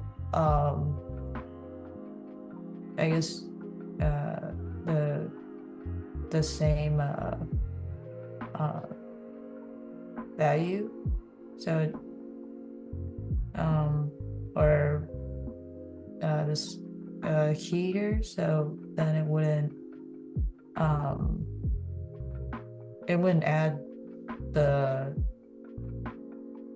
13 again, even though you posted multiple times. Okay. Yanni, what's your interpretation of what's going on? Yeah, essentially what she said. Well, say it but again. I guess Say it again. the minor change will be instead of value, it should be key. Keys, as you showed us, or as we went through earlier, objects don't allow duplicate keys, or to be specific, I think. So I guess when it reads through that key, I guess it doesn't add it again, because objects don't allow duplicate keys, I believe. Yeah. Okay. I'm gonna give my response. At no point in time did we add anything to that object. We didn't say add this thing. Now it is implied when you set something equal, but that's what we were doing. We were assigning a value to an object's property. thing is that property was hard coded. So no matter what you do, every time you make that request, all you're doing is reassigning what that object points to, which is why you didn't get all your values. They're there, like it was actually setting it. It was only doing it, at one time, each and every time. So or another way of saying it, let's say I define a variable and let's call it A. Then I set equal to 10. Well, let's say that on line 30 in my code, I set A to 5. Yeah. Let's say later in my code, I set A to 0. What's the value of A? Well, 0. Why isn't it 10, 5, 0? Because the last. Well, I mean, that's literally the same question I just asked you all just now, which is how come it's the thing? It seems like it's easier with the variable, but not this. It's the same thing. I see. So you're reassigning a value. That's why you only got one. So if you go to your code, go to your code. You'll notice that we're putting a value, bi.id, and that value just happens to be the identifier of that particular object. Makes sense? It's a little bit. That's different from what you all have just told me. So I'm asking, does this make sense? So the Wait, what were you saying? Is the only time that something is added to this object then when the ID is different? Yes, if the ID doesn't exist, it will add it. And this goes into objects in general. When if the key doesn't have a value, aka if it's undefined, it won't show up. So this is kind of right what we're doing here, where it's like, all right, we're trying to set a key equal to something. That key doesn't exist, so we'll have to create it. And because there's a value there, it gets created. Okay, so then whenever this ID is the same, then theoretically, even though this is 13, if I change any of these, Exactly. this should get updated. That's to be... exactly what will happen, yes. Gotcha. So go ahead and do that. That's when you change price to...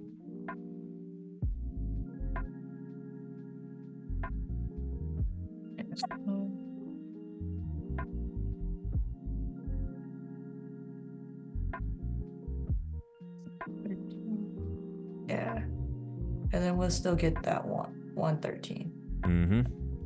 Gotcha. Okay.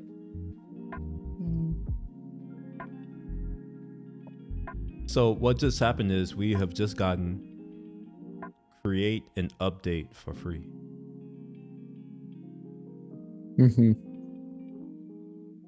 Now, obviously. Oh wait, what was that? Yeah, what did you mean by an update for free? Well, you just made an update. Oh, I see. Did you change your code? Yeah. No, you didn't. Well, oh, I see. Oh, yeah, yeah. Yeah, so you got update for free. You don't have to do anything. And now we're gonna do delete. So let's go to Elizabeth, your file, and let's do. We're gonna add another case for delete this time.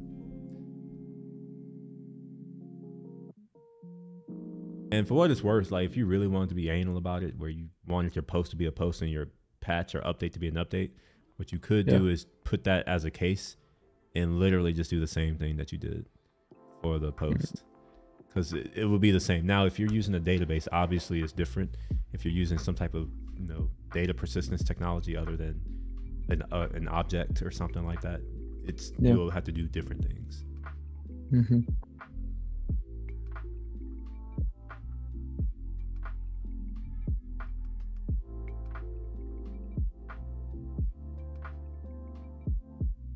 I think there's a object that you can use. So type object, like capital object, capital,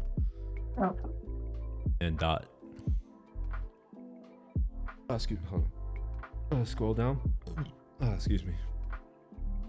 Technically, you can use the delete, but I'm seeing if there's a property or a function that we could use called delete instead of what I'm about to.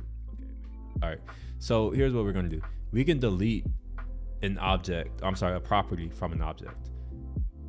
I don't necessarily like it, but it is what it is. So we're gonna do it. We're gonna say O. Actually, go to MDN. I forgot. I don't use delete. Mm. In fact, you're likely not to use it because you wouldn't be actually doing what we're doing. This is just for demonstration purposes. I want to say it's like object delete and then the key, or it could be key delete object or something like that. Oh no, this is a reserved word. Just type delete, not no object. Oh.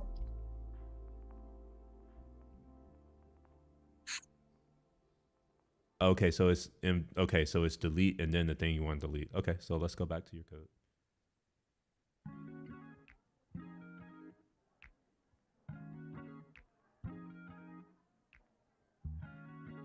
So we're going to do the object, or we're going to say delete. And what do we want to delete from? The object, which is O. And now here's the tricky part. I'm not going to tell it to you. How do we get the property? Like, we need to get the property that we want to delete. What should that be? Maybe similar, like something like. That's a good this? start. Yeah, it's always a good start. So, actually, it will be the same with it, because it's That seems about right, doesn't it? yeah, because that's how we got it last time, but I have to find this. No. That doesn't even make sense. When you think about it, we're deleting and then we're setting it equal to something. Oh, okay. All right, so that's it. So let's go back we'll save it and then go to your request. And this won't work. Well, I mean, it technically will work because there's this other crap. So let's just run it. We'll post, or we'll delete. We got to do delete 13.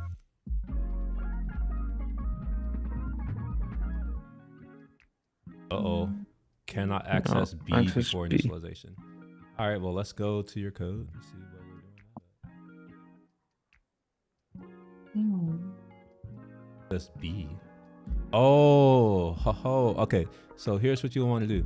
On line 12, move that up to line 10 or something. It's Alt and then up arrow a couple times. Oh, Alt. Cool. So Because it only existed in here, right? yeah. Mm-hmm. Gotcha. Okay. All right. So if you do the get, you shouldn't see 13 anymore.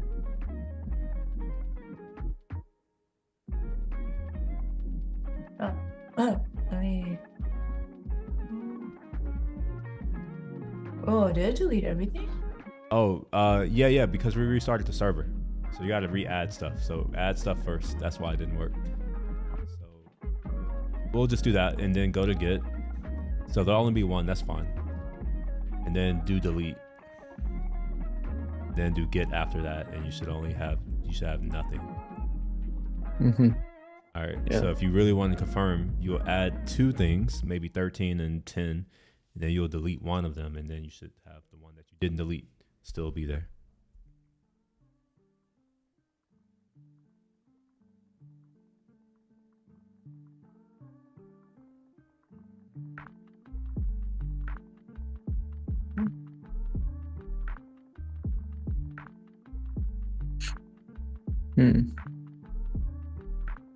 All right, so we have an API. Honestly, what it does doesn't matter. Like the interesting bit, I think, is just the interplay between how they all work. So we've done a create, we have a read, we have an update, and we have a delete. Yeah. Okay. And this amount of code. Now, obviously, we could do a lot more, but it's just it comes down to like, what do y'all want to do? I would recommend that maybe not jump into doing too much more stuff until like this stuff feels a little more second nature. Okay. All right. So what questions y'all have so far based off of all of these things? I know for you, Elizabeth, there should be more because I've introduced some things that I for sure haven't told you about in the past. Right. Yeah, wondering what async is. Async. Yeah. We did talk about that, but we'll talk. I can briefly talk about it. I don't want to get too tied into that now because it's a complicated thing, but it deals with concurrency. Well, not quite concurrency. Let me back up. Let's first talk about why we even have this need. So within computing, there are certain things that we don't know when an interaction will happen, or we don't know how long something will take to process, because it's going across a network, because it's coming off of a disk, because it's a user, like it's user interface. It's things that we just don't know. And when you think about it, before I even get into that part, computers can only do one thing at a time in reality. The way that they simulate multiprocessing is, now it's a little different because we have multiple cores, but in the past, the way we simulated it was we would schedule work to be done, and we would quickly switch. We would context switch across all of the different processes and threads that are happening on the machine. So if you open up Activity Monitor right quick. This is going to get into like some of the stuff on your system. Or how about open up your terminal? I think you have your terminal. You could do that as well. Did we install? No, like actual terminal. Like the actual terminal. I should have iTerm. it. What you should do is map it to a keyboard command like I have. Look at that. Oh, you don't see it. What? If the stream will see it though. They'll see that. All right, yeah, cool. So you're in your terminal. Sure, just yes. Honestly, it's already up to date. It's just that you hadn't resourced. Anyway, so type htop. Did we install that last time? Yes, perfect. Let's make this full screen.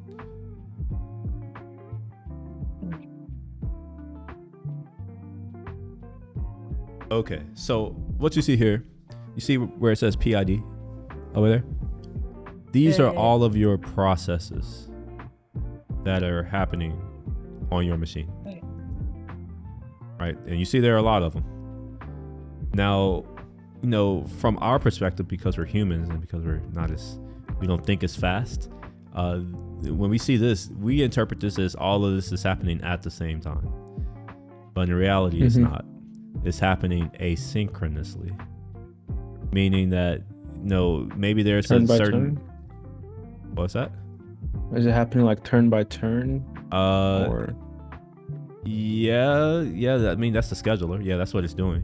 But the asynchronous bit, the reason why it exists is that there are certain things that, because we don't know how long they take, and because the computer can really only do one thing at a time, we don't want to lock the UI or force the user to wait for something that they shouldn't have to wait for. Like, why not be a little bit more efficient and then say, all right, well, now that I'm waiting on this value, instead of just sitting here and spinning like a spin lock, how about I go and work on this other task?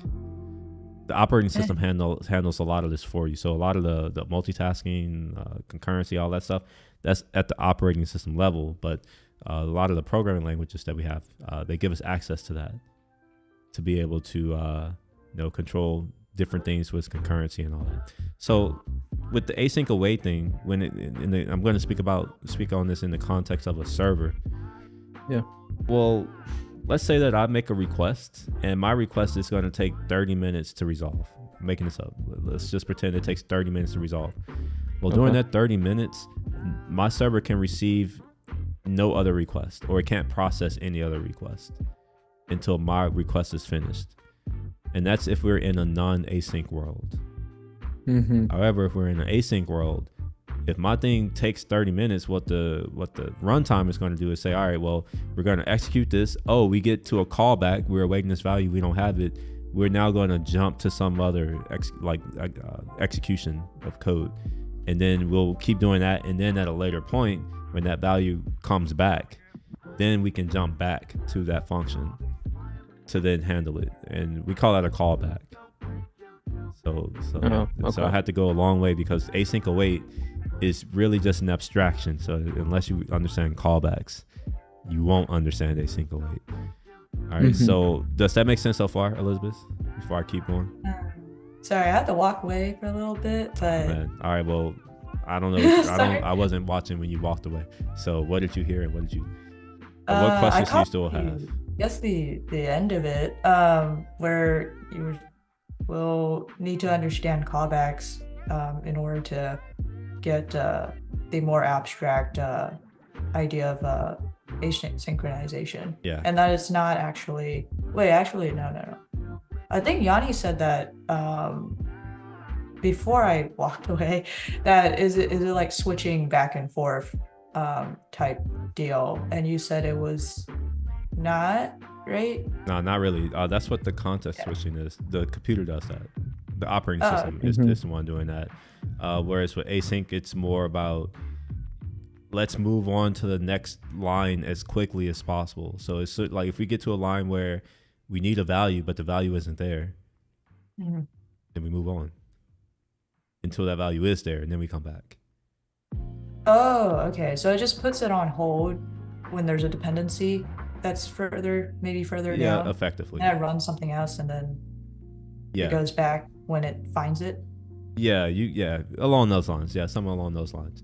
So Right. like that's the callback thing. So in the past, before async await, if we wanted to specify any form of asynchronous code, what we would do is we would define a function which has all of the behavior that we want. Because remember, a function definition is not the same as the execution. You can define a function and you can even parameterize certain parts of that function so that later, we call that a partial application, just FYI, so that later when we actually want to execute that function, we can pass in the details that are needed to fully execute that function. And we take advantage of this because like it's just a definition. We can put whatever we want in there. It doesn't have to execute. And that allows us to pass that as a value to certain things that's and because we know that certain thing has an interface where it's going to give us some values back, we can say, hey, runtime, whenever this particular thing happens, call this function. And so long as we've specified or defined the function to accept the values that the caller is going to give to us, we can then start to simulate, not interactivity, but like doing more than one thing at a time, I guess, if you want to think about that, but at a server level, not at the request level, at a server level. So just having an async request doesn't really do much for the request. It does more for the server to be able to handle additional requests from other people. And I think it'll be useful to demonstrate this right quick. Go ahead and quit this as Q to quit. And let's go to your what do you call that thing? Visual Studio, your browser. Did it not quit? Is that not quitting for you, Q? It's trying to. Oh, here it is. Okay. I must have had a Zoom selected, so okay. It was like, oh, do you want to leave the meeting? I was like, no. Okay. All right. Well, what we're gonna do is on this loader. So on the loader, before that return, we're gonna do something. Okay. All right. So let's do a. Let's do a set time out. Set on one word? Yeah. Oh, I see it. This technically isn't what I want. I really want to wait. We could create a promise, but I really don't want to do that. Yeah, I guess we will. I guess you're going to find out how to create a promise. We'll see how this goes. So we're going to say const p. And this p is for promise. You can call it whatever you want. And we're going to say equal new promise. And then parenthesis. All right, delete promise or delete new. Maybe it's not new here. Maybe it's just promise. All right, now go back inside of the parentheses and do control space. All right, delete the parenthesis. And do another parenthesis. This one, oh, no, okay, it didn't do anything. All right, now do dot, do promise dot.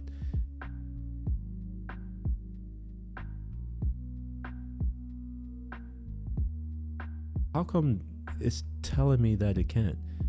When I created promises in the past, it was a new promise. All right, Google it. MDN new promise. Oh. Um,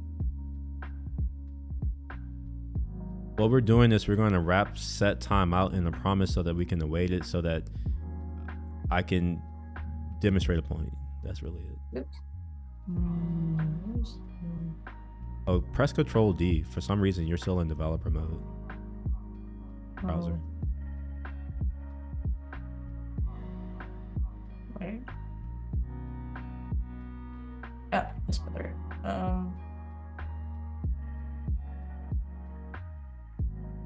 Promise constructor. So you see there on the constructor, we want that. It is new promise. What the fuck? All right, well, copy that. Just copy that. The whole thing. In fact, that's what we want. Like just the new part, not literally the whole thing. Like, and then the part beneath it to line 5. For some reason, not copying, or you can just type it manually if it's hard to copy for whatever reason.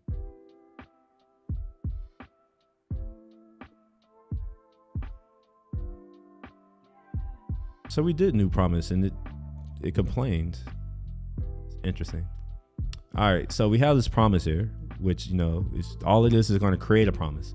Now let's await the promise. So on line 11, do await P.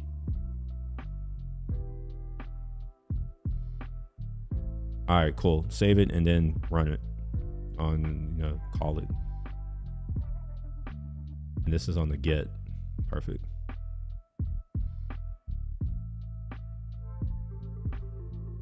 Wait, what? All right, go back to your code. Something didn't happen, right? Oh, change that 300 to 3000. Yeah. All right, now I run it again. All right, you see this? Okay. Yeah. Let's change that to 10. Actually, no, change it to put another 0. Just put another 0. Oh. All right, go ahead and save it. All right, now do that request, and then immediately after this, try to go to your other request, the other new request, and go to that same address. So copy the URL from there, and then try to do a get or a post. Just do a get for now. Let's do a get. All right, so this is the issue. Now, this is just on your computer, but imagine if, let's just pretend that other people on Earth exist, and maybe they're trying to access the server too. Your request is taking forever to finish. Why should I say, to all these other people who don't know you, who don't why should they have to wait because of you? Async await. That gives us that. I see.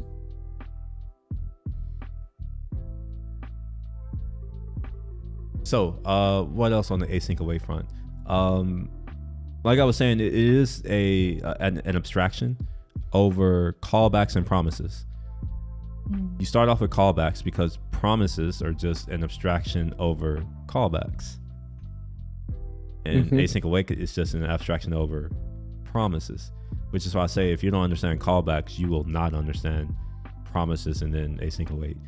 And honestly, if you don't understand multi-processing and just like threading and how your computer works, is going to be even that much more challenging for you, because all of this is really just how does your computer work.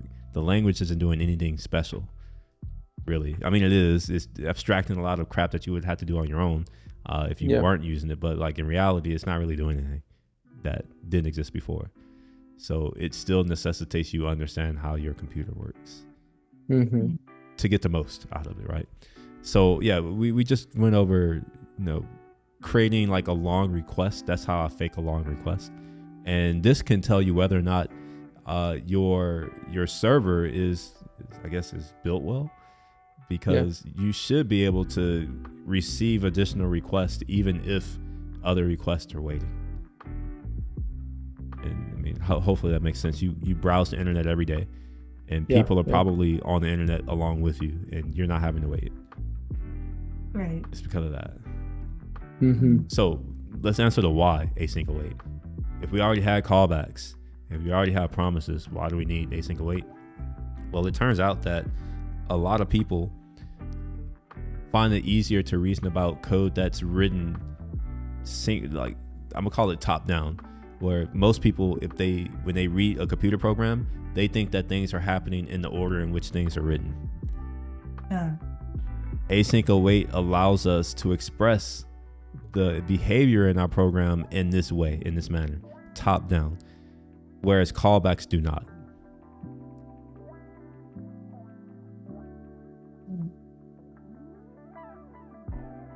You seem not convinced. All right, I'm gonna show you an example right quick. I'm gonna kick you off on the screen share right quick, and I'll show you something. I'm gonna have to open up my text editor because I didn't have it open. Oops, shit, my bad. Forgot I have my thing full screen. Y'all are on the stream. That's fine. I don't mind. Sorry. I'll take it down if you feel a certain kind of way about it. We'll do Visual Studio. Is that cool? Huh? I didn't make this bigger. Let's see. 1 second.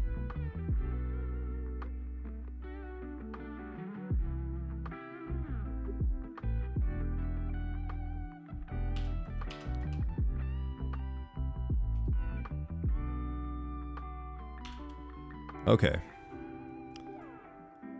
When does this code run? I know you don't know the project, but that's not the point, because even if you do know the project, the answer will be the same. Well, whenever the function is called. But when is the question? Like the server's running. At what point is this going to run?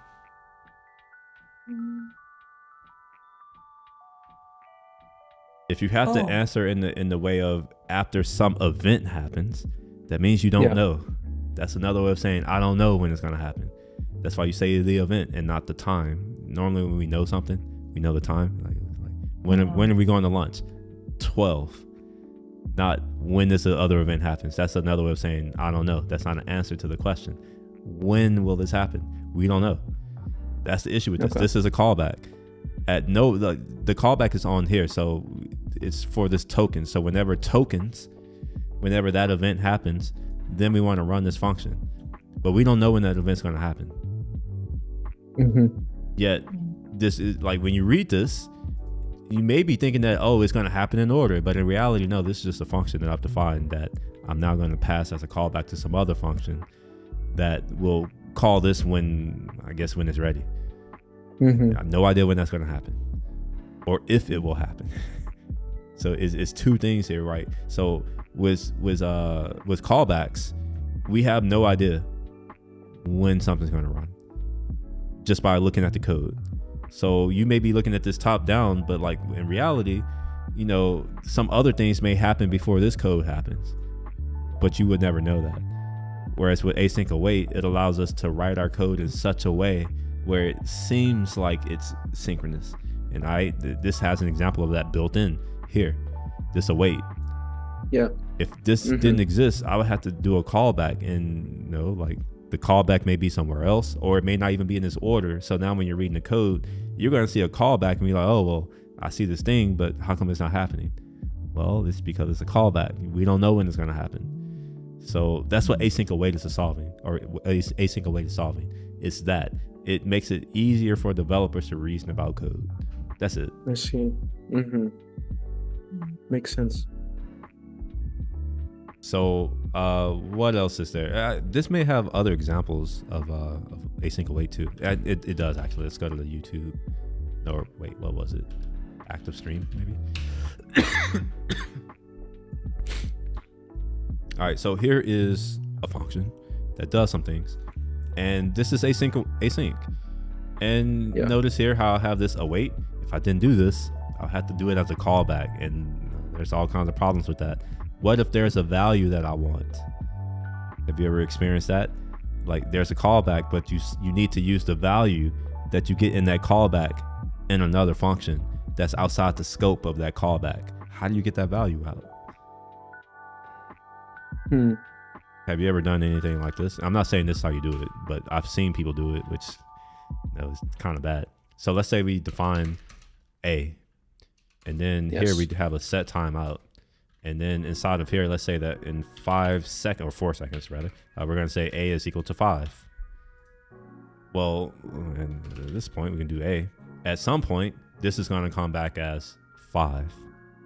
Yeah. At some point. But there's a problem with this. Oh, it's saying undefined. That's because I'm not actually returning anything. Let's actually write it out instead of returning it. That'll be easier. So let's log it. And we'll just say 4 seconds. I don't know. We'll just log 4. That's easier for me to do. All right, cool. So now we have this. But let's say that we wanted to return something from here. Right? So Yes. we want to actually return something or whatever. How do I do that?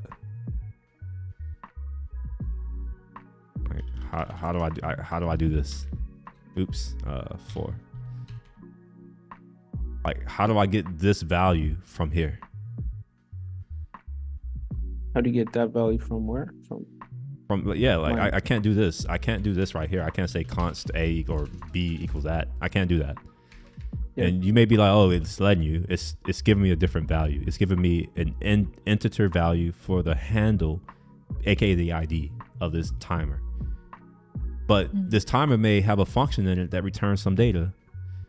AKA it may be like a fetch, and then it's like go to some, I don't know, some API, and then maybe it's I don't know, we're doing a get. I'll say method. We'll say we're doing a get. All right, so we're doing this fetch. If we're doing this fetch, obviously it's because we want the data from this fetch. So we'll say dot then, for instance. All right, so now we have our response. So we'll do our response. All right, well, there's some data in this response that we want. Yes. Maybe it's just JSON. Let's just do that. We'll await JSON. Await. And to make that awaitable, we have to make this asyncable. So we'll do that. And then that. Oops, no, I didn't spell that right. Async. All right, cool. So now we have this. And we'll do our result or our JSON. JSON equal to that. Now, I want this data out. Like, I want it back. I want it to be an A. How do I do that? Or let's say here, I have another function where it's like do something with A. Does something, do something with A. All right, so let's say here, I'm going to parse out whatever this object is. I'm going to pull out the ID. How about that? I want to get the ID from here. Okay. Well, this wouldn't work because what's going to happen, the runtime is going to define this A. We're going to get to here, which is a callback, meaning that it's going to execute and return immediately. And then it's going to go into A.ID, and then it's going to say A.ID undefined, unknown property, whatever, because it doesn't exist. Yes. In your mind, you're like, oh, well, I have it here. Like I'm saying like A equals JSON. You could be doing that. And you come here and you'd be like, you think that this should work, but it won't work because this takes no time to execute because it's a callback. All you're doing is saying assign this function to this, and then it moves on. Okay. There's a good example of this. It's the when you do a set timeout and then you do it in like a for loop or whatever, and at the end of the for loop, all of the IDs are the same, like all of the numbers are 10 instead of 1, 2, 3, 4, 5, 6, 7, 8, 9, 10. That's part of this. I see. So let's say here that, like, you know, we have this I don't know, this set timeout thing, and it's doing some stuff, and we want to be able to set other values, you know, other variables to that, but we also want to be able to use them when we like. Well, it's at that point where we're like, all right, let's make this async await so that we can express this easier, because using callbacks is error prone. That's the reason why. So if we wanted to do the same thing, but in async await land, what we do is we would say, we'll do our fetch. So we'll say const, I'm just copy this. That. Away. We'll do that. And then we do our fetch, and this is going to be a wait. So we'll say let f equal that. So now if we want to use anything that's a part of this response, we can just do it right on the next line, which I think is a lot easier for most people to reason about versus what we had to do up here and all this kind of stuff. And let me show you callback hell. Maybe that'll be Okay. a fun, motivating thing. Call back hell. Oh, it's actually a thing. Okay. Oh, I'm gonna also share this because both of you should read this. How do I find chat? Where's chat? Oh, no, this is Zoom chat. Okay.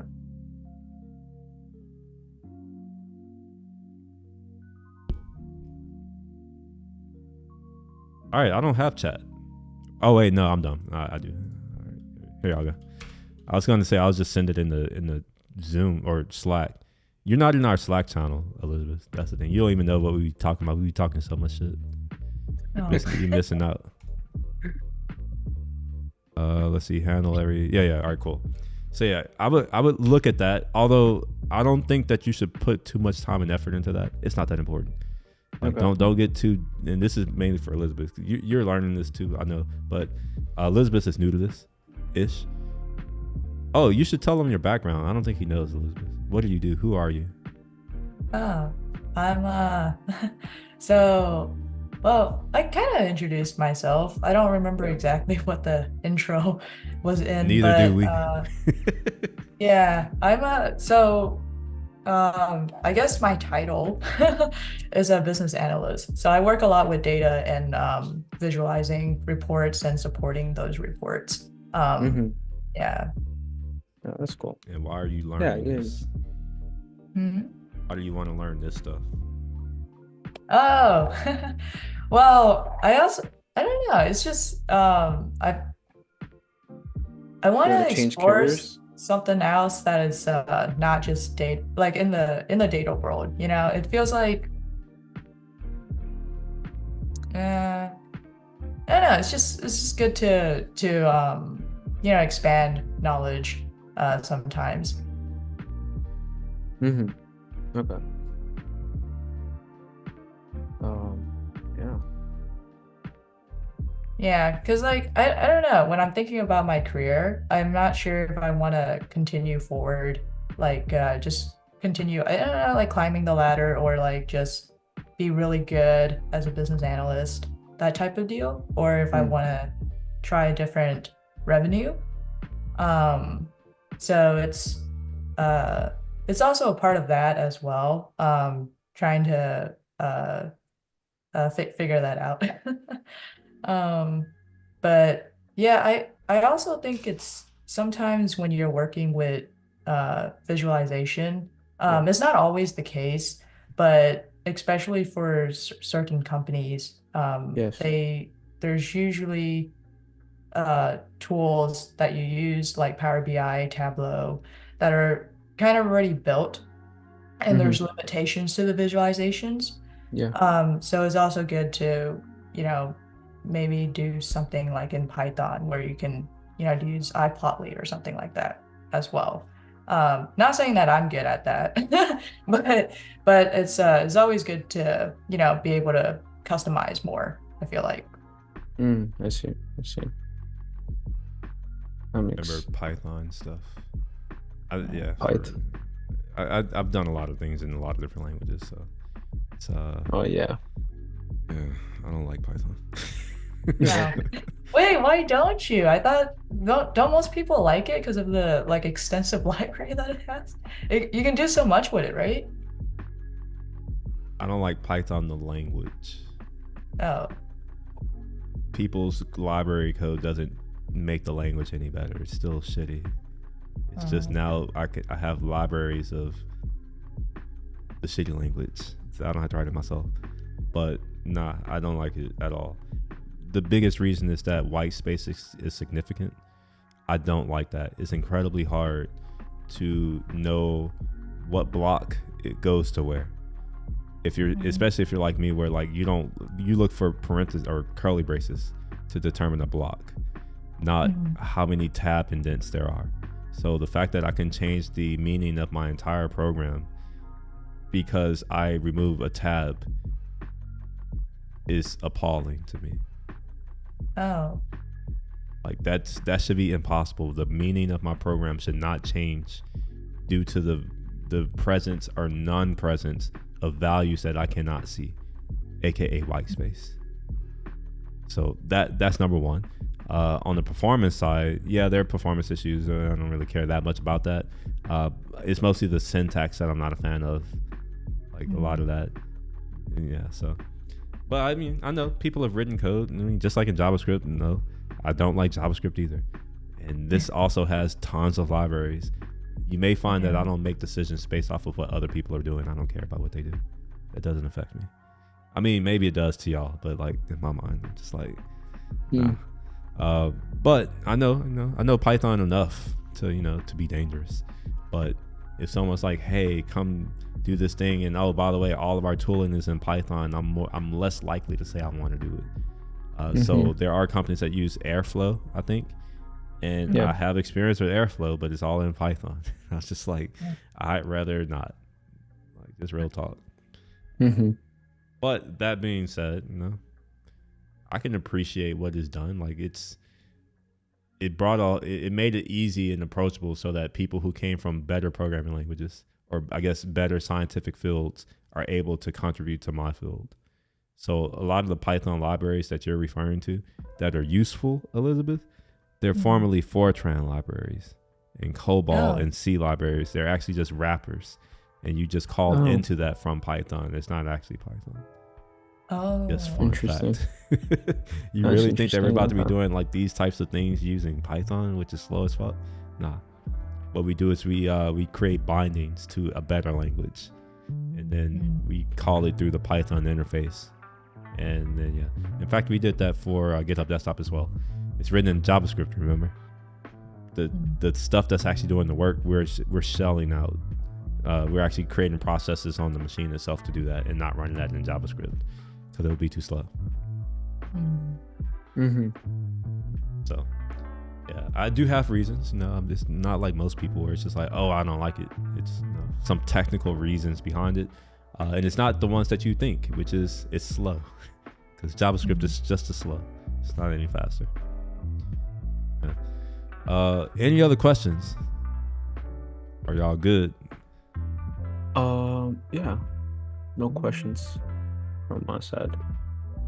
Elizabeth? Well, I guess I would ask what loader function args is, but I think it just passes the argument to the get. It doesn't. So let's do that. You need to share your screen now. Oh, one second. Oh, sure. Stop. Share.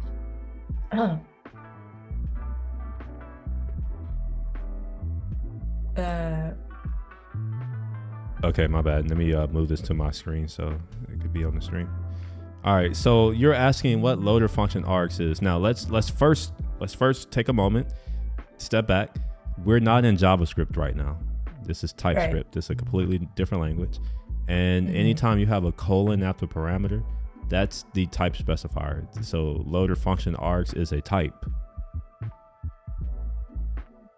Okay. All right. So if you want to see what that type, the definition is, press F12 here. Yeah.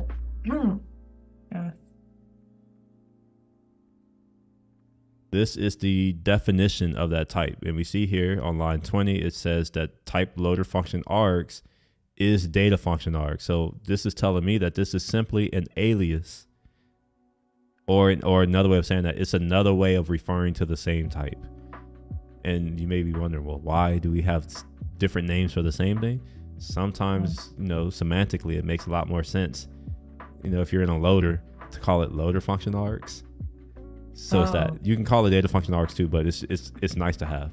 Where it's like, yeah, certain things could be a string, like a URL is a string, but maybe it speaks or it communicates more information to the consumer that this string needs to be a URL and can't just be the string Elizabeth. Make sense? All right, cool. So now let's look at the data function arg. So if you click on data function args and you press F12, it'll take you to that definition. And we'll see here that this is another type and this exported. And we see here that it's an intersection type of RR action function arg. So I'm going to assume that's remix run, as well as remix run loader args, as well as context, which is an object with context. So another way you could think of this is it's going to take all of the properties that are in the RR action function args and RR loader function args, as well as that context, and it's going to put them inside of one object with all of those properties. So if you want to see what some of these properties are, let's do the action function args. Let's go there. The RR one. Yeah. You just click on the thing in F12. That's how I do it. I don't really look for anything. You can close on the right. You see the X on the right? You can close that. Okay, so we have our action function args, and we see here that this is a generic type, where that context is any. So the type, the generic type is whatever you want it to be. So whatever that context argument is, it could be an object with some properties, it's going to type it. It's saying that this is going to extend, so this is an interface. So this particular thing, this type, is an extension of the data function args interface. So let's go to the data function args so we can see what that is. All right, and there you are. It's a request, param, and context. No. So that's the type, and all those other things, they do useful things. I won't get into that right now, but let's go back to your code. Is this similar to a It's a generic. Oh. Type generics. So if you are, is that what you're asking? Like to some other language that you may have known or used? Yeah, is this it? So would JavaScript have something similar to No, this? or JavaScript no? doesn't have types at all. Oh, okay. Neither does Would Java Python. have Python types? or Java, they may have it now, but last time I used Java didn't have generics. C# has had generics for ever since I started using this back in 2006, maybe 05, I think.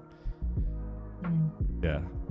So let's go to your code and we'll kind of show how this happens. So if you type L in like inside of your function and then do dot, you should see three properties.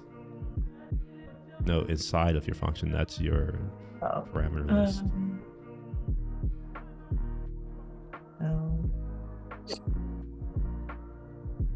So that's what loader function args is. Now we could do one better, right? We're calling this L. That's a pretty stupid name. It doesn't communicate anything. Instead, what we could do is we know that there might be certain things on that object that we want. Maybe it's the request that we want. And in fact, it is the request that we want in the other one. So let's go to line 17 or line 16, and we're going to change this definition slightly. So double click on A, and we're going to do something called destructuring. So to destructure, you do curly braces. Now inside of the curly brace, you got to delete one of those. You have too many. Do control space. No, don't type anything. Control space. Yeah. You got to delete A first before you can do it now. Backspace. Now control space. Notice here you have the properties that you can get. Let's just pull out the request. That's the thing that we wanted. Now we don't have to do that A or L thing. So let's delete that A dot request as well as on line 16 and 17.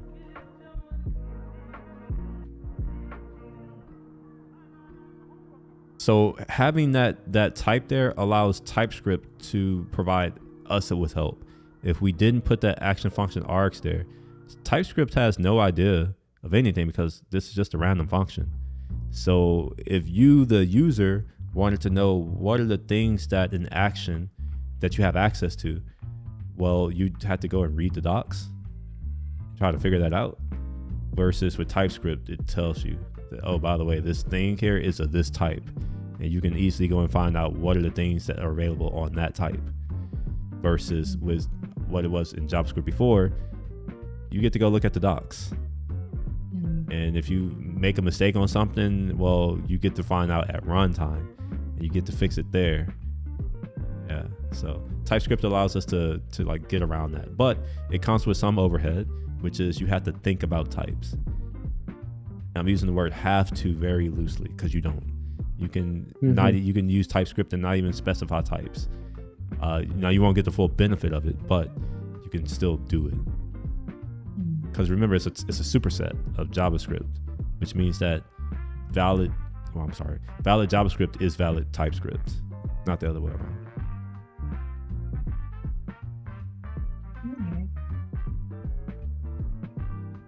All right. Anything else? No. Because if not, I'm gonna go eat. Because I'm at 5 hours now of streaming. Yeah. Yeah, you and Yanni, right? I think Yanni, he came in around the beginning, right? Yeah. Same with like a bit, like 10 minutes later or 5 minutes later. How you feeling? Tired? No, it's good. I mean, you're the one doing the teaching. I think. How do you Well, feel? ain't about that, but like, I mean, well, I know that this isn't the first time you've done it, and I'm pretty sure the first time you did this, it was probably a lot more tiring versus The now. first time I did it, it was like, oh yeah. It was shorter, but it's like now that you've done it a few times, it's just like, Yeah, just come chill out.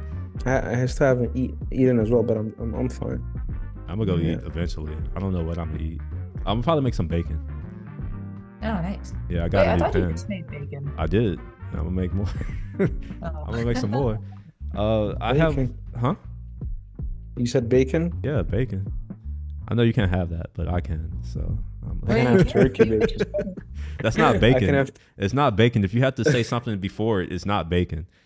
That's like saying a veggie burger. It's like that's not a burger then.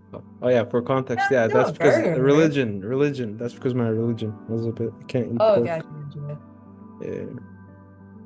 Yes, but I don't have that limitation. So I'm gonna eat mine. It looked good though, didn't it? I know you saw that bacon last night. I did see it. It looked good. It looked delicious, didn't it? You're like, oh my god.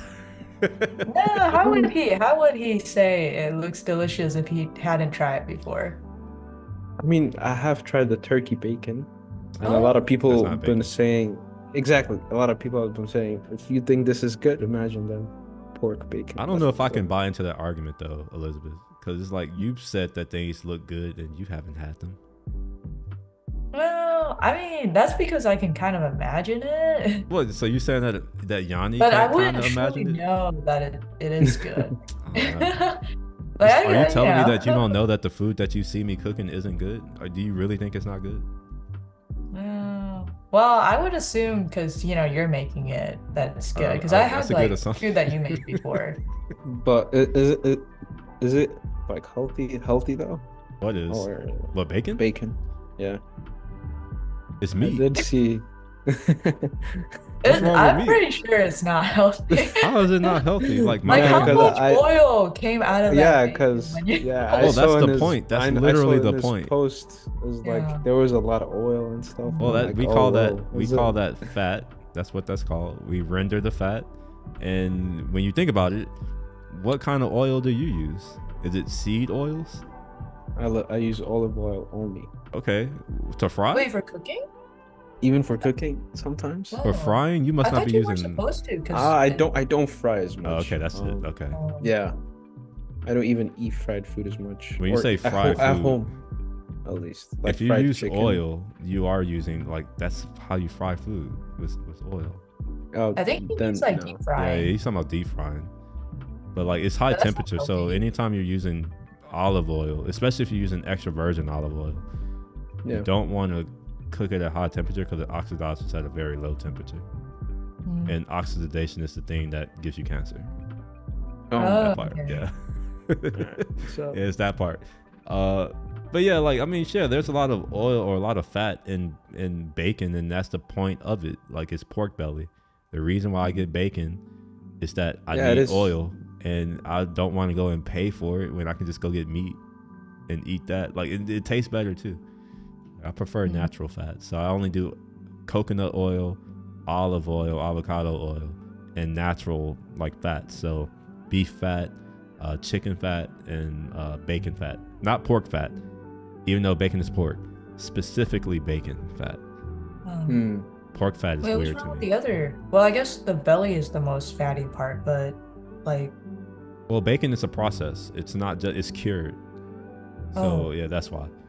In my bacon, I get it from Central Market, so it's not even cured in the typical way. There are no nitrates, no salt, hmm. I don't think there's any smoke or whatever, and I think there's very, very, very little sugar.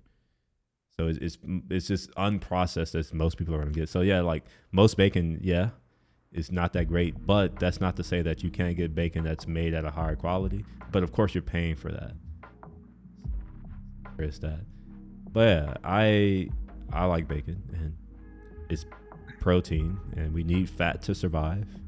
And you know, and I have it. That's all I have to eat right now because I'm leaving Oh. to Wait, California what? That's soon. all you have? Yeah, I'm going to California soon, and I don't want to have a bunch of. Oh, you leaving today? I leave on Tuesday. On Tuesday? Yeah, and it doesn't make a lot of sense for me to buy groceries that are going to perish. So whenever Oh, I'm yeah. about to go on a trip, even if I'm hungry and I want something, I won't go and buy it. I'll just wait until afterwards. So at the moment, Or I have bacon in my refrigerator. or you can go to that place that you took us. What was it? The Thai was it the Asian food we had? I don't know which. Was it Taiwanese or We Vietnamese food? didn't get no Taiwanese food. That wasn't me. I think I don't think it was Vietnamese either. Wait, no, Thai is mostly Thai, Thai, which is Thai. very different from Vietnam. That's the place that me and you were supposed to go, Elizabeth. The Thai place that I've been telling you about. Oh, really? Yeah. Oh, yeah, that was Yeah. the other option. Wait, Well, what? maybe next time. what When other you're option? back. Wait, what other? Oh, you're talking about? Oh, yeah, that place. Yeah. Yeah. So Yanni's been, as well as a few other people, they all loved it. They thought it was good. And Wait, It is is- it new? it is good. Or is it It is just, good. it's not new, right? not that I know of. It's been around for years. It's Oh, just okay. I think it's ever since Thailand, my bar has reset. So there were places that I could go in the past that I just can't go to now. It's not gonna happen. And this place was the first place, and I've been there before. But that's the crazy part. It's the first place that I went to after Thailand that wasn't like, okay, this is trash. It was like, oh, this is somewhat comparable to what we had in Phuket. Yeah. I forgot Yeah, that. Phuket was nice. Yeah, That restaurant Rem was Thai, good. Rem Kroc. What's that restaurant? I forgot the name of the place, but whatever that place. It was along that line. I was like, okay, this is good. It's not as good. I don't want to know. It's not that level, but it also doesn't require a 20-hour trip. It's also that part. So Yeah. yeah, so we'll probably go at some point. And I may go to Austin. Someone was asking why haven't I come to Austin. I was like, Whoa, really? well, yeah. Honestly, the last time I went to Austin was under those same circumstances. Someone asked about, you said you would come to Austin. It's like, okay, I guess. Hey, when would you ever say that you would come to Austin? Never, I feel like you never. just That's the say- point. That's the point. I will never just say I'm going to Austin. Someone has to be like, basically guilt me into it, and then I'll be like, oh, okay, yeah, sure, I'll be there. So one of my coworkers, she was asked, she's like, when are you coming to Austin? I was like, I didn't say it, but in my mind, I'm thinking I don't remember saying that I would go to Austin. But at the same time, I also don't remember saying that I wouldn't go. So I was just like, yeah, I'll just come this year at some point.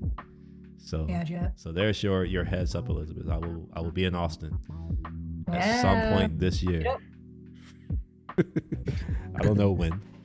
Or for how long? Maybe it'll be a day. Maybe it'll be me just driving through it. Because it still counts, right? It still counts if I drive through it. No, it doesn't. How 'cause you need to does it not? meet How your- far away is it your friend, from right? Houston? How far is too far? How far is Austin from here? You It's do like it more 2.5 often. hours. 2.5 Not too hours. bad. Wait, 2.5 no, it's hours? 2.5 hours from where you live. Wait, you live closer to Austin than I do. Oh. Yeah, because you're going from West Houston. Oh yeah, that's right. That's right. You are more like I'm in the middle of closer to Houston. like downtown. You're actually in Houston. Well, no, I'm in Houston. What you talking about? What county is in Houston? It's Harris County, you know? Hold That's on, what we wait, define as Houston. wait a minute, wait. What's the name of your high school again? Wait, my hospital? High school? Oh, my hospital. Wait, what? High school? Oh, my high school. Like Kerr High School is in A-Leaf. Exactly. That is Houston. Then why do we call it A-Leaf? Well, we can't have too big of an HISD, you know what I'm I don't know. I'm just saying, like, you know, I'm like, it's No, no, A-Leaf it as far as I count- know. You gotta look at the county. Oh, I'm looking at it now. Oh, so Yeah. Harris County, that's the biggest one. It says Harris County. It didn't say. Okay, no, all right, fine. Yeah, Harris County is Houston. Well, no, It's like how it's the Travis is seat. Austin. It's the biggest seat. Yeah, it's the seat of it, but like there are other counties in Houston. Oh, yeah. But you're right. You're within the city limits of Houston. I had to be careful with her, Yanni. She's always trying to be a part of my group. She over here thinking that she's my generation, and now she's like, Hey, I'm your city. hey. Wait, Yanni, are you? Oh, we were- you and Yanni are the same generation. Just like Y'all are younger. Who are you? Gen Zs? I'm Gen Z. Yeah. See. I just turned 23, so I think. Oh, okay. Yeah. Well, I think Gen Z is from when? 1990s or? I think so. I'm not sure. though. it's like the 19. Wait, Gen 19 Z starts, I think, around 1997 or Something. 96. Man, That's I, like I the. have it. I'm looking at it now. I'm not sharing my screen. Yeah, all right, Will. Let's see. Gen Z, born 1995. Oh, 1995. Okay. Wait, it starts that early? I thought it was like a year or two later, and then it starts to Gen Z. Wait a minute. Uh, Hold on. I don't know if I agree with this thing because it's talking about Gen Y. What the hell's Gen Y? Gen Y, what the Isn't hell? that you? The millennials? Or is that the generation above you? Like, know. yo. It's my first time hearing Gen Y as well. Yeah, same here. I don't know. Oh no, I- Gen Y is I- millennials. Okay, all right. Okay. Yeah, it's just another word for it. Okay. Gen Alpha. The hell? Yeah, this is me. I That's think Gen Z. Alpha, isn't it? no. So- Gen Z is 1995. That's you. You're Gen Z, and then Gen Alpha is the people after you, the iPad. Oh, really? kids. Yeah. There's another generation? Yeah, you're not that special. Why do you think you're Wait, special? what? She's like, Wait, I thought I was the Gen only Z was generation. the youngest generation. Nah. Dang, we're getting old. So after us, I guess me and Elizabeth are in the same thing. When do they like start? Like in the 2000 range, 2005? But for Gen Alpha, yeah. 2010 to 2024, Oh my Okay. gosh. So it starts from 2010. Okay. which was Okay, I guess that makes sense. That was a decade 2010. ago. How do y'all feel knowing that 2010 was a decade ago? I'm Oh wait, just not old, 2010. bro. 2014 was a decade ago. Mm. 2010 Yeah, was damn near 15 I years ago. feel the Wait, hold on. Were you age. even alive? How old are you? No, he said he's 23. Obviously, he was 23. alive. Isn't it? Wait, hold on. It's 2024. yeah. You were mean- born in 2001? Yeah, I was born in 2001. Damn. You know, my baby sister was born in 2001. Oh, nice. Oh, Yeah, see? I wait, have so I have doesn't Gen mean Y I'm people old in my or family. young. Well, in my mind, you're young. You're my baby sister's age. Oh, Like so I'm too young. my baby I guess sister. that's- And that's even though cool. she thinks she's grown, she's still no, I'm just like, yeah, you're still her to me. Like, okay. Damn, that's interesting. Yeah, y'all are the same generation. Look at that. See, I've introduced you to someone who's like you, Elizabeth. So Oh, okay. now you won't be in your own generation What? alone. Well, I knew he had to be like around my age because I think you or did you just wait now? You're I turned 23. Yeah, last, yeah. Last week, actually. right? yeah. Well, I'm turning 35 soon. It'll be fun. Yeah, Yeah. I was telling Will when I was about to turn 23. I Mm. told him I was getting old, and he's like, even if his age was like flipped, he would still be older. Yeah, like if you flip the numbers in his name, he's talking about 23. I'm like, even if you're 32, you're still young. Like I'm still older than you, even if you flip the digits in your age. Mm. So, not for you. You're older than me. If you flipped your digits, you're like 70 something, I think, or no, 60 something if you flip your digits. Yeah, I know. I'm getting towards my 30s. You know, it's Dang. not a fun. Wait, hold on. idea to entertain. Let me find my soundboard. I gotta find it. I don't know if y'all can hear that, but it's in the stream. Wait, which one did you play? I played the sad violin for Elizabeth. What? You're actually in your mid 30s, right? It's different for you and I, Elizabeth. We've had this conversation. All right. It's very different for you and I. Like, I'm It's reaching, okay. I'm still young. I'm reaching into that thing that it's known as the peak for me. So for the next, I don't know, 10 to 15 years, it's my peak productivity, peak everything. So. Oh, really? Is that one peak? Oh, yeah. Yeah, generally for 30s through 50. Yeah. I'm in my power years, Elizabeth. Yo, here. I'm doing all right. I have it's doing good. But yeah, like hop on it. That's all I can say. I don't know. Go out, go do some stuff. That's all. Go do some stuff. Okay. All I like to say, like, 100%. better Wait, be out. 10 years ago, you were 25. Who? You? Yeah. Or 24. Yeah. Do you remember everything? So you were essentially my age. Yeah. Do you remember a bunch of stuff, or were you just going through time? Yeah, I remember a lot of stuff, of course. Oh, okay. How does it feel though? 10 years later. What do you mean? Did you expect, like? I mean, 10 years is time goes by fast, I but- didn't expect to be where I am now. I fully expected to be married with children by now. That's Oh, where really? I expected to be. Yes. Yeah, that was my only expectation. Married with children, with a house. That's it. And then that didn't work out. And then, like, I always wanted to, do well career-wise. Like, not career like working for other people, just make money. Accomplishment wise. I expected to get to this position in my 40s. Instead, I got to this position at 27. So you're like ahead of time. Well, it's not that it's ahead. It's just like maybe you don't know anything. So why would you say, "Oh, I want to be in here"? It's like you don't know. Just like live life and see what happens. So yeah, if I would have gotten what I wanted, well, yeah, if I would have gotten where I wanted, I would be married. I'd be broke because I'd be married, and I wouldn't be so far ahead of my career because I'd be married.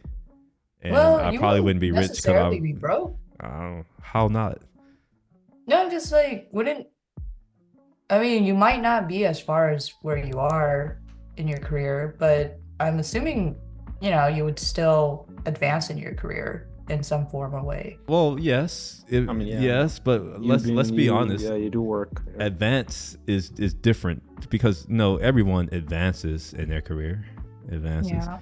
However, most people aren't advancing at the level that they need to get to $50 million before they're 40. That. So that's the trajectory that I'm on, is to get to that 50 mil. And yeah. Oof, I'm hyped as well. I don't know. Well, who knows? I don't know. I don't know. Maybe it happens before 40. If things start to go well, you be surprised how quickly money can accumulate.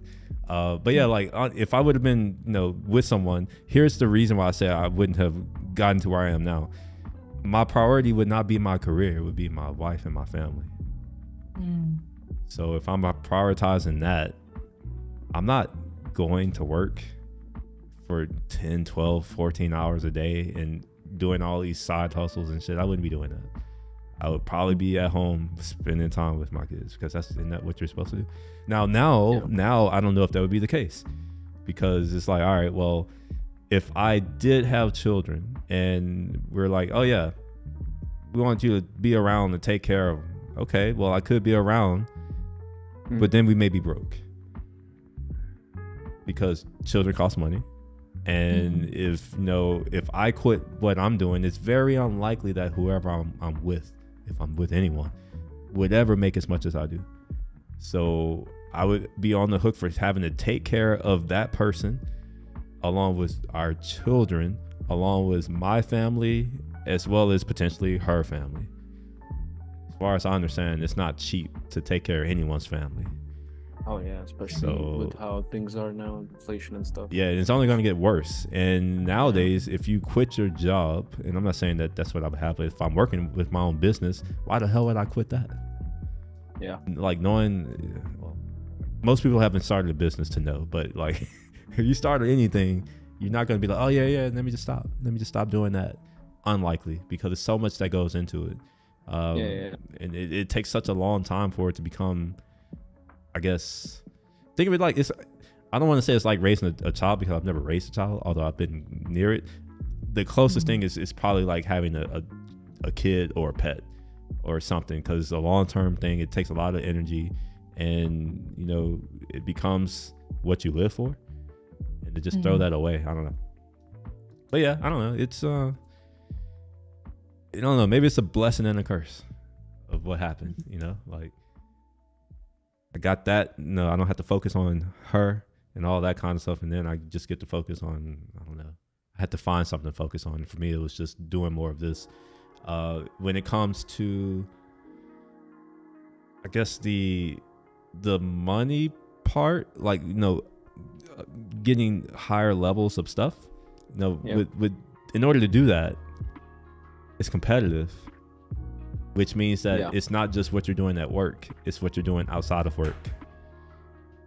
Yeah, like with your other own stuff as well. Mm-hmm. So, and I remember this because when I was dating Michelle, one of the things that I used to do often is I always have my laptop with me. So I was always, I don't know if I didn't have to do anything with her. Yeah, I'm like always doing something. That's easy to do when it's just you by yourself. If it's, me and some kids, maybe it's not as important or not as impactful for me to learn new shit. Maybe it's more important that my kids learn new shit. I think that would have a higher return on investment than me learning something myself, because they have the benefit of time, right? If they learn something that as a kid, they have the years of knowing that information and being able to think about it differently and have that perspective as they learn other stuff that I wouldn't have had. So it's like, it makes more sense to put that energy into them. And even on the money side, again, I had to pay for my own school. I had to go into debt to pay for my own school. I don't want that for my children. If that, although that, I'm not saying I'm going to pay for all of it. That no. But I do plan to have there's going to be money set aside where it's like they want to go to a state school. Half of it is done. I will gladly take care of half. And up to 75%. Only for A's though. Only for A's. It's like, I'll do half if you're getting C's. If you're getting B's, still half. If you're getting A's, I'll do 75%. If you're doing D's, fuck you. I'm not paying for it. Not doing it. And I know it may sound mean, but I happen to know a lot of people whose parents didn't pay for their school. And as far as I understand, in our country, and even kids understand this, you're an adult at 18. So it's like, you don't get to go around calling yourself an adult and not doing adult shit. So in my mind, it's like, I'm pretty sure, especially if they're a girl, I've noticed that the girls, because I had a sister, keep that in mind, when they get to like 16, they think they grown and they think they know shit. And it's just like, you don't know anything. You're dumb. Like, what do you mean? You're dumb. You haven't done shit. But like, I need to make sure that like they can be dumb. If that makes sense. Like, mistakes won't hurt them, because that's how you learn. It's through mistakes. And it would suck if you're in a position where if you make a mistake, it costs you your future. So that's something that I would love to make sure that I know.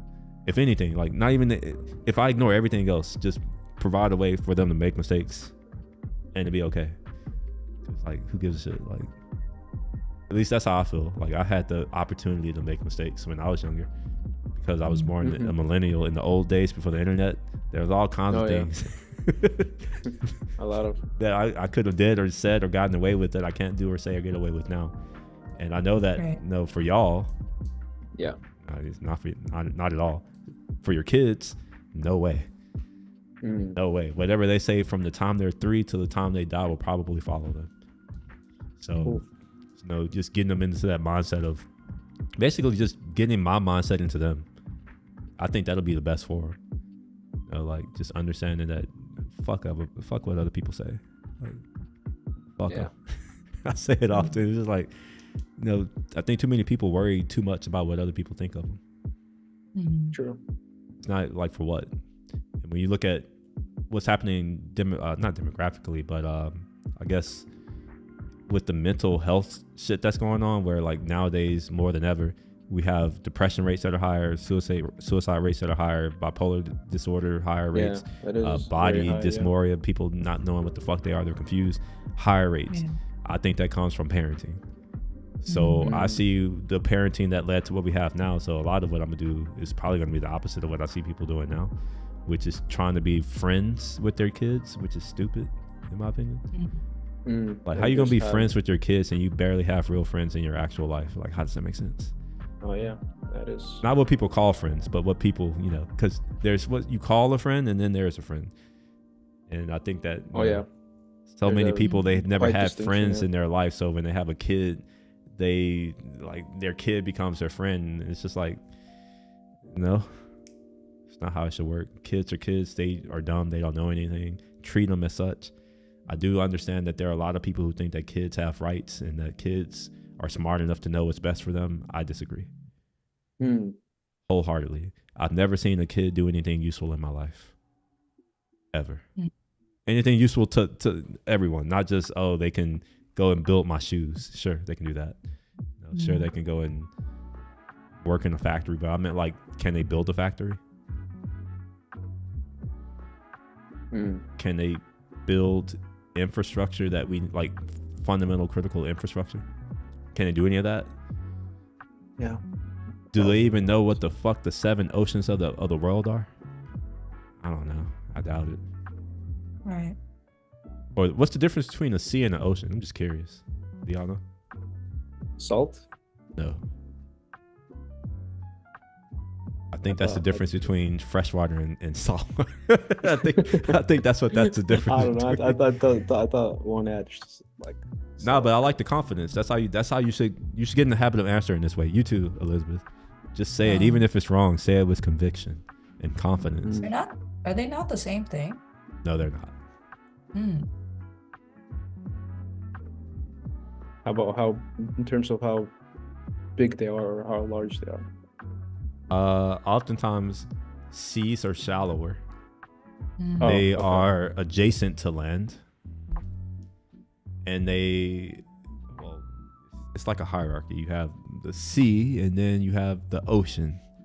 So before you get to the land, you get into the sea. And then before you get to then you get to the land.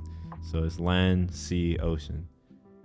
And obviously you have like rivers and lakes, but those are different types of that's different types of shit. Unrelated. Yeah. What other questions y'all have about whatever? I guess we talk about life in the past, I suppose, if y'all want. Stick around for a few more minutes, like 30 more minutes or so. Yeah, I'll hit 6. I can do 6 hours. So it's like 20 some minutes. About life. Or career wise. I mean, I don't know. Career wise. I mean, I guess you did brought up a very important, I would not say, I guess it is important where it's like you don't know the future. You just keep focusing on the now. It almost sounds surprising, right? Like it's surprising that we don't know the future. Yeah, we don't. But it's like, I guess I used to have it in my mind. It's like, okay, by the time I'm this age, this might happen or this might happen. I have these assumptions, but yeah. What I tell people is no one plans to be under a bridge. Yes. Yet you see people living under bridges. Right. True. I should go to show you that it doesn't matter what you think or what you have planned or any of that. Long-term planning. Not, I guess, long-term planning as a whole, but yeah. Just, I guess, focusing on the now. Well, it's not just focusing on the now. You should also look ahead, but you should also think about what's the risk benefit ratio of something. So let's say, for instance, you can go to some party. I don't know. Let's say that you do the mental calculation of the benefit that you can get by going to that party. Some people will just be like, all right, well, I want to go to that party. I'm gonna go to the party without thinking about, well, what could happen as a result of that party. I'm not saying that the party is bad. Maybe you have a test that you need to study for. And you also have this competing interest of, I want to go to this party. Which one do you choose? In the moment, it may not be that big of a deal. But over time, when you compile all those types of decisions, it becomes a really big deal. And stuff. Yeah. Yeah. So, like, for a party, for me, like, if I were to go to a party, I'm not really into parties, but if I were to go to a party, I'm thinking about who's at that party, who's going to be there, what types of people are there, like, where is it at? Yeah. Is it going to be in some type of venue where I'm likely to come across people who I may want to meet, or is it going to be in the hood at some house? That kind of shit. Or when it comes to people who are there, like, are these people who are students? Are these all working professionals? Are these senior managers, leadership founders, that kind of thing? Depends on the crowd. I may show up because it's not just, oh, party.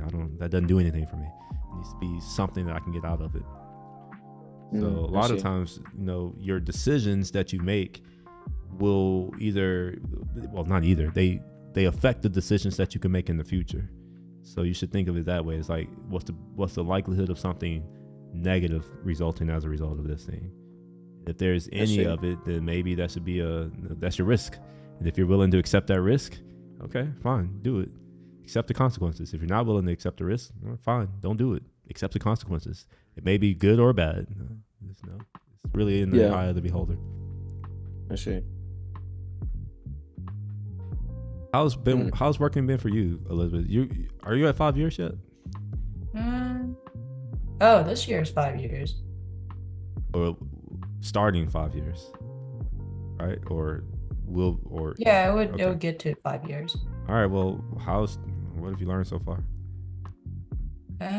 How do you feel? Like, how do you feel differently than like, I don't know, 5 or 6 years ago when you didn't have a job? I remember you wanted to, for some reason, you were in such a rush to get out of school. You wanted to graduate and get a job. And I remember asking, I don't know if you remember, like, why are you in a rush? Like, what do you want to work for? No. I don't know. There's always this idea of, like, when you're, at least when you're a student, you're like, oh, well, we want to get out into workforce, right? And do stuff, like whatever we have learned in school, and put it into practice. And then, also make some money. But then when you're actually, I guess, like, when I'm like, just no more school, just doing, just working, it's like, oh man, I kind of appreciate the time and the environment that the school gives. Right, like you have people like peers that are not, that are in a learning environment with you, so they're not exactly like, oh, just trying to get this project, like done, like complete their task, and well, I guess it's kind of similar for school too. Like, everyone's trying to finish whatever their homework is, their assignments, study for exams and stuff. But there's just a difference in it. And then now I'm like, I mean, I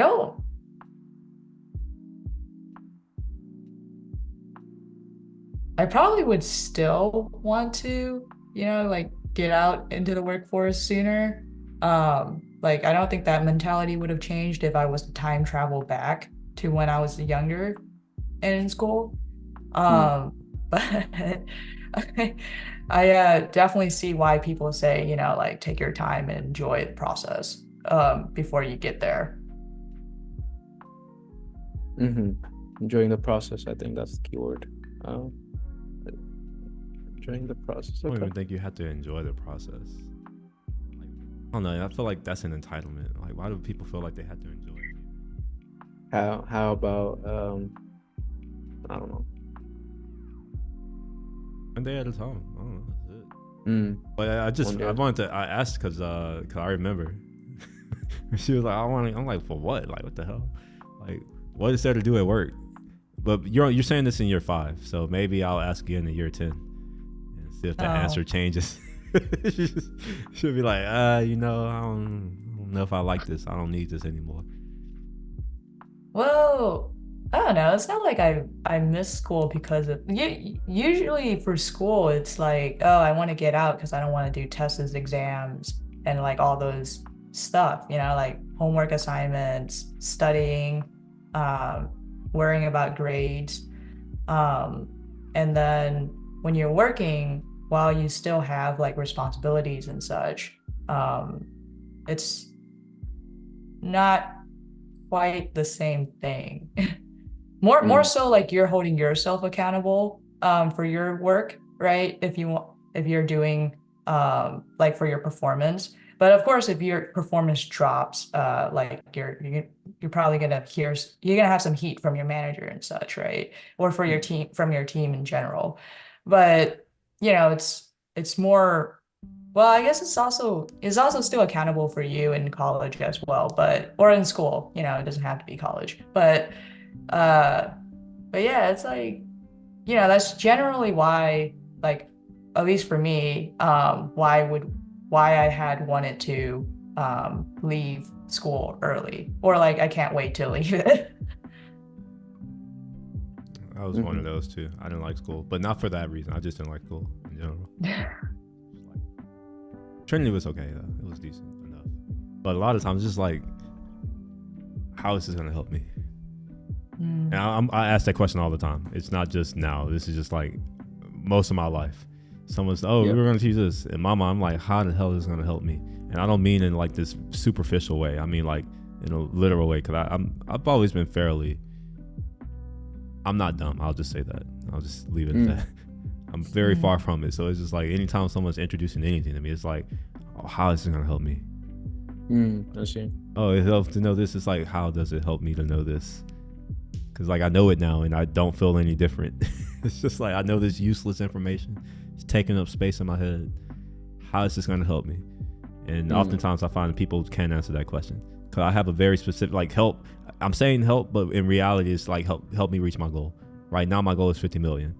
If someone's like, oh, go learn this, my first question is, did you make 50 million learning this shit? No, then shut the fuck up. That simple. Where it's like, you haven't done it, so you can't tell me that it'll help me. And if you can tell me it'll help me, then obviously it must have helped you. Oh, but if it didn't help you, then how is it gonna help me? Like, that's kind of how I think. Except I'll make that judgment within a fraction of a second without even saying a word. It's like, all right, move on in life. That's what I've learned. Saving your time is just as useful as learning new shit. Oh, I almost look at learning new shit as a way to save time. Okay. Because like you may not know something, but that doesn't mean you can't do it. It's just gonna take you a long time to figure it out. Versus if you already know it, now you save time all of the other times that you continue to do that thing. So for me, I focused on that, which is like, it's gonna save me time somehow, maybe. Most times, nah, it doesn't. Well, that's cool. So you're still doing the work thing. You still like it? Yeah, it's all right. That was a very tepid, yeah, it was all right. That sounded like a yeah, it was all right that you would say if you knew you were on stream. You heard what I said earlier when I was doing, I guess, another, like an intro to with like introducing myself with Yanni. I'm trying to experience. I mean, sorry, not like explore other roles as well.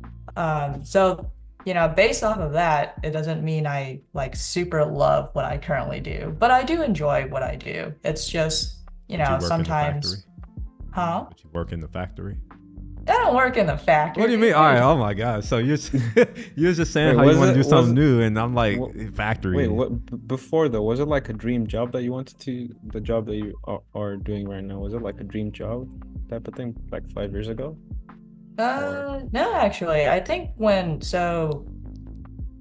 back then, I actually thought I was going to go into like security, some type of role in that Okay. realm. But I thought about data and I was like, I took a course on data and I was like, this is interesting, but kind of dry.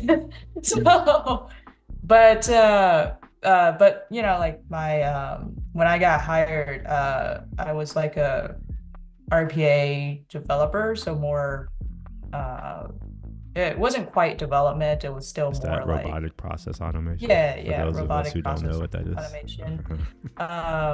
And then That's most of us, by the way. Most, because there are other people watching. That's why I'm like, yeah. Oh, right. yeah. Yeah.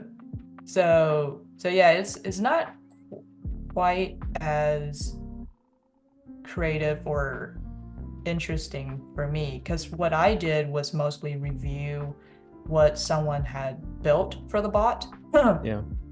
And I mean, I can also build bots and build modules or whatever, but that's more rare of a project that would get assigned to me.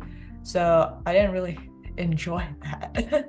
So as something that like I talked with my manager and she was like, oh, okay, maybe you will be interested in helping out with like this other project that's happening that's more working with Power BI and all that stuff. And that's kind of how I got roped into what I currently do, because there was a need for it. And then eventually that team was like, hey, we're a little short, on staff. And if you like this, then, we'll be happy to have you, fully on with us. So that's how I like changed teams.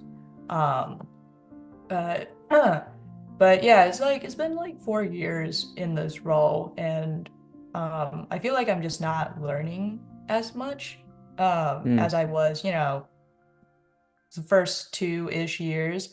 So now I'm just like, okay, well, what would be next, and then that's where like there's like a fork or whatever in the road where it's like, oh, do I want to continue down my current path and really, build up my skills there, and check out the different revenues, and the different paths options that are for a business analyst, or if I wanted to look into something else slightly different or completely different. see. So that's kind of the mentality or wherever I am right now.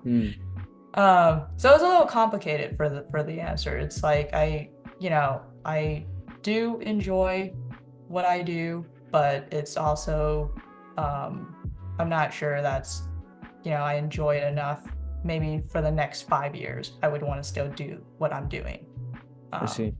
Yeah. But I think, well, Yanni, I guess your career is kind of just starting. I'm But just starting. Yeah. That's Yeah. why I asked. Because well, yeah. It'll be different for you though. That's the thing. Also, it was slightly Yeah. different for you too. I don't know if you may not recognize it, but doing all of this stuff alone by yourself is different than doing it with people, with other people who've already like been there. So it's like, in your case, Yanni, and I guess slightly in your case too, you're in the Slack too, Elizabeth. But the fact that you have access to people, just think about that. Like, how many people did you know who did anything in like the real world, Elizabeth, before you started working? You call it most people, and other than your parents, they don't count. Like, did something as in They do something along the lines or in the industry that you work in before you went into the industry. Oh, and other than your sister too, she doesn't count. We're not counting her. Your family, not just her, but your family, they don't count.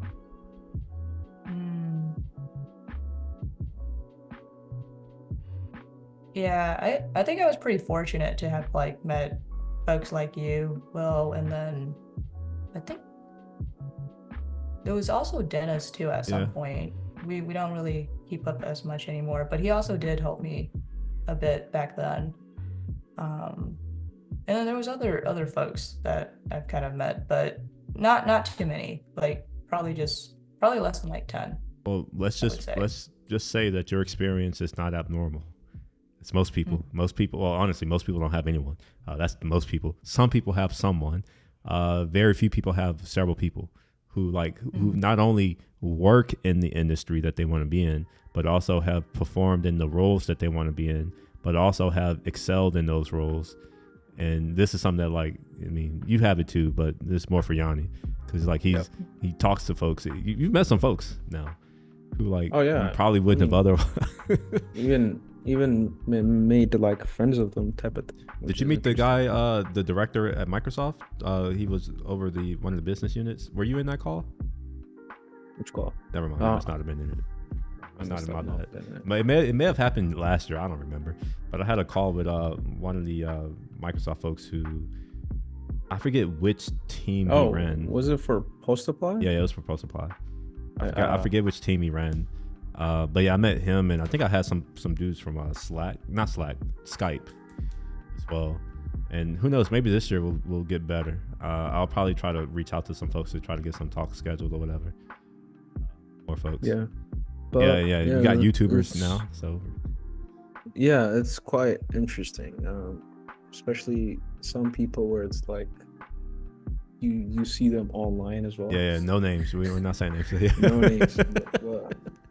Well, next thing you know, you're like sitting right next to them, and he's like talking to you and stuff, and asking you about questions, and it's like, it is interesting, in a good way, of course. Well, this is what I'm saying, is it'll probably be different for you, because but I tell a lot of people it's not, and I think I told you, I'm not sure if I've said this anytime lately, it's not what you know, it's who you know. 100%. That's the thing that's most important. But for Elizabeth, because I think I used to tell her that too, like, no, it's not really what you know. Yeah, because you also, like, exposure is very important, because you get to see like what things are possible, right, to accomplish and stuff. If you don't see it, and if you don't see like what is accomplishable, you don't like. Well, what I say, or what I used to say back when I used to work abroad, is that you have to show people what good looks like. Because oftentimes, you know, you can go, if let's say you're working in a vacuum. Let's say right now, like we're working on this thing right here, whatever this app is that we have up on the screen, and let's say that, you know, it's just you and Elizabeth who are working on it, and like neither one of you have had experience working in the industry or like really understand the bar at which a lot of engineers are held to. Let's say that you're like, all right, we're good with our API, we're going to release it. It's that kind of stuff where it's like, it's not necessarily that it's bad, it's just you all may not know what good looks like yet. Yes. So as a result, you know, it's hard to, you know, it's you need a target, I think, to set your sights on. Not to say that the target is, you know, the ideal, but you need somewhere to aim, so that once you get to that point, now you can, you know, figure out, is there another way to aim, and over time that's how you get better. It's the accumulation and of that. It's also, like I said, like meeting those type of people like yourself. I mean, even Elizabeth too. I mean, all other people as well that we met. It's like, yeah, you get to see like what can be accomplished, because I didn't know such things were accomplished, because I came from Ethiopia. I mean, in my mind when I came here, it's like the maximum position that I can be in, like maximum accomplishment that I can do is like, I don't know, get a job. I'm not saying getting a job is bad or not, but like even coming here and just getting a job is like I used to think it was like a huge accomplishment.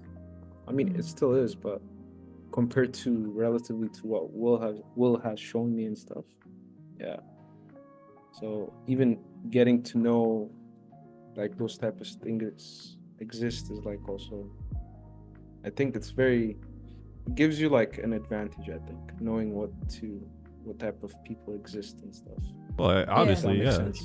If that makes sense, yeah. Oh, sorry, Elizabeth. What were you about to say? No, I was just agreeing that, you know, like the exposure is pretty important, because you don't know what's out there unless you know, you had a chance to meet people that are actually, you know, doing those things, like that are living a different life than you, essentially. 100%, yeah. I mean, that you know of. Yeah, I mean, before I met Will, it's like, okay, I just wanted to be the software engineer, and then that will be like the peak. Mm. No one can. Oh yeah, and then when I met Will, it's like, okay, he shattered whatever that peak is, and then he also met other people as well. Because he hangs around with. I couldn't people, imagine being people like him. that being my peak, like an engineer. Like, I mean that's just. I'm not saying my anything bad about you. I'm just saying like for me, like I couldn't even imagine. This is what I'm saying. Like the benefits of meeting people, like this Right. exposure, gives you like a new. It like switches your, where you're going in life. What is it? The road or pathway or something. I think it definitely That's- changes your mindset, your perspective on things. Yeah. And it can definitely change your destination of like life and stuff. No matter where you end. Well, and also who you meet. That's the other thing. That's the thing that I mean. I it should go without saying, but sometimes I'll say it because we have other folks who may be watching.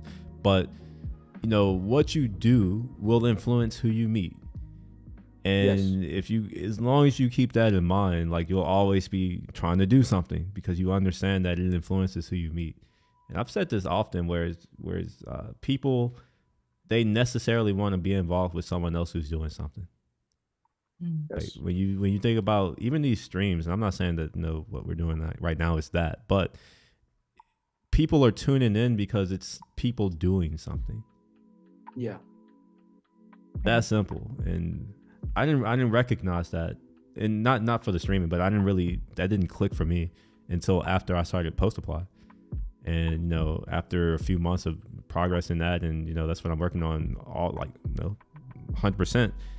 People are starting to take an interest. They want to know what I'm doing. They want to see it. They want to talk about it, and they want to add, like they want to contribute in some way. And that's when I recognized that, working just by doing something, can you Yes. attract people? Mm. Like you attract not only just people who want to work with you, but people who just want to be around you or get to know you.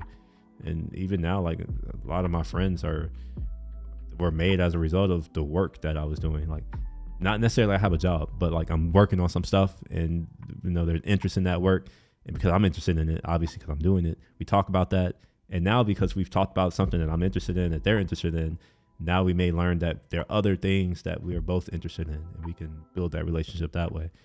So this is why I always preach to people, like, put in work, just work on something, do something at all times. Yeah. Just do something. You may be surprised that people want to be around other people who they think can offer something to them, not the opposite. Let's be real, and I will be honest, you don't have to admit it, but if I was a broke bum, neither of you would be here or interested in what I have to say. It's only because of what I've been able to accomplish, which sets like credibility, I guess, along with I guess what I've been able, like what I have, which is most people don't have certain things. It's just like that's the reason, and I get that, and it's like you all should get that too. If you don't want to be friends with people who aren't doing anything in life, then do you think maybe that also applies to everyone else? Like maybe they don't want to be friends or be around people, or attach their cart to people who aren't doing anything. So yeah, it's like do stuff. That's at any point. It's not just friends, it's people. Yeah. And People guess as what well. a company is but a collection of people. So if your Yes. goal is to go and work, well, how about show people your work first? Mm. Then you come with leverage, which is what most people don't enter into any type of employment contract with. For instance, we'll use you as an example, Elizabeth, because you're probably the most recent. When you got your job offer, did you negotiate? No. Did you just accept the offer that they gave you? Yeah. Why? Because I was just coming out of school. Let's So I use was let's like, use the word that I just said, the leverage word. mm, Didn't have leverage yet. yeah. Now, how do you gain that leverage?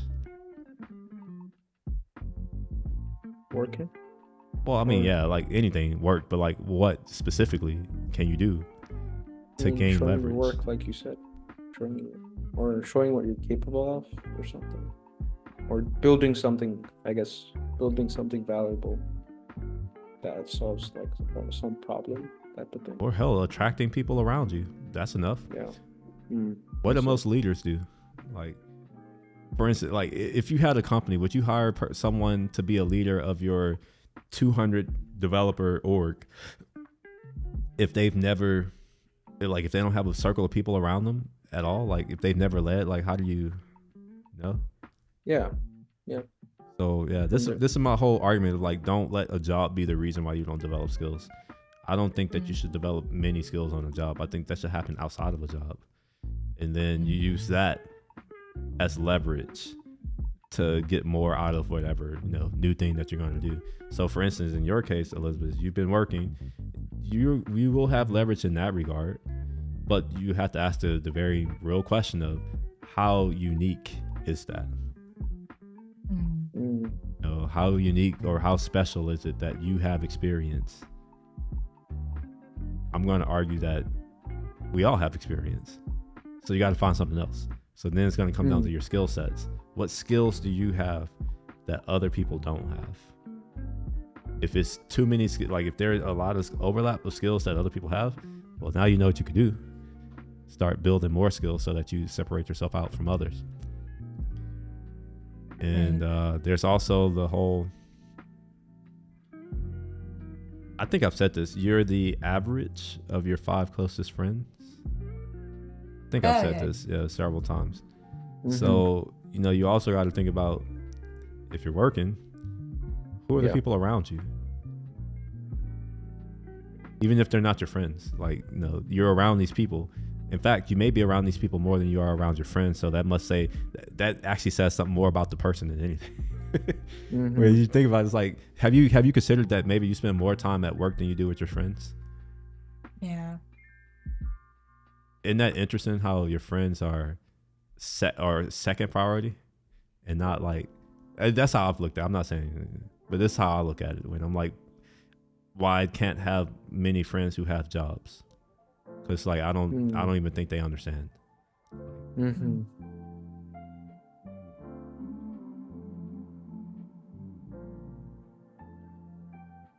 That's an interesting way of looking at it. I'm not saying I Yeah. can't have friends with jobs. It's just like one of the reasons why it's harder for me to have friends who have jobs.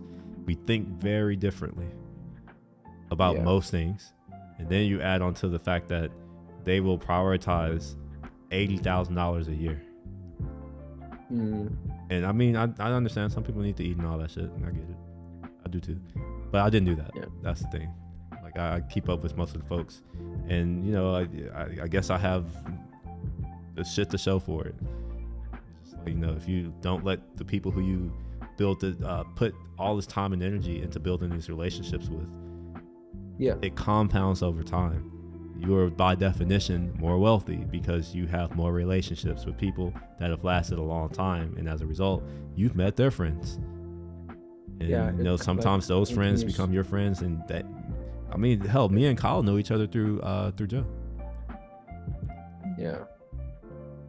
I don't think you've met Kyle Elizabeth. He's in so I'll tell you, we have the Fame and Glory channel. It's effectively our de facto random channel, but other people outside of what company? Code and Color. Other people outside of Code and Color in this. So it's just like one of those things. The only reason why you're not in it, well, it's not the only reason, but you don't have a Code and Color email address. That's why. So if you had a Code and Color email address, you would see every channel, and there are a lot. I don't know what there are, but there are a lot. And then the other folks who are in that channel, they're in that channel because I put them in as a single channel guest, which I don't have to pay for.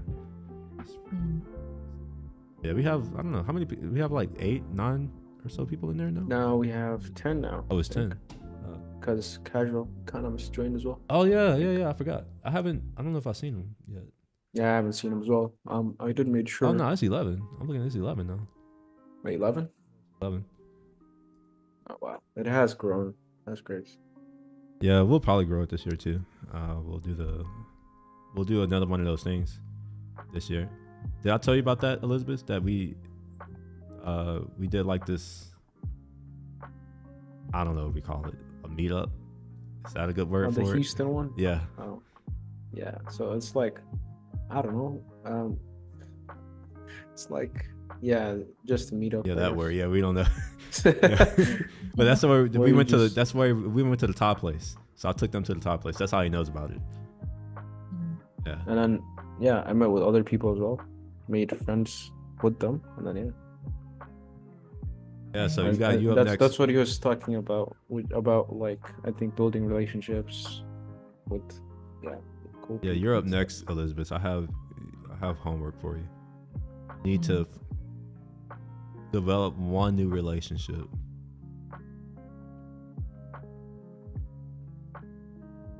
One new relationship.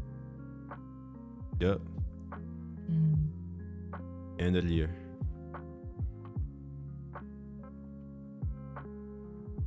Right. Yeah, you can introduce me to him.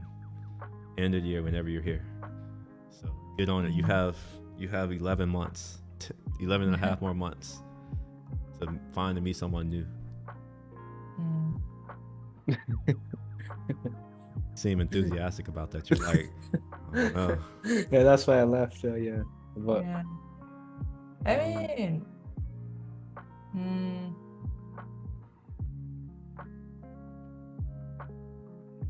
I would argue it's yeah, kind of easy. yeah. All you I have mean, to I do do need is some just new leave home. friends, Just new leave people. home. That's all you got to do. Leave the house.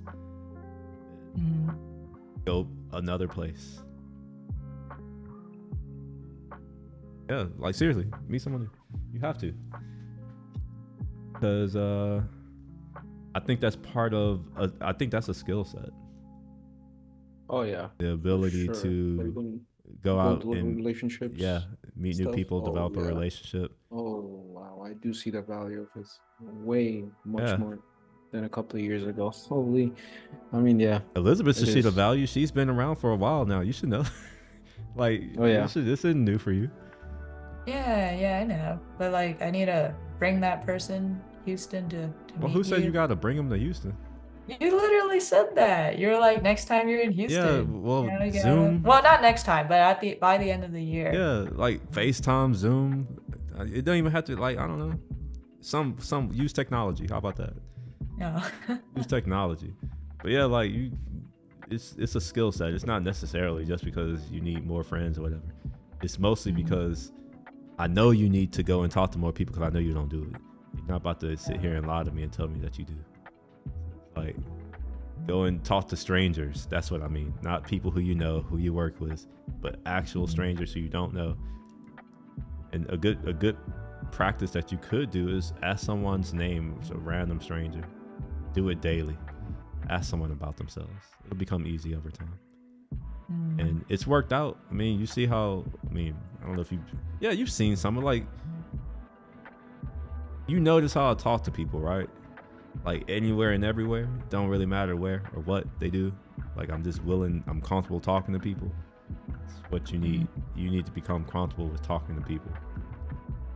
Assuming you actually do want a career, you want to stay in this career shit. I'm of the opinion that that's for the birds. You can do something else. There's better things that you can do. You have other options that me and Yanni don't have. It's just like, if you do choose to stay in the career path thing, and if you really want to grow and, like, you know, make money, for real money, you're gonna have to talk to people.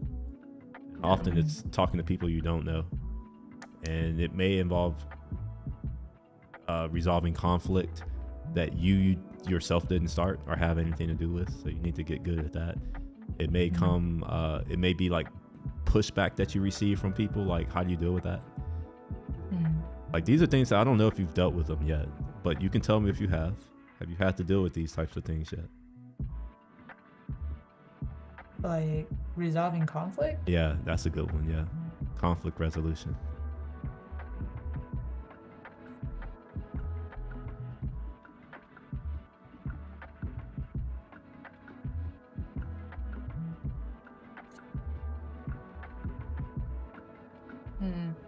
Well, I think even in normal friend groups, there's usually conflict that arises, but I'm not sure if I was the one that resolved it or if it actually did get to resolve. Okay. Well, I'm talking about a different kind of conflict, but you'll I think it does transfer somewhat, slightly, kind of. But yeah, like definitely practice that and negotiation. I don't know if that's something that I don't think you have that on that much of that either, because you didn't negotiate for your salary, did you? Didn't I tell you to negotiate? I feel like I must have said something. There's no way you told me I have an offer, and then I was just like, oh, cool. There's no way I said that. I think I must have said something along the lines of ask for more, whatever it is. I don't care what the number is. No. Did I say that or did I not? Did I forget? That sounds like something you would have Well, said. I know it does. That's probably true. Probably have happened or had happened. Oh, definitely to negotiate, which means you're gonna have to. I know you don't like conflict; you like to avoid it, but it may require you to put yourself in situations that are uncomfortable to you. The only reason they're uncomfortable is because it's foreign. You haven't dealt with it that often. Right. The only reason why I'm comfortable with conflict is because I deal with it often. Been dealing with it. Yeah. Mm. Like my life is conflict, so it's like bring it. I'll revel in it. Yeah, you gotta be okay with like dealing with conflict and adversity, all that combined, because you're gonna experience it the higher you go. Now, I will admit, not everybody gets it. Not everybody gets higher. Like not everybody goes higher in career. But if you want that, you have to be it before you become it. If that makes sense. Does that make sense? Yeah. Like there are certain things where you have to do the thing before someone will give you the thing to do. It's one of these types of things where you have to first become that, and then you will be able to get those types of positions. So if you want to be able to have more control or more agency over the types of work that you do, well, that's going to require that you push to have more responsibility, because it's people with the most responsibility who normally get to determine what happens, or it's the people with the most skills. It's a or. So you have two roads to get there. But I think for now you have some things that you need to cover, that you need to think a little bit more about. We talked a little bit about client server relationship with respect to our HTTP server. So you'll want to make sure you understand that, because a lot of confusion can come from who's the client and who's the back-end server or whatever. This is one of the reasons why I don't like to use the words front end and back end, because I've said this several times, that like what's the front end to? If you're using Table Plus or any other SQL editor, that's a front end.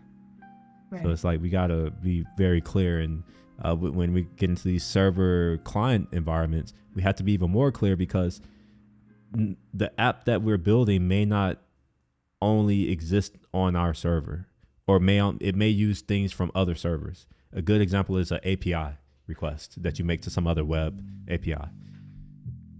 So let's say we're using Slack. Well, that's another service that we have to think about, and it's got its own server, and it's also operating on a client server relationship. And one of the things that someone asked not long ago, and it was about what I was building. Slackbot has my server, which happens on the front end. It also has some back end stuff, but there's also the Google API.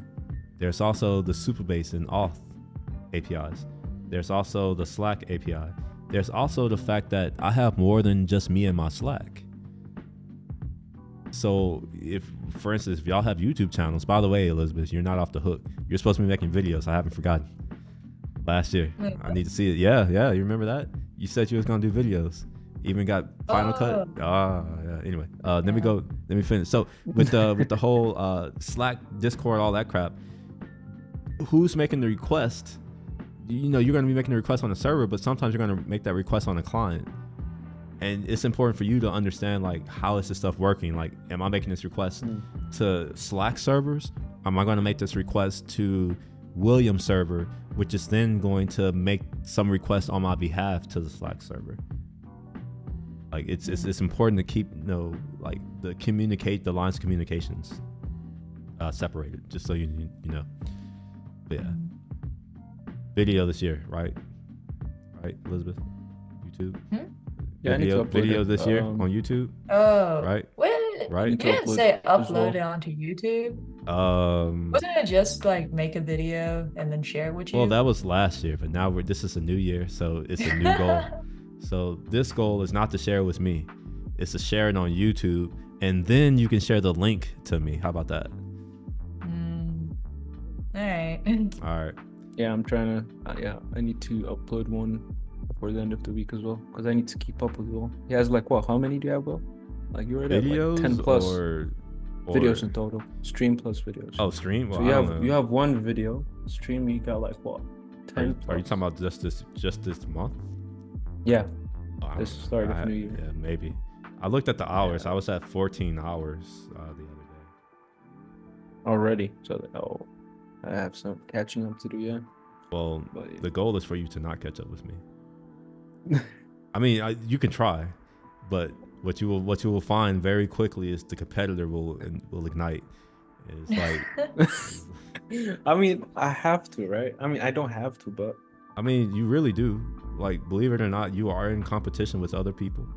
And Exactly. if I mean- you choose to not compete, well, I'll be left behind, Yep. of course. Yeah. Yep. Yeah.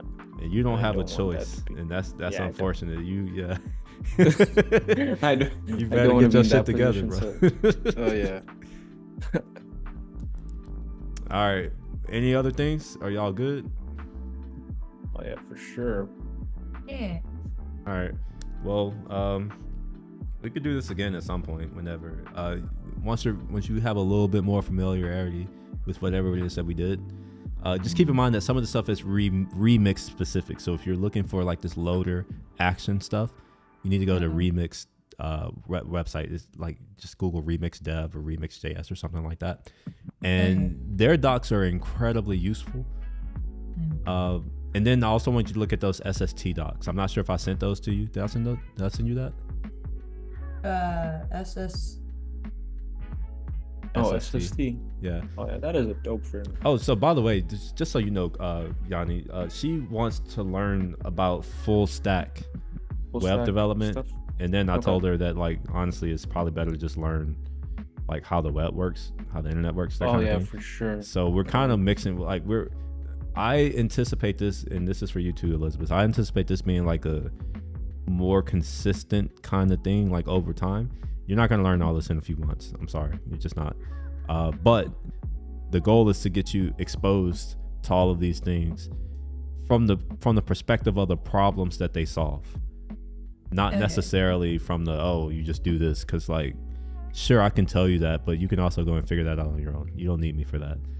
This is more to like kind of get you in the mindset of how to think about these things. And what you'll find is that if you think about the problem, oftentimes the solution will kind of just fall from that. So we'll do this again. Like, you're the one who's leading this, so it's all in your hands. Unless, Yanni, or maybe I may remember and I'll ping you, but like, for the most part, this is your thing. So you want leadership skills practice, management practice, here's your shot. You try to manage me, see how that goes. I'll try my best as well. Yeah. All right. Yeah. Well, I think y'all are good. You're still sharing your screen, Elizabeth. You can go ahead and stop sharing. Yeah, we were okay. looking at the request thing. So you should finish that to where you can have your post, delete, update, and all that kind of stuff, and get it in a state to where it makes sense. It doesn't have to do anything, but at least put like a console log where it's like, all right, this is the post, this is the update, and then from there, we'll figure out what we can do from here. Or maybe it'll just be based off of whatever questions you have after this. Right, sounds good. Stop sharing. You say you're good too, Yanni? Oh yeah, I'm good. I'm just looking at the time. We did 7 hours. Well, No, 6:20. just on it. Okay. But I mean, the that's dope. viewership dropped. Yeah, My that's goal fine. is to Yeah, some have the I just need the hours. That's the goal. So thank y'all for helping me get to my goal of 400. I'm not at 400 yet, but the goal is 400 stream hours this year. And I may change it to 500 in case Yanni or you decide, oh shit, my bad. You're like taking up, you're on my screen again. For me, Well, I guess you said you don't care, but like, I mean, I do YouTube now, so I mean, I already got used to it. well, I mean, yeah, but yeah. Anyways, yeah, I don't think I have anything else. So I'm out next week. Can't do anything next week. So if y'all want to do something else in the future, it'll need to be the week after or later. All right. When you're out, I'll try to catch up to you with the streams. Well, I mean, part of what I'm doing today and on Monday is getting shit together so that there's still stuff happening while I'm out. Oh, Videos specifically. So I'll probably Wow. record more video content while I'm out there. And, Okay. Less streaming, but I may stream now that you say you're going to stream. I don't know. Do it. okay. All right. Sounds good. All right, Elizabeth, you have a good rest of the day. You have a few more hours to do the thing that you said that you need to do. Yeah, but it's okay. I mean, there's still 2 hours and probably some more. I don't think the sun, even when it starts setting, there's still lights. Don't procrastinate. Just go do the thing. Go do the thing. No, I'm gonna have to eat first. Like Oh, you have to I think eat. all of us need to eat. Yeah, I still haven't eaten anything so far, Yeah. but it's fine. It's fine. I'm not hungry. Yeah. All right. Well, y'all have fun. Enjoy the rest of the day, and Do the same to you. you'll see me in Slack. Just message me there. All right. Peace. All right. Peace, y'all. Peace, y'all. Have a good day. Yeah. All right. So I know we went a little bit more off script, but you know what? There was no agenda today, so I can't say I feel that bad. But if you enjoyed any part of that, or if you felt like there were some things that we covered that you want to learn more about, feel free to drop a comment. I'll maybe respond to it and make a video, or maybe I'll do it in my next live stream. Like I was saying, I'll probably be back Monday. I'm not sure if I'm going to come back later today because I've just done 6 hours and I don't really want to do more than 8 hours in a day for this. It's not like I get paid to do this. So I may be back later, but most likely not. You'll probably see me on Monday. And after Monday, the likelihood of a stream is very low. I will be in Lake Tahoe on a ski trip, so I won't be doing much streaming or anything work related like that. However, I may do something if Yanni decides to do something. So be on the lookout for a new video next week, as well as maybe just one stream on the weekend if I'm feeling up for it. If you enjoyed any of these streams, I would encourage you to give me a thumbs up on wherever platform you're watching, or subscribe or follow on whatever platform you're on. And yeah, you'll see me in the next one. Have a good rest of the day. Peace.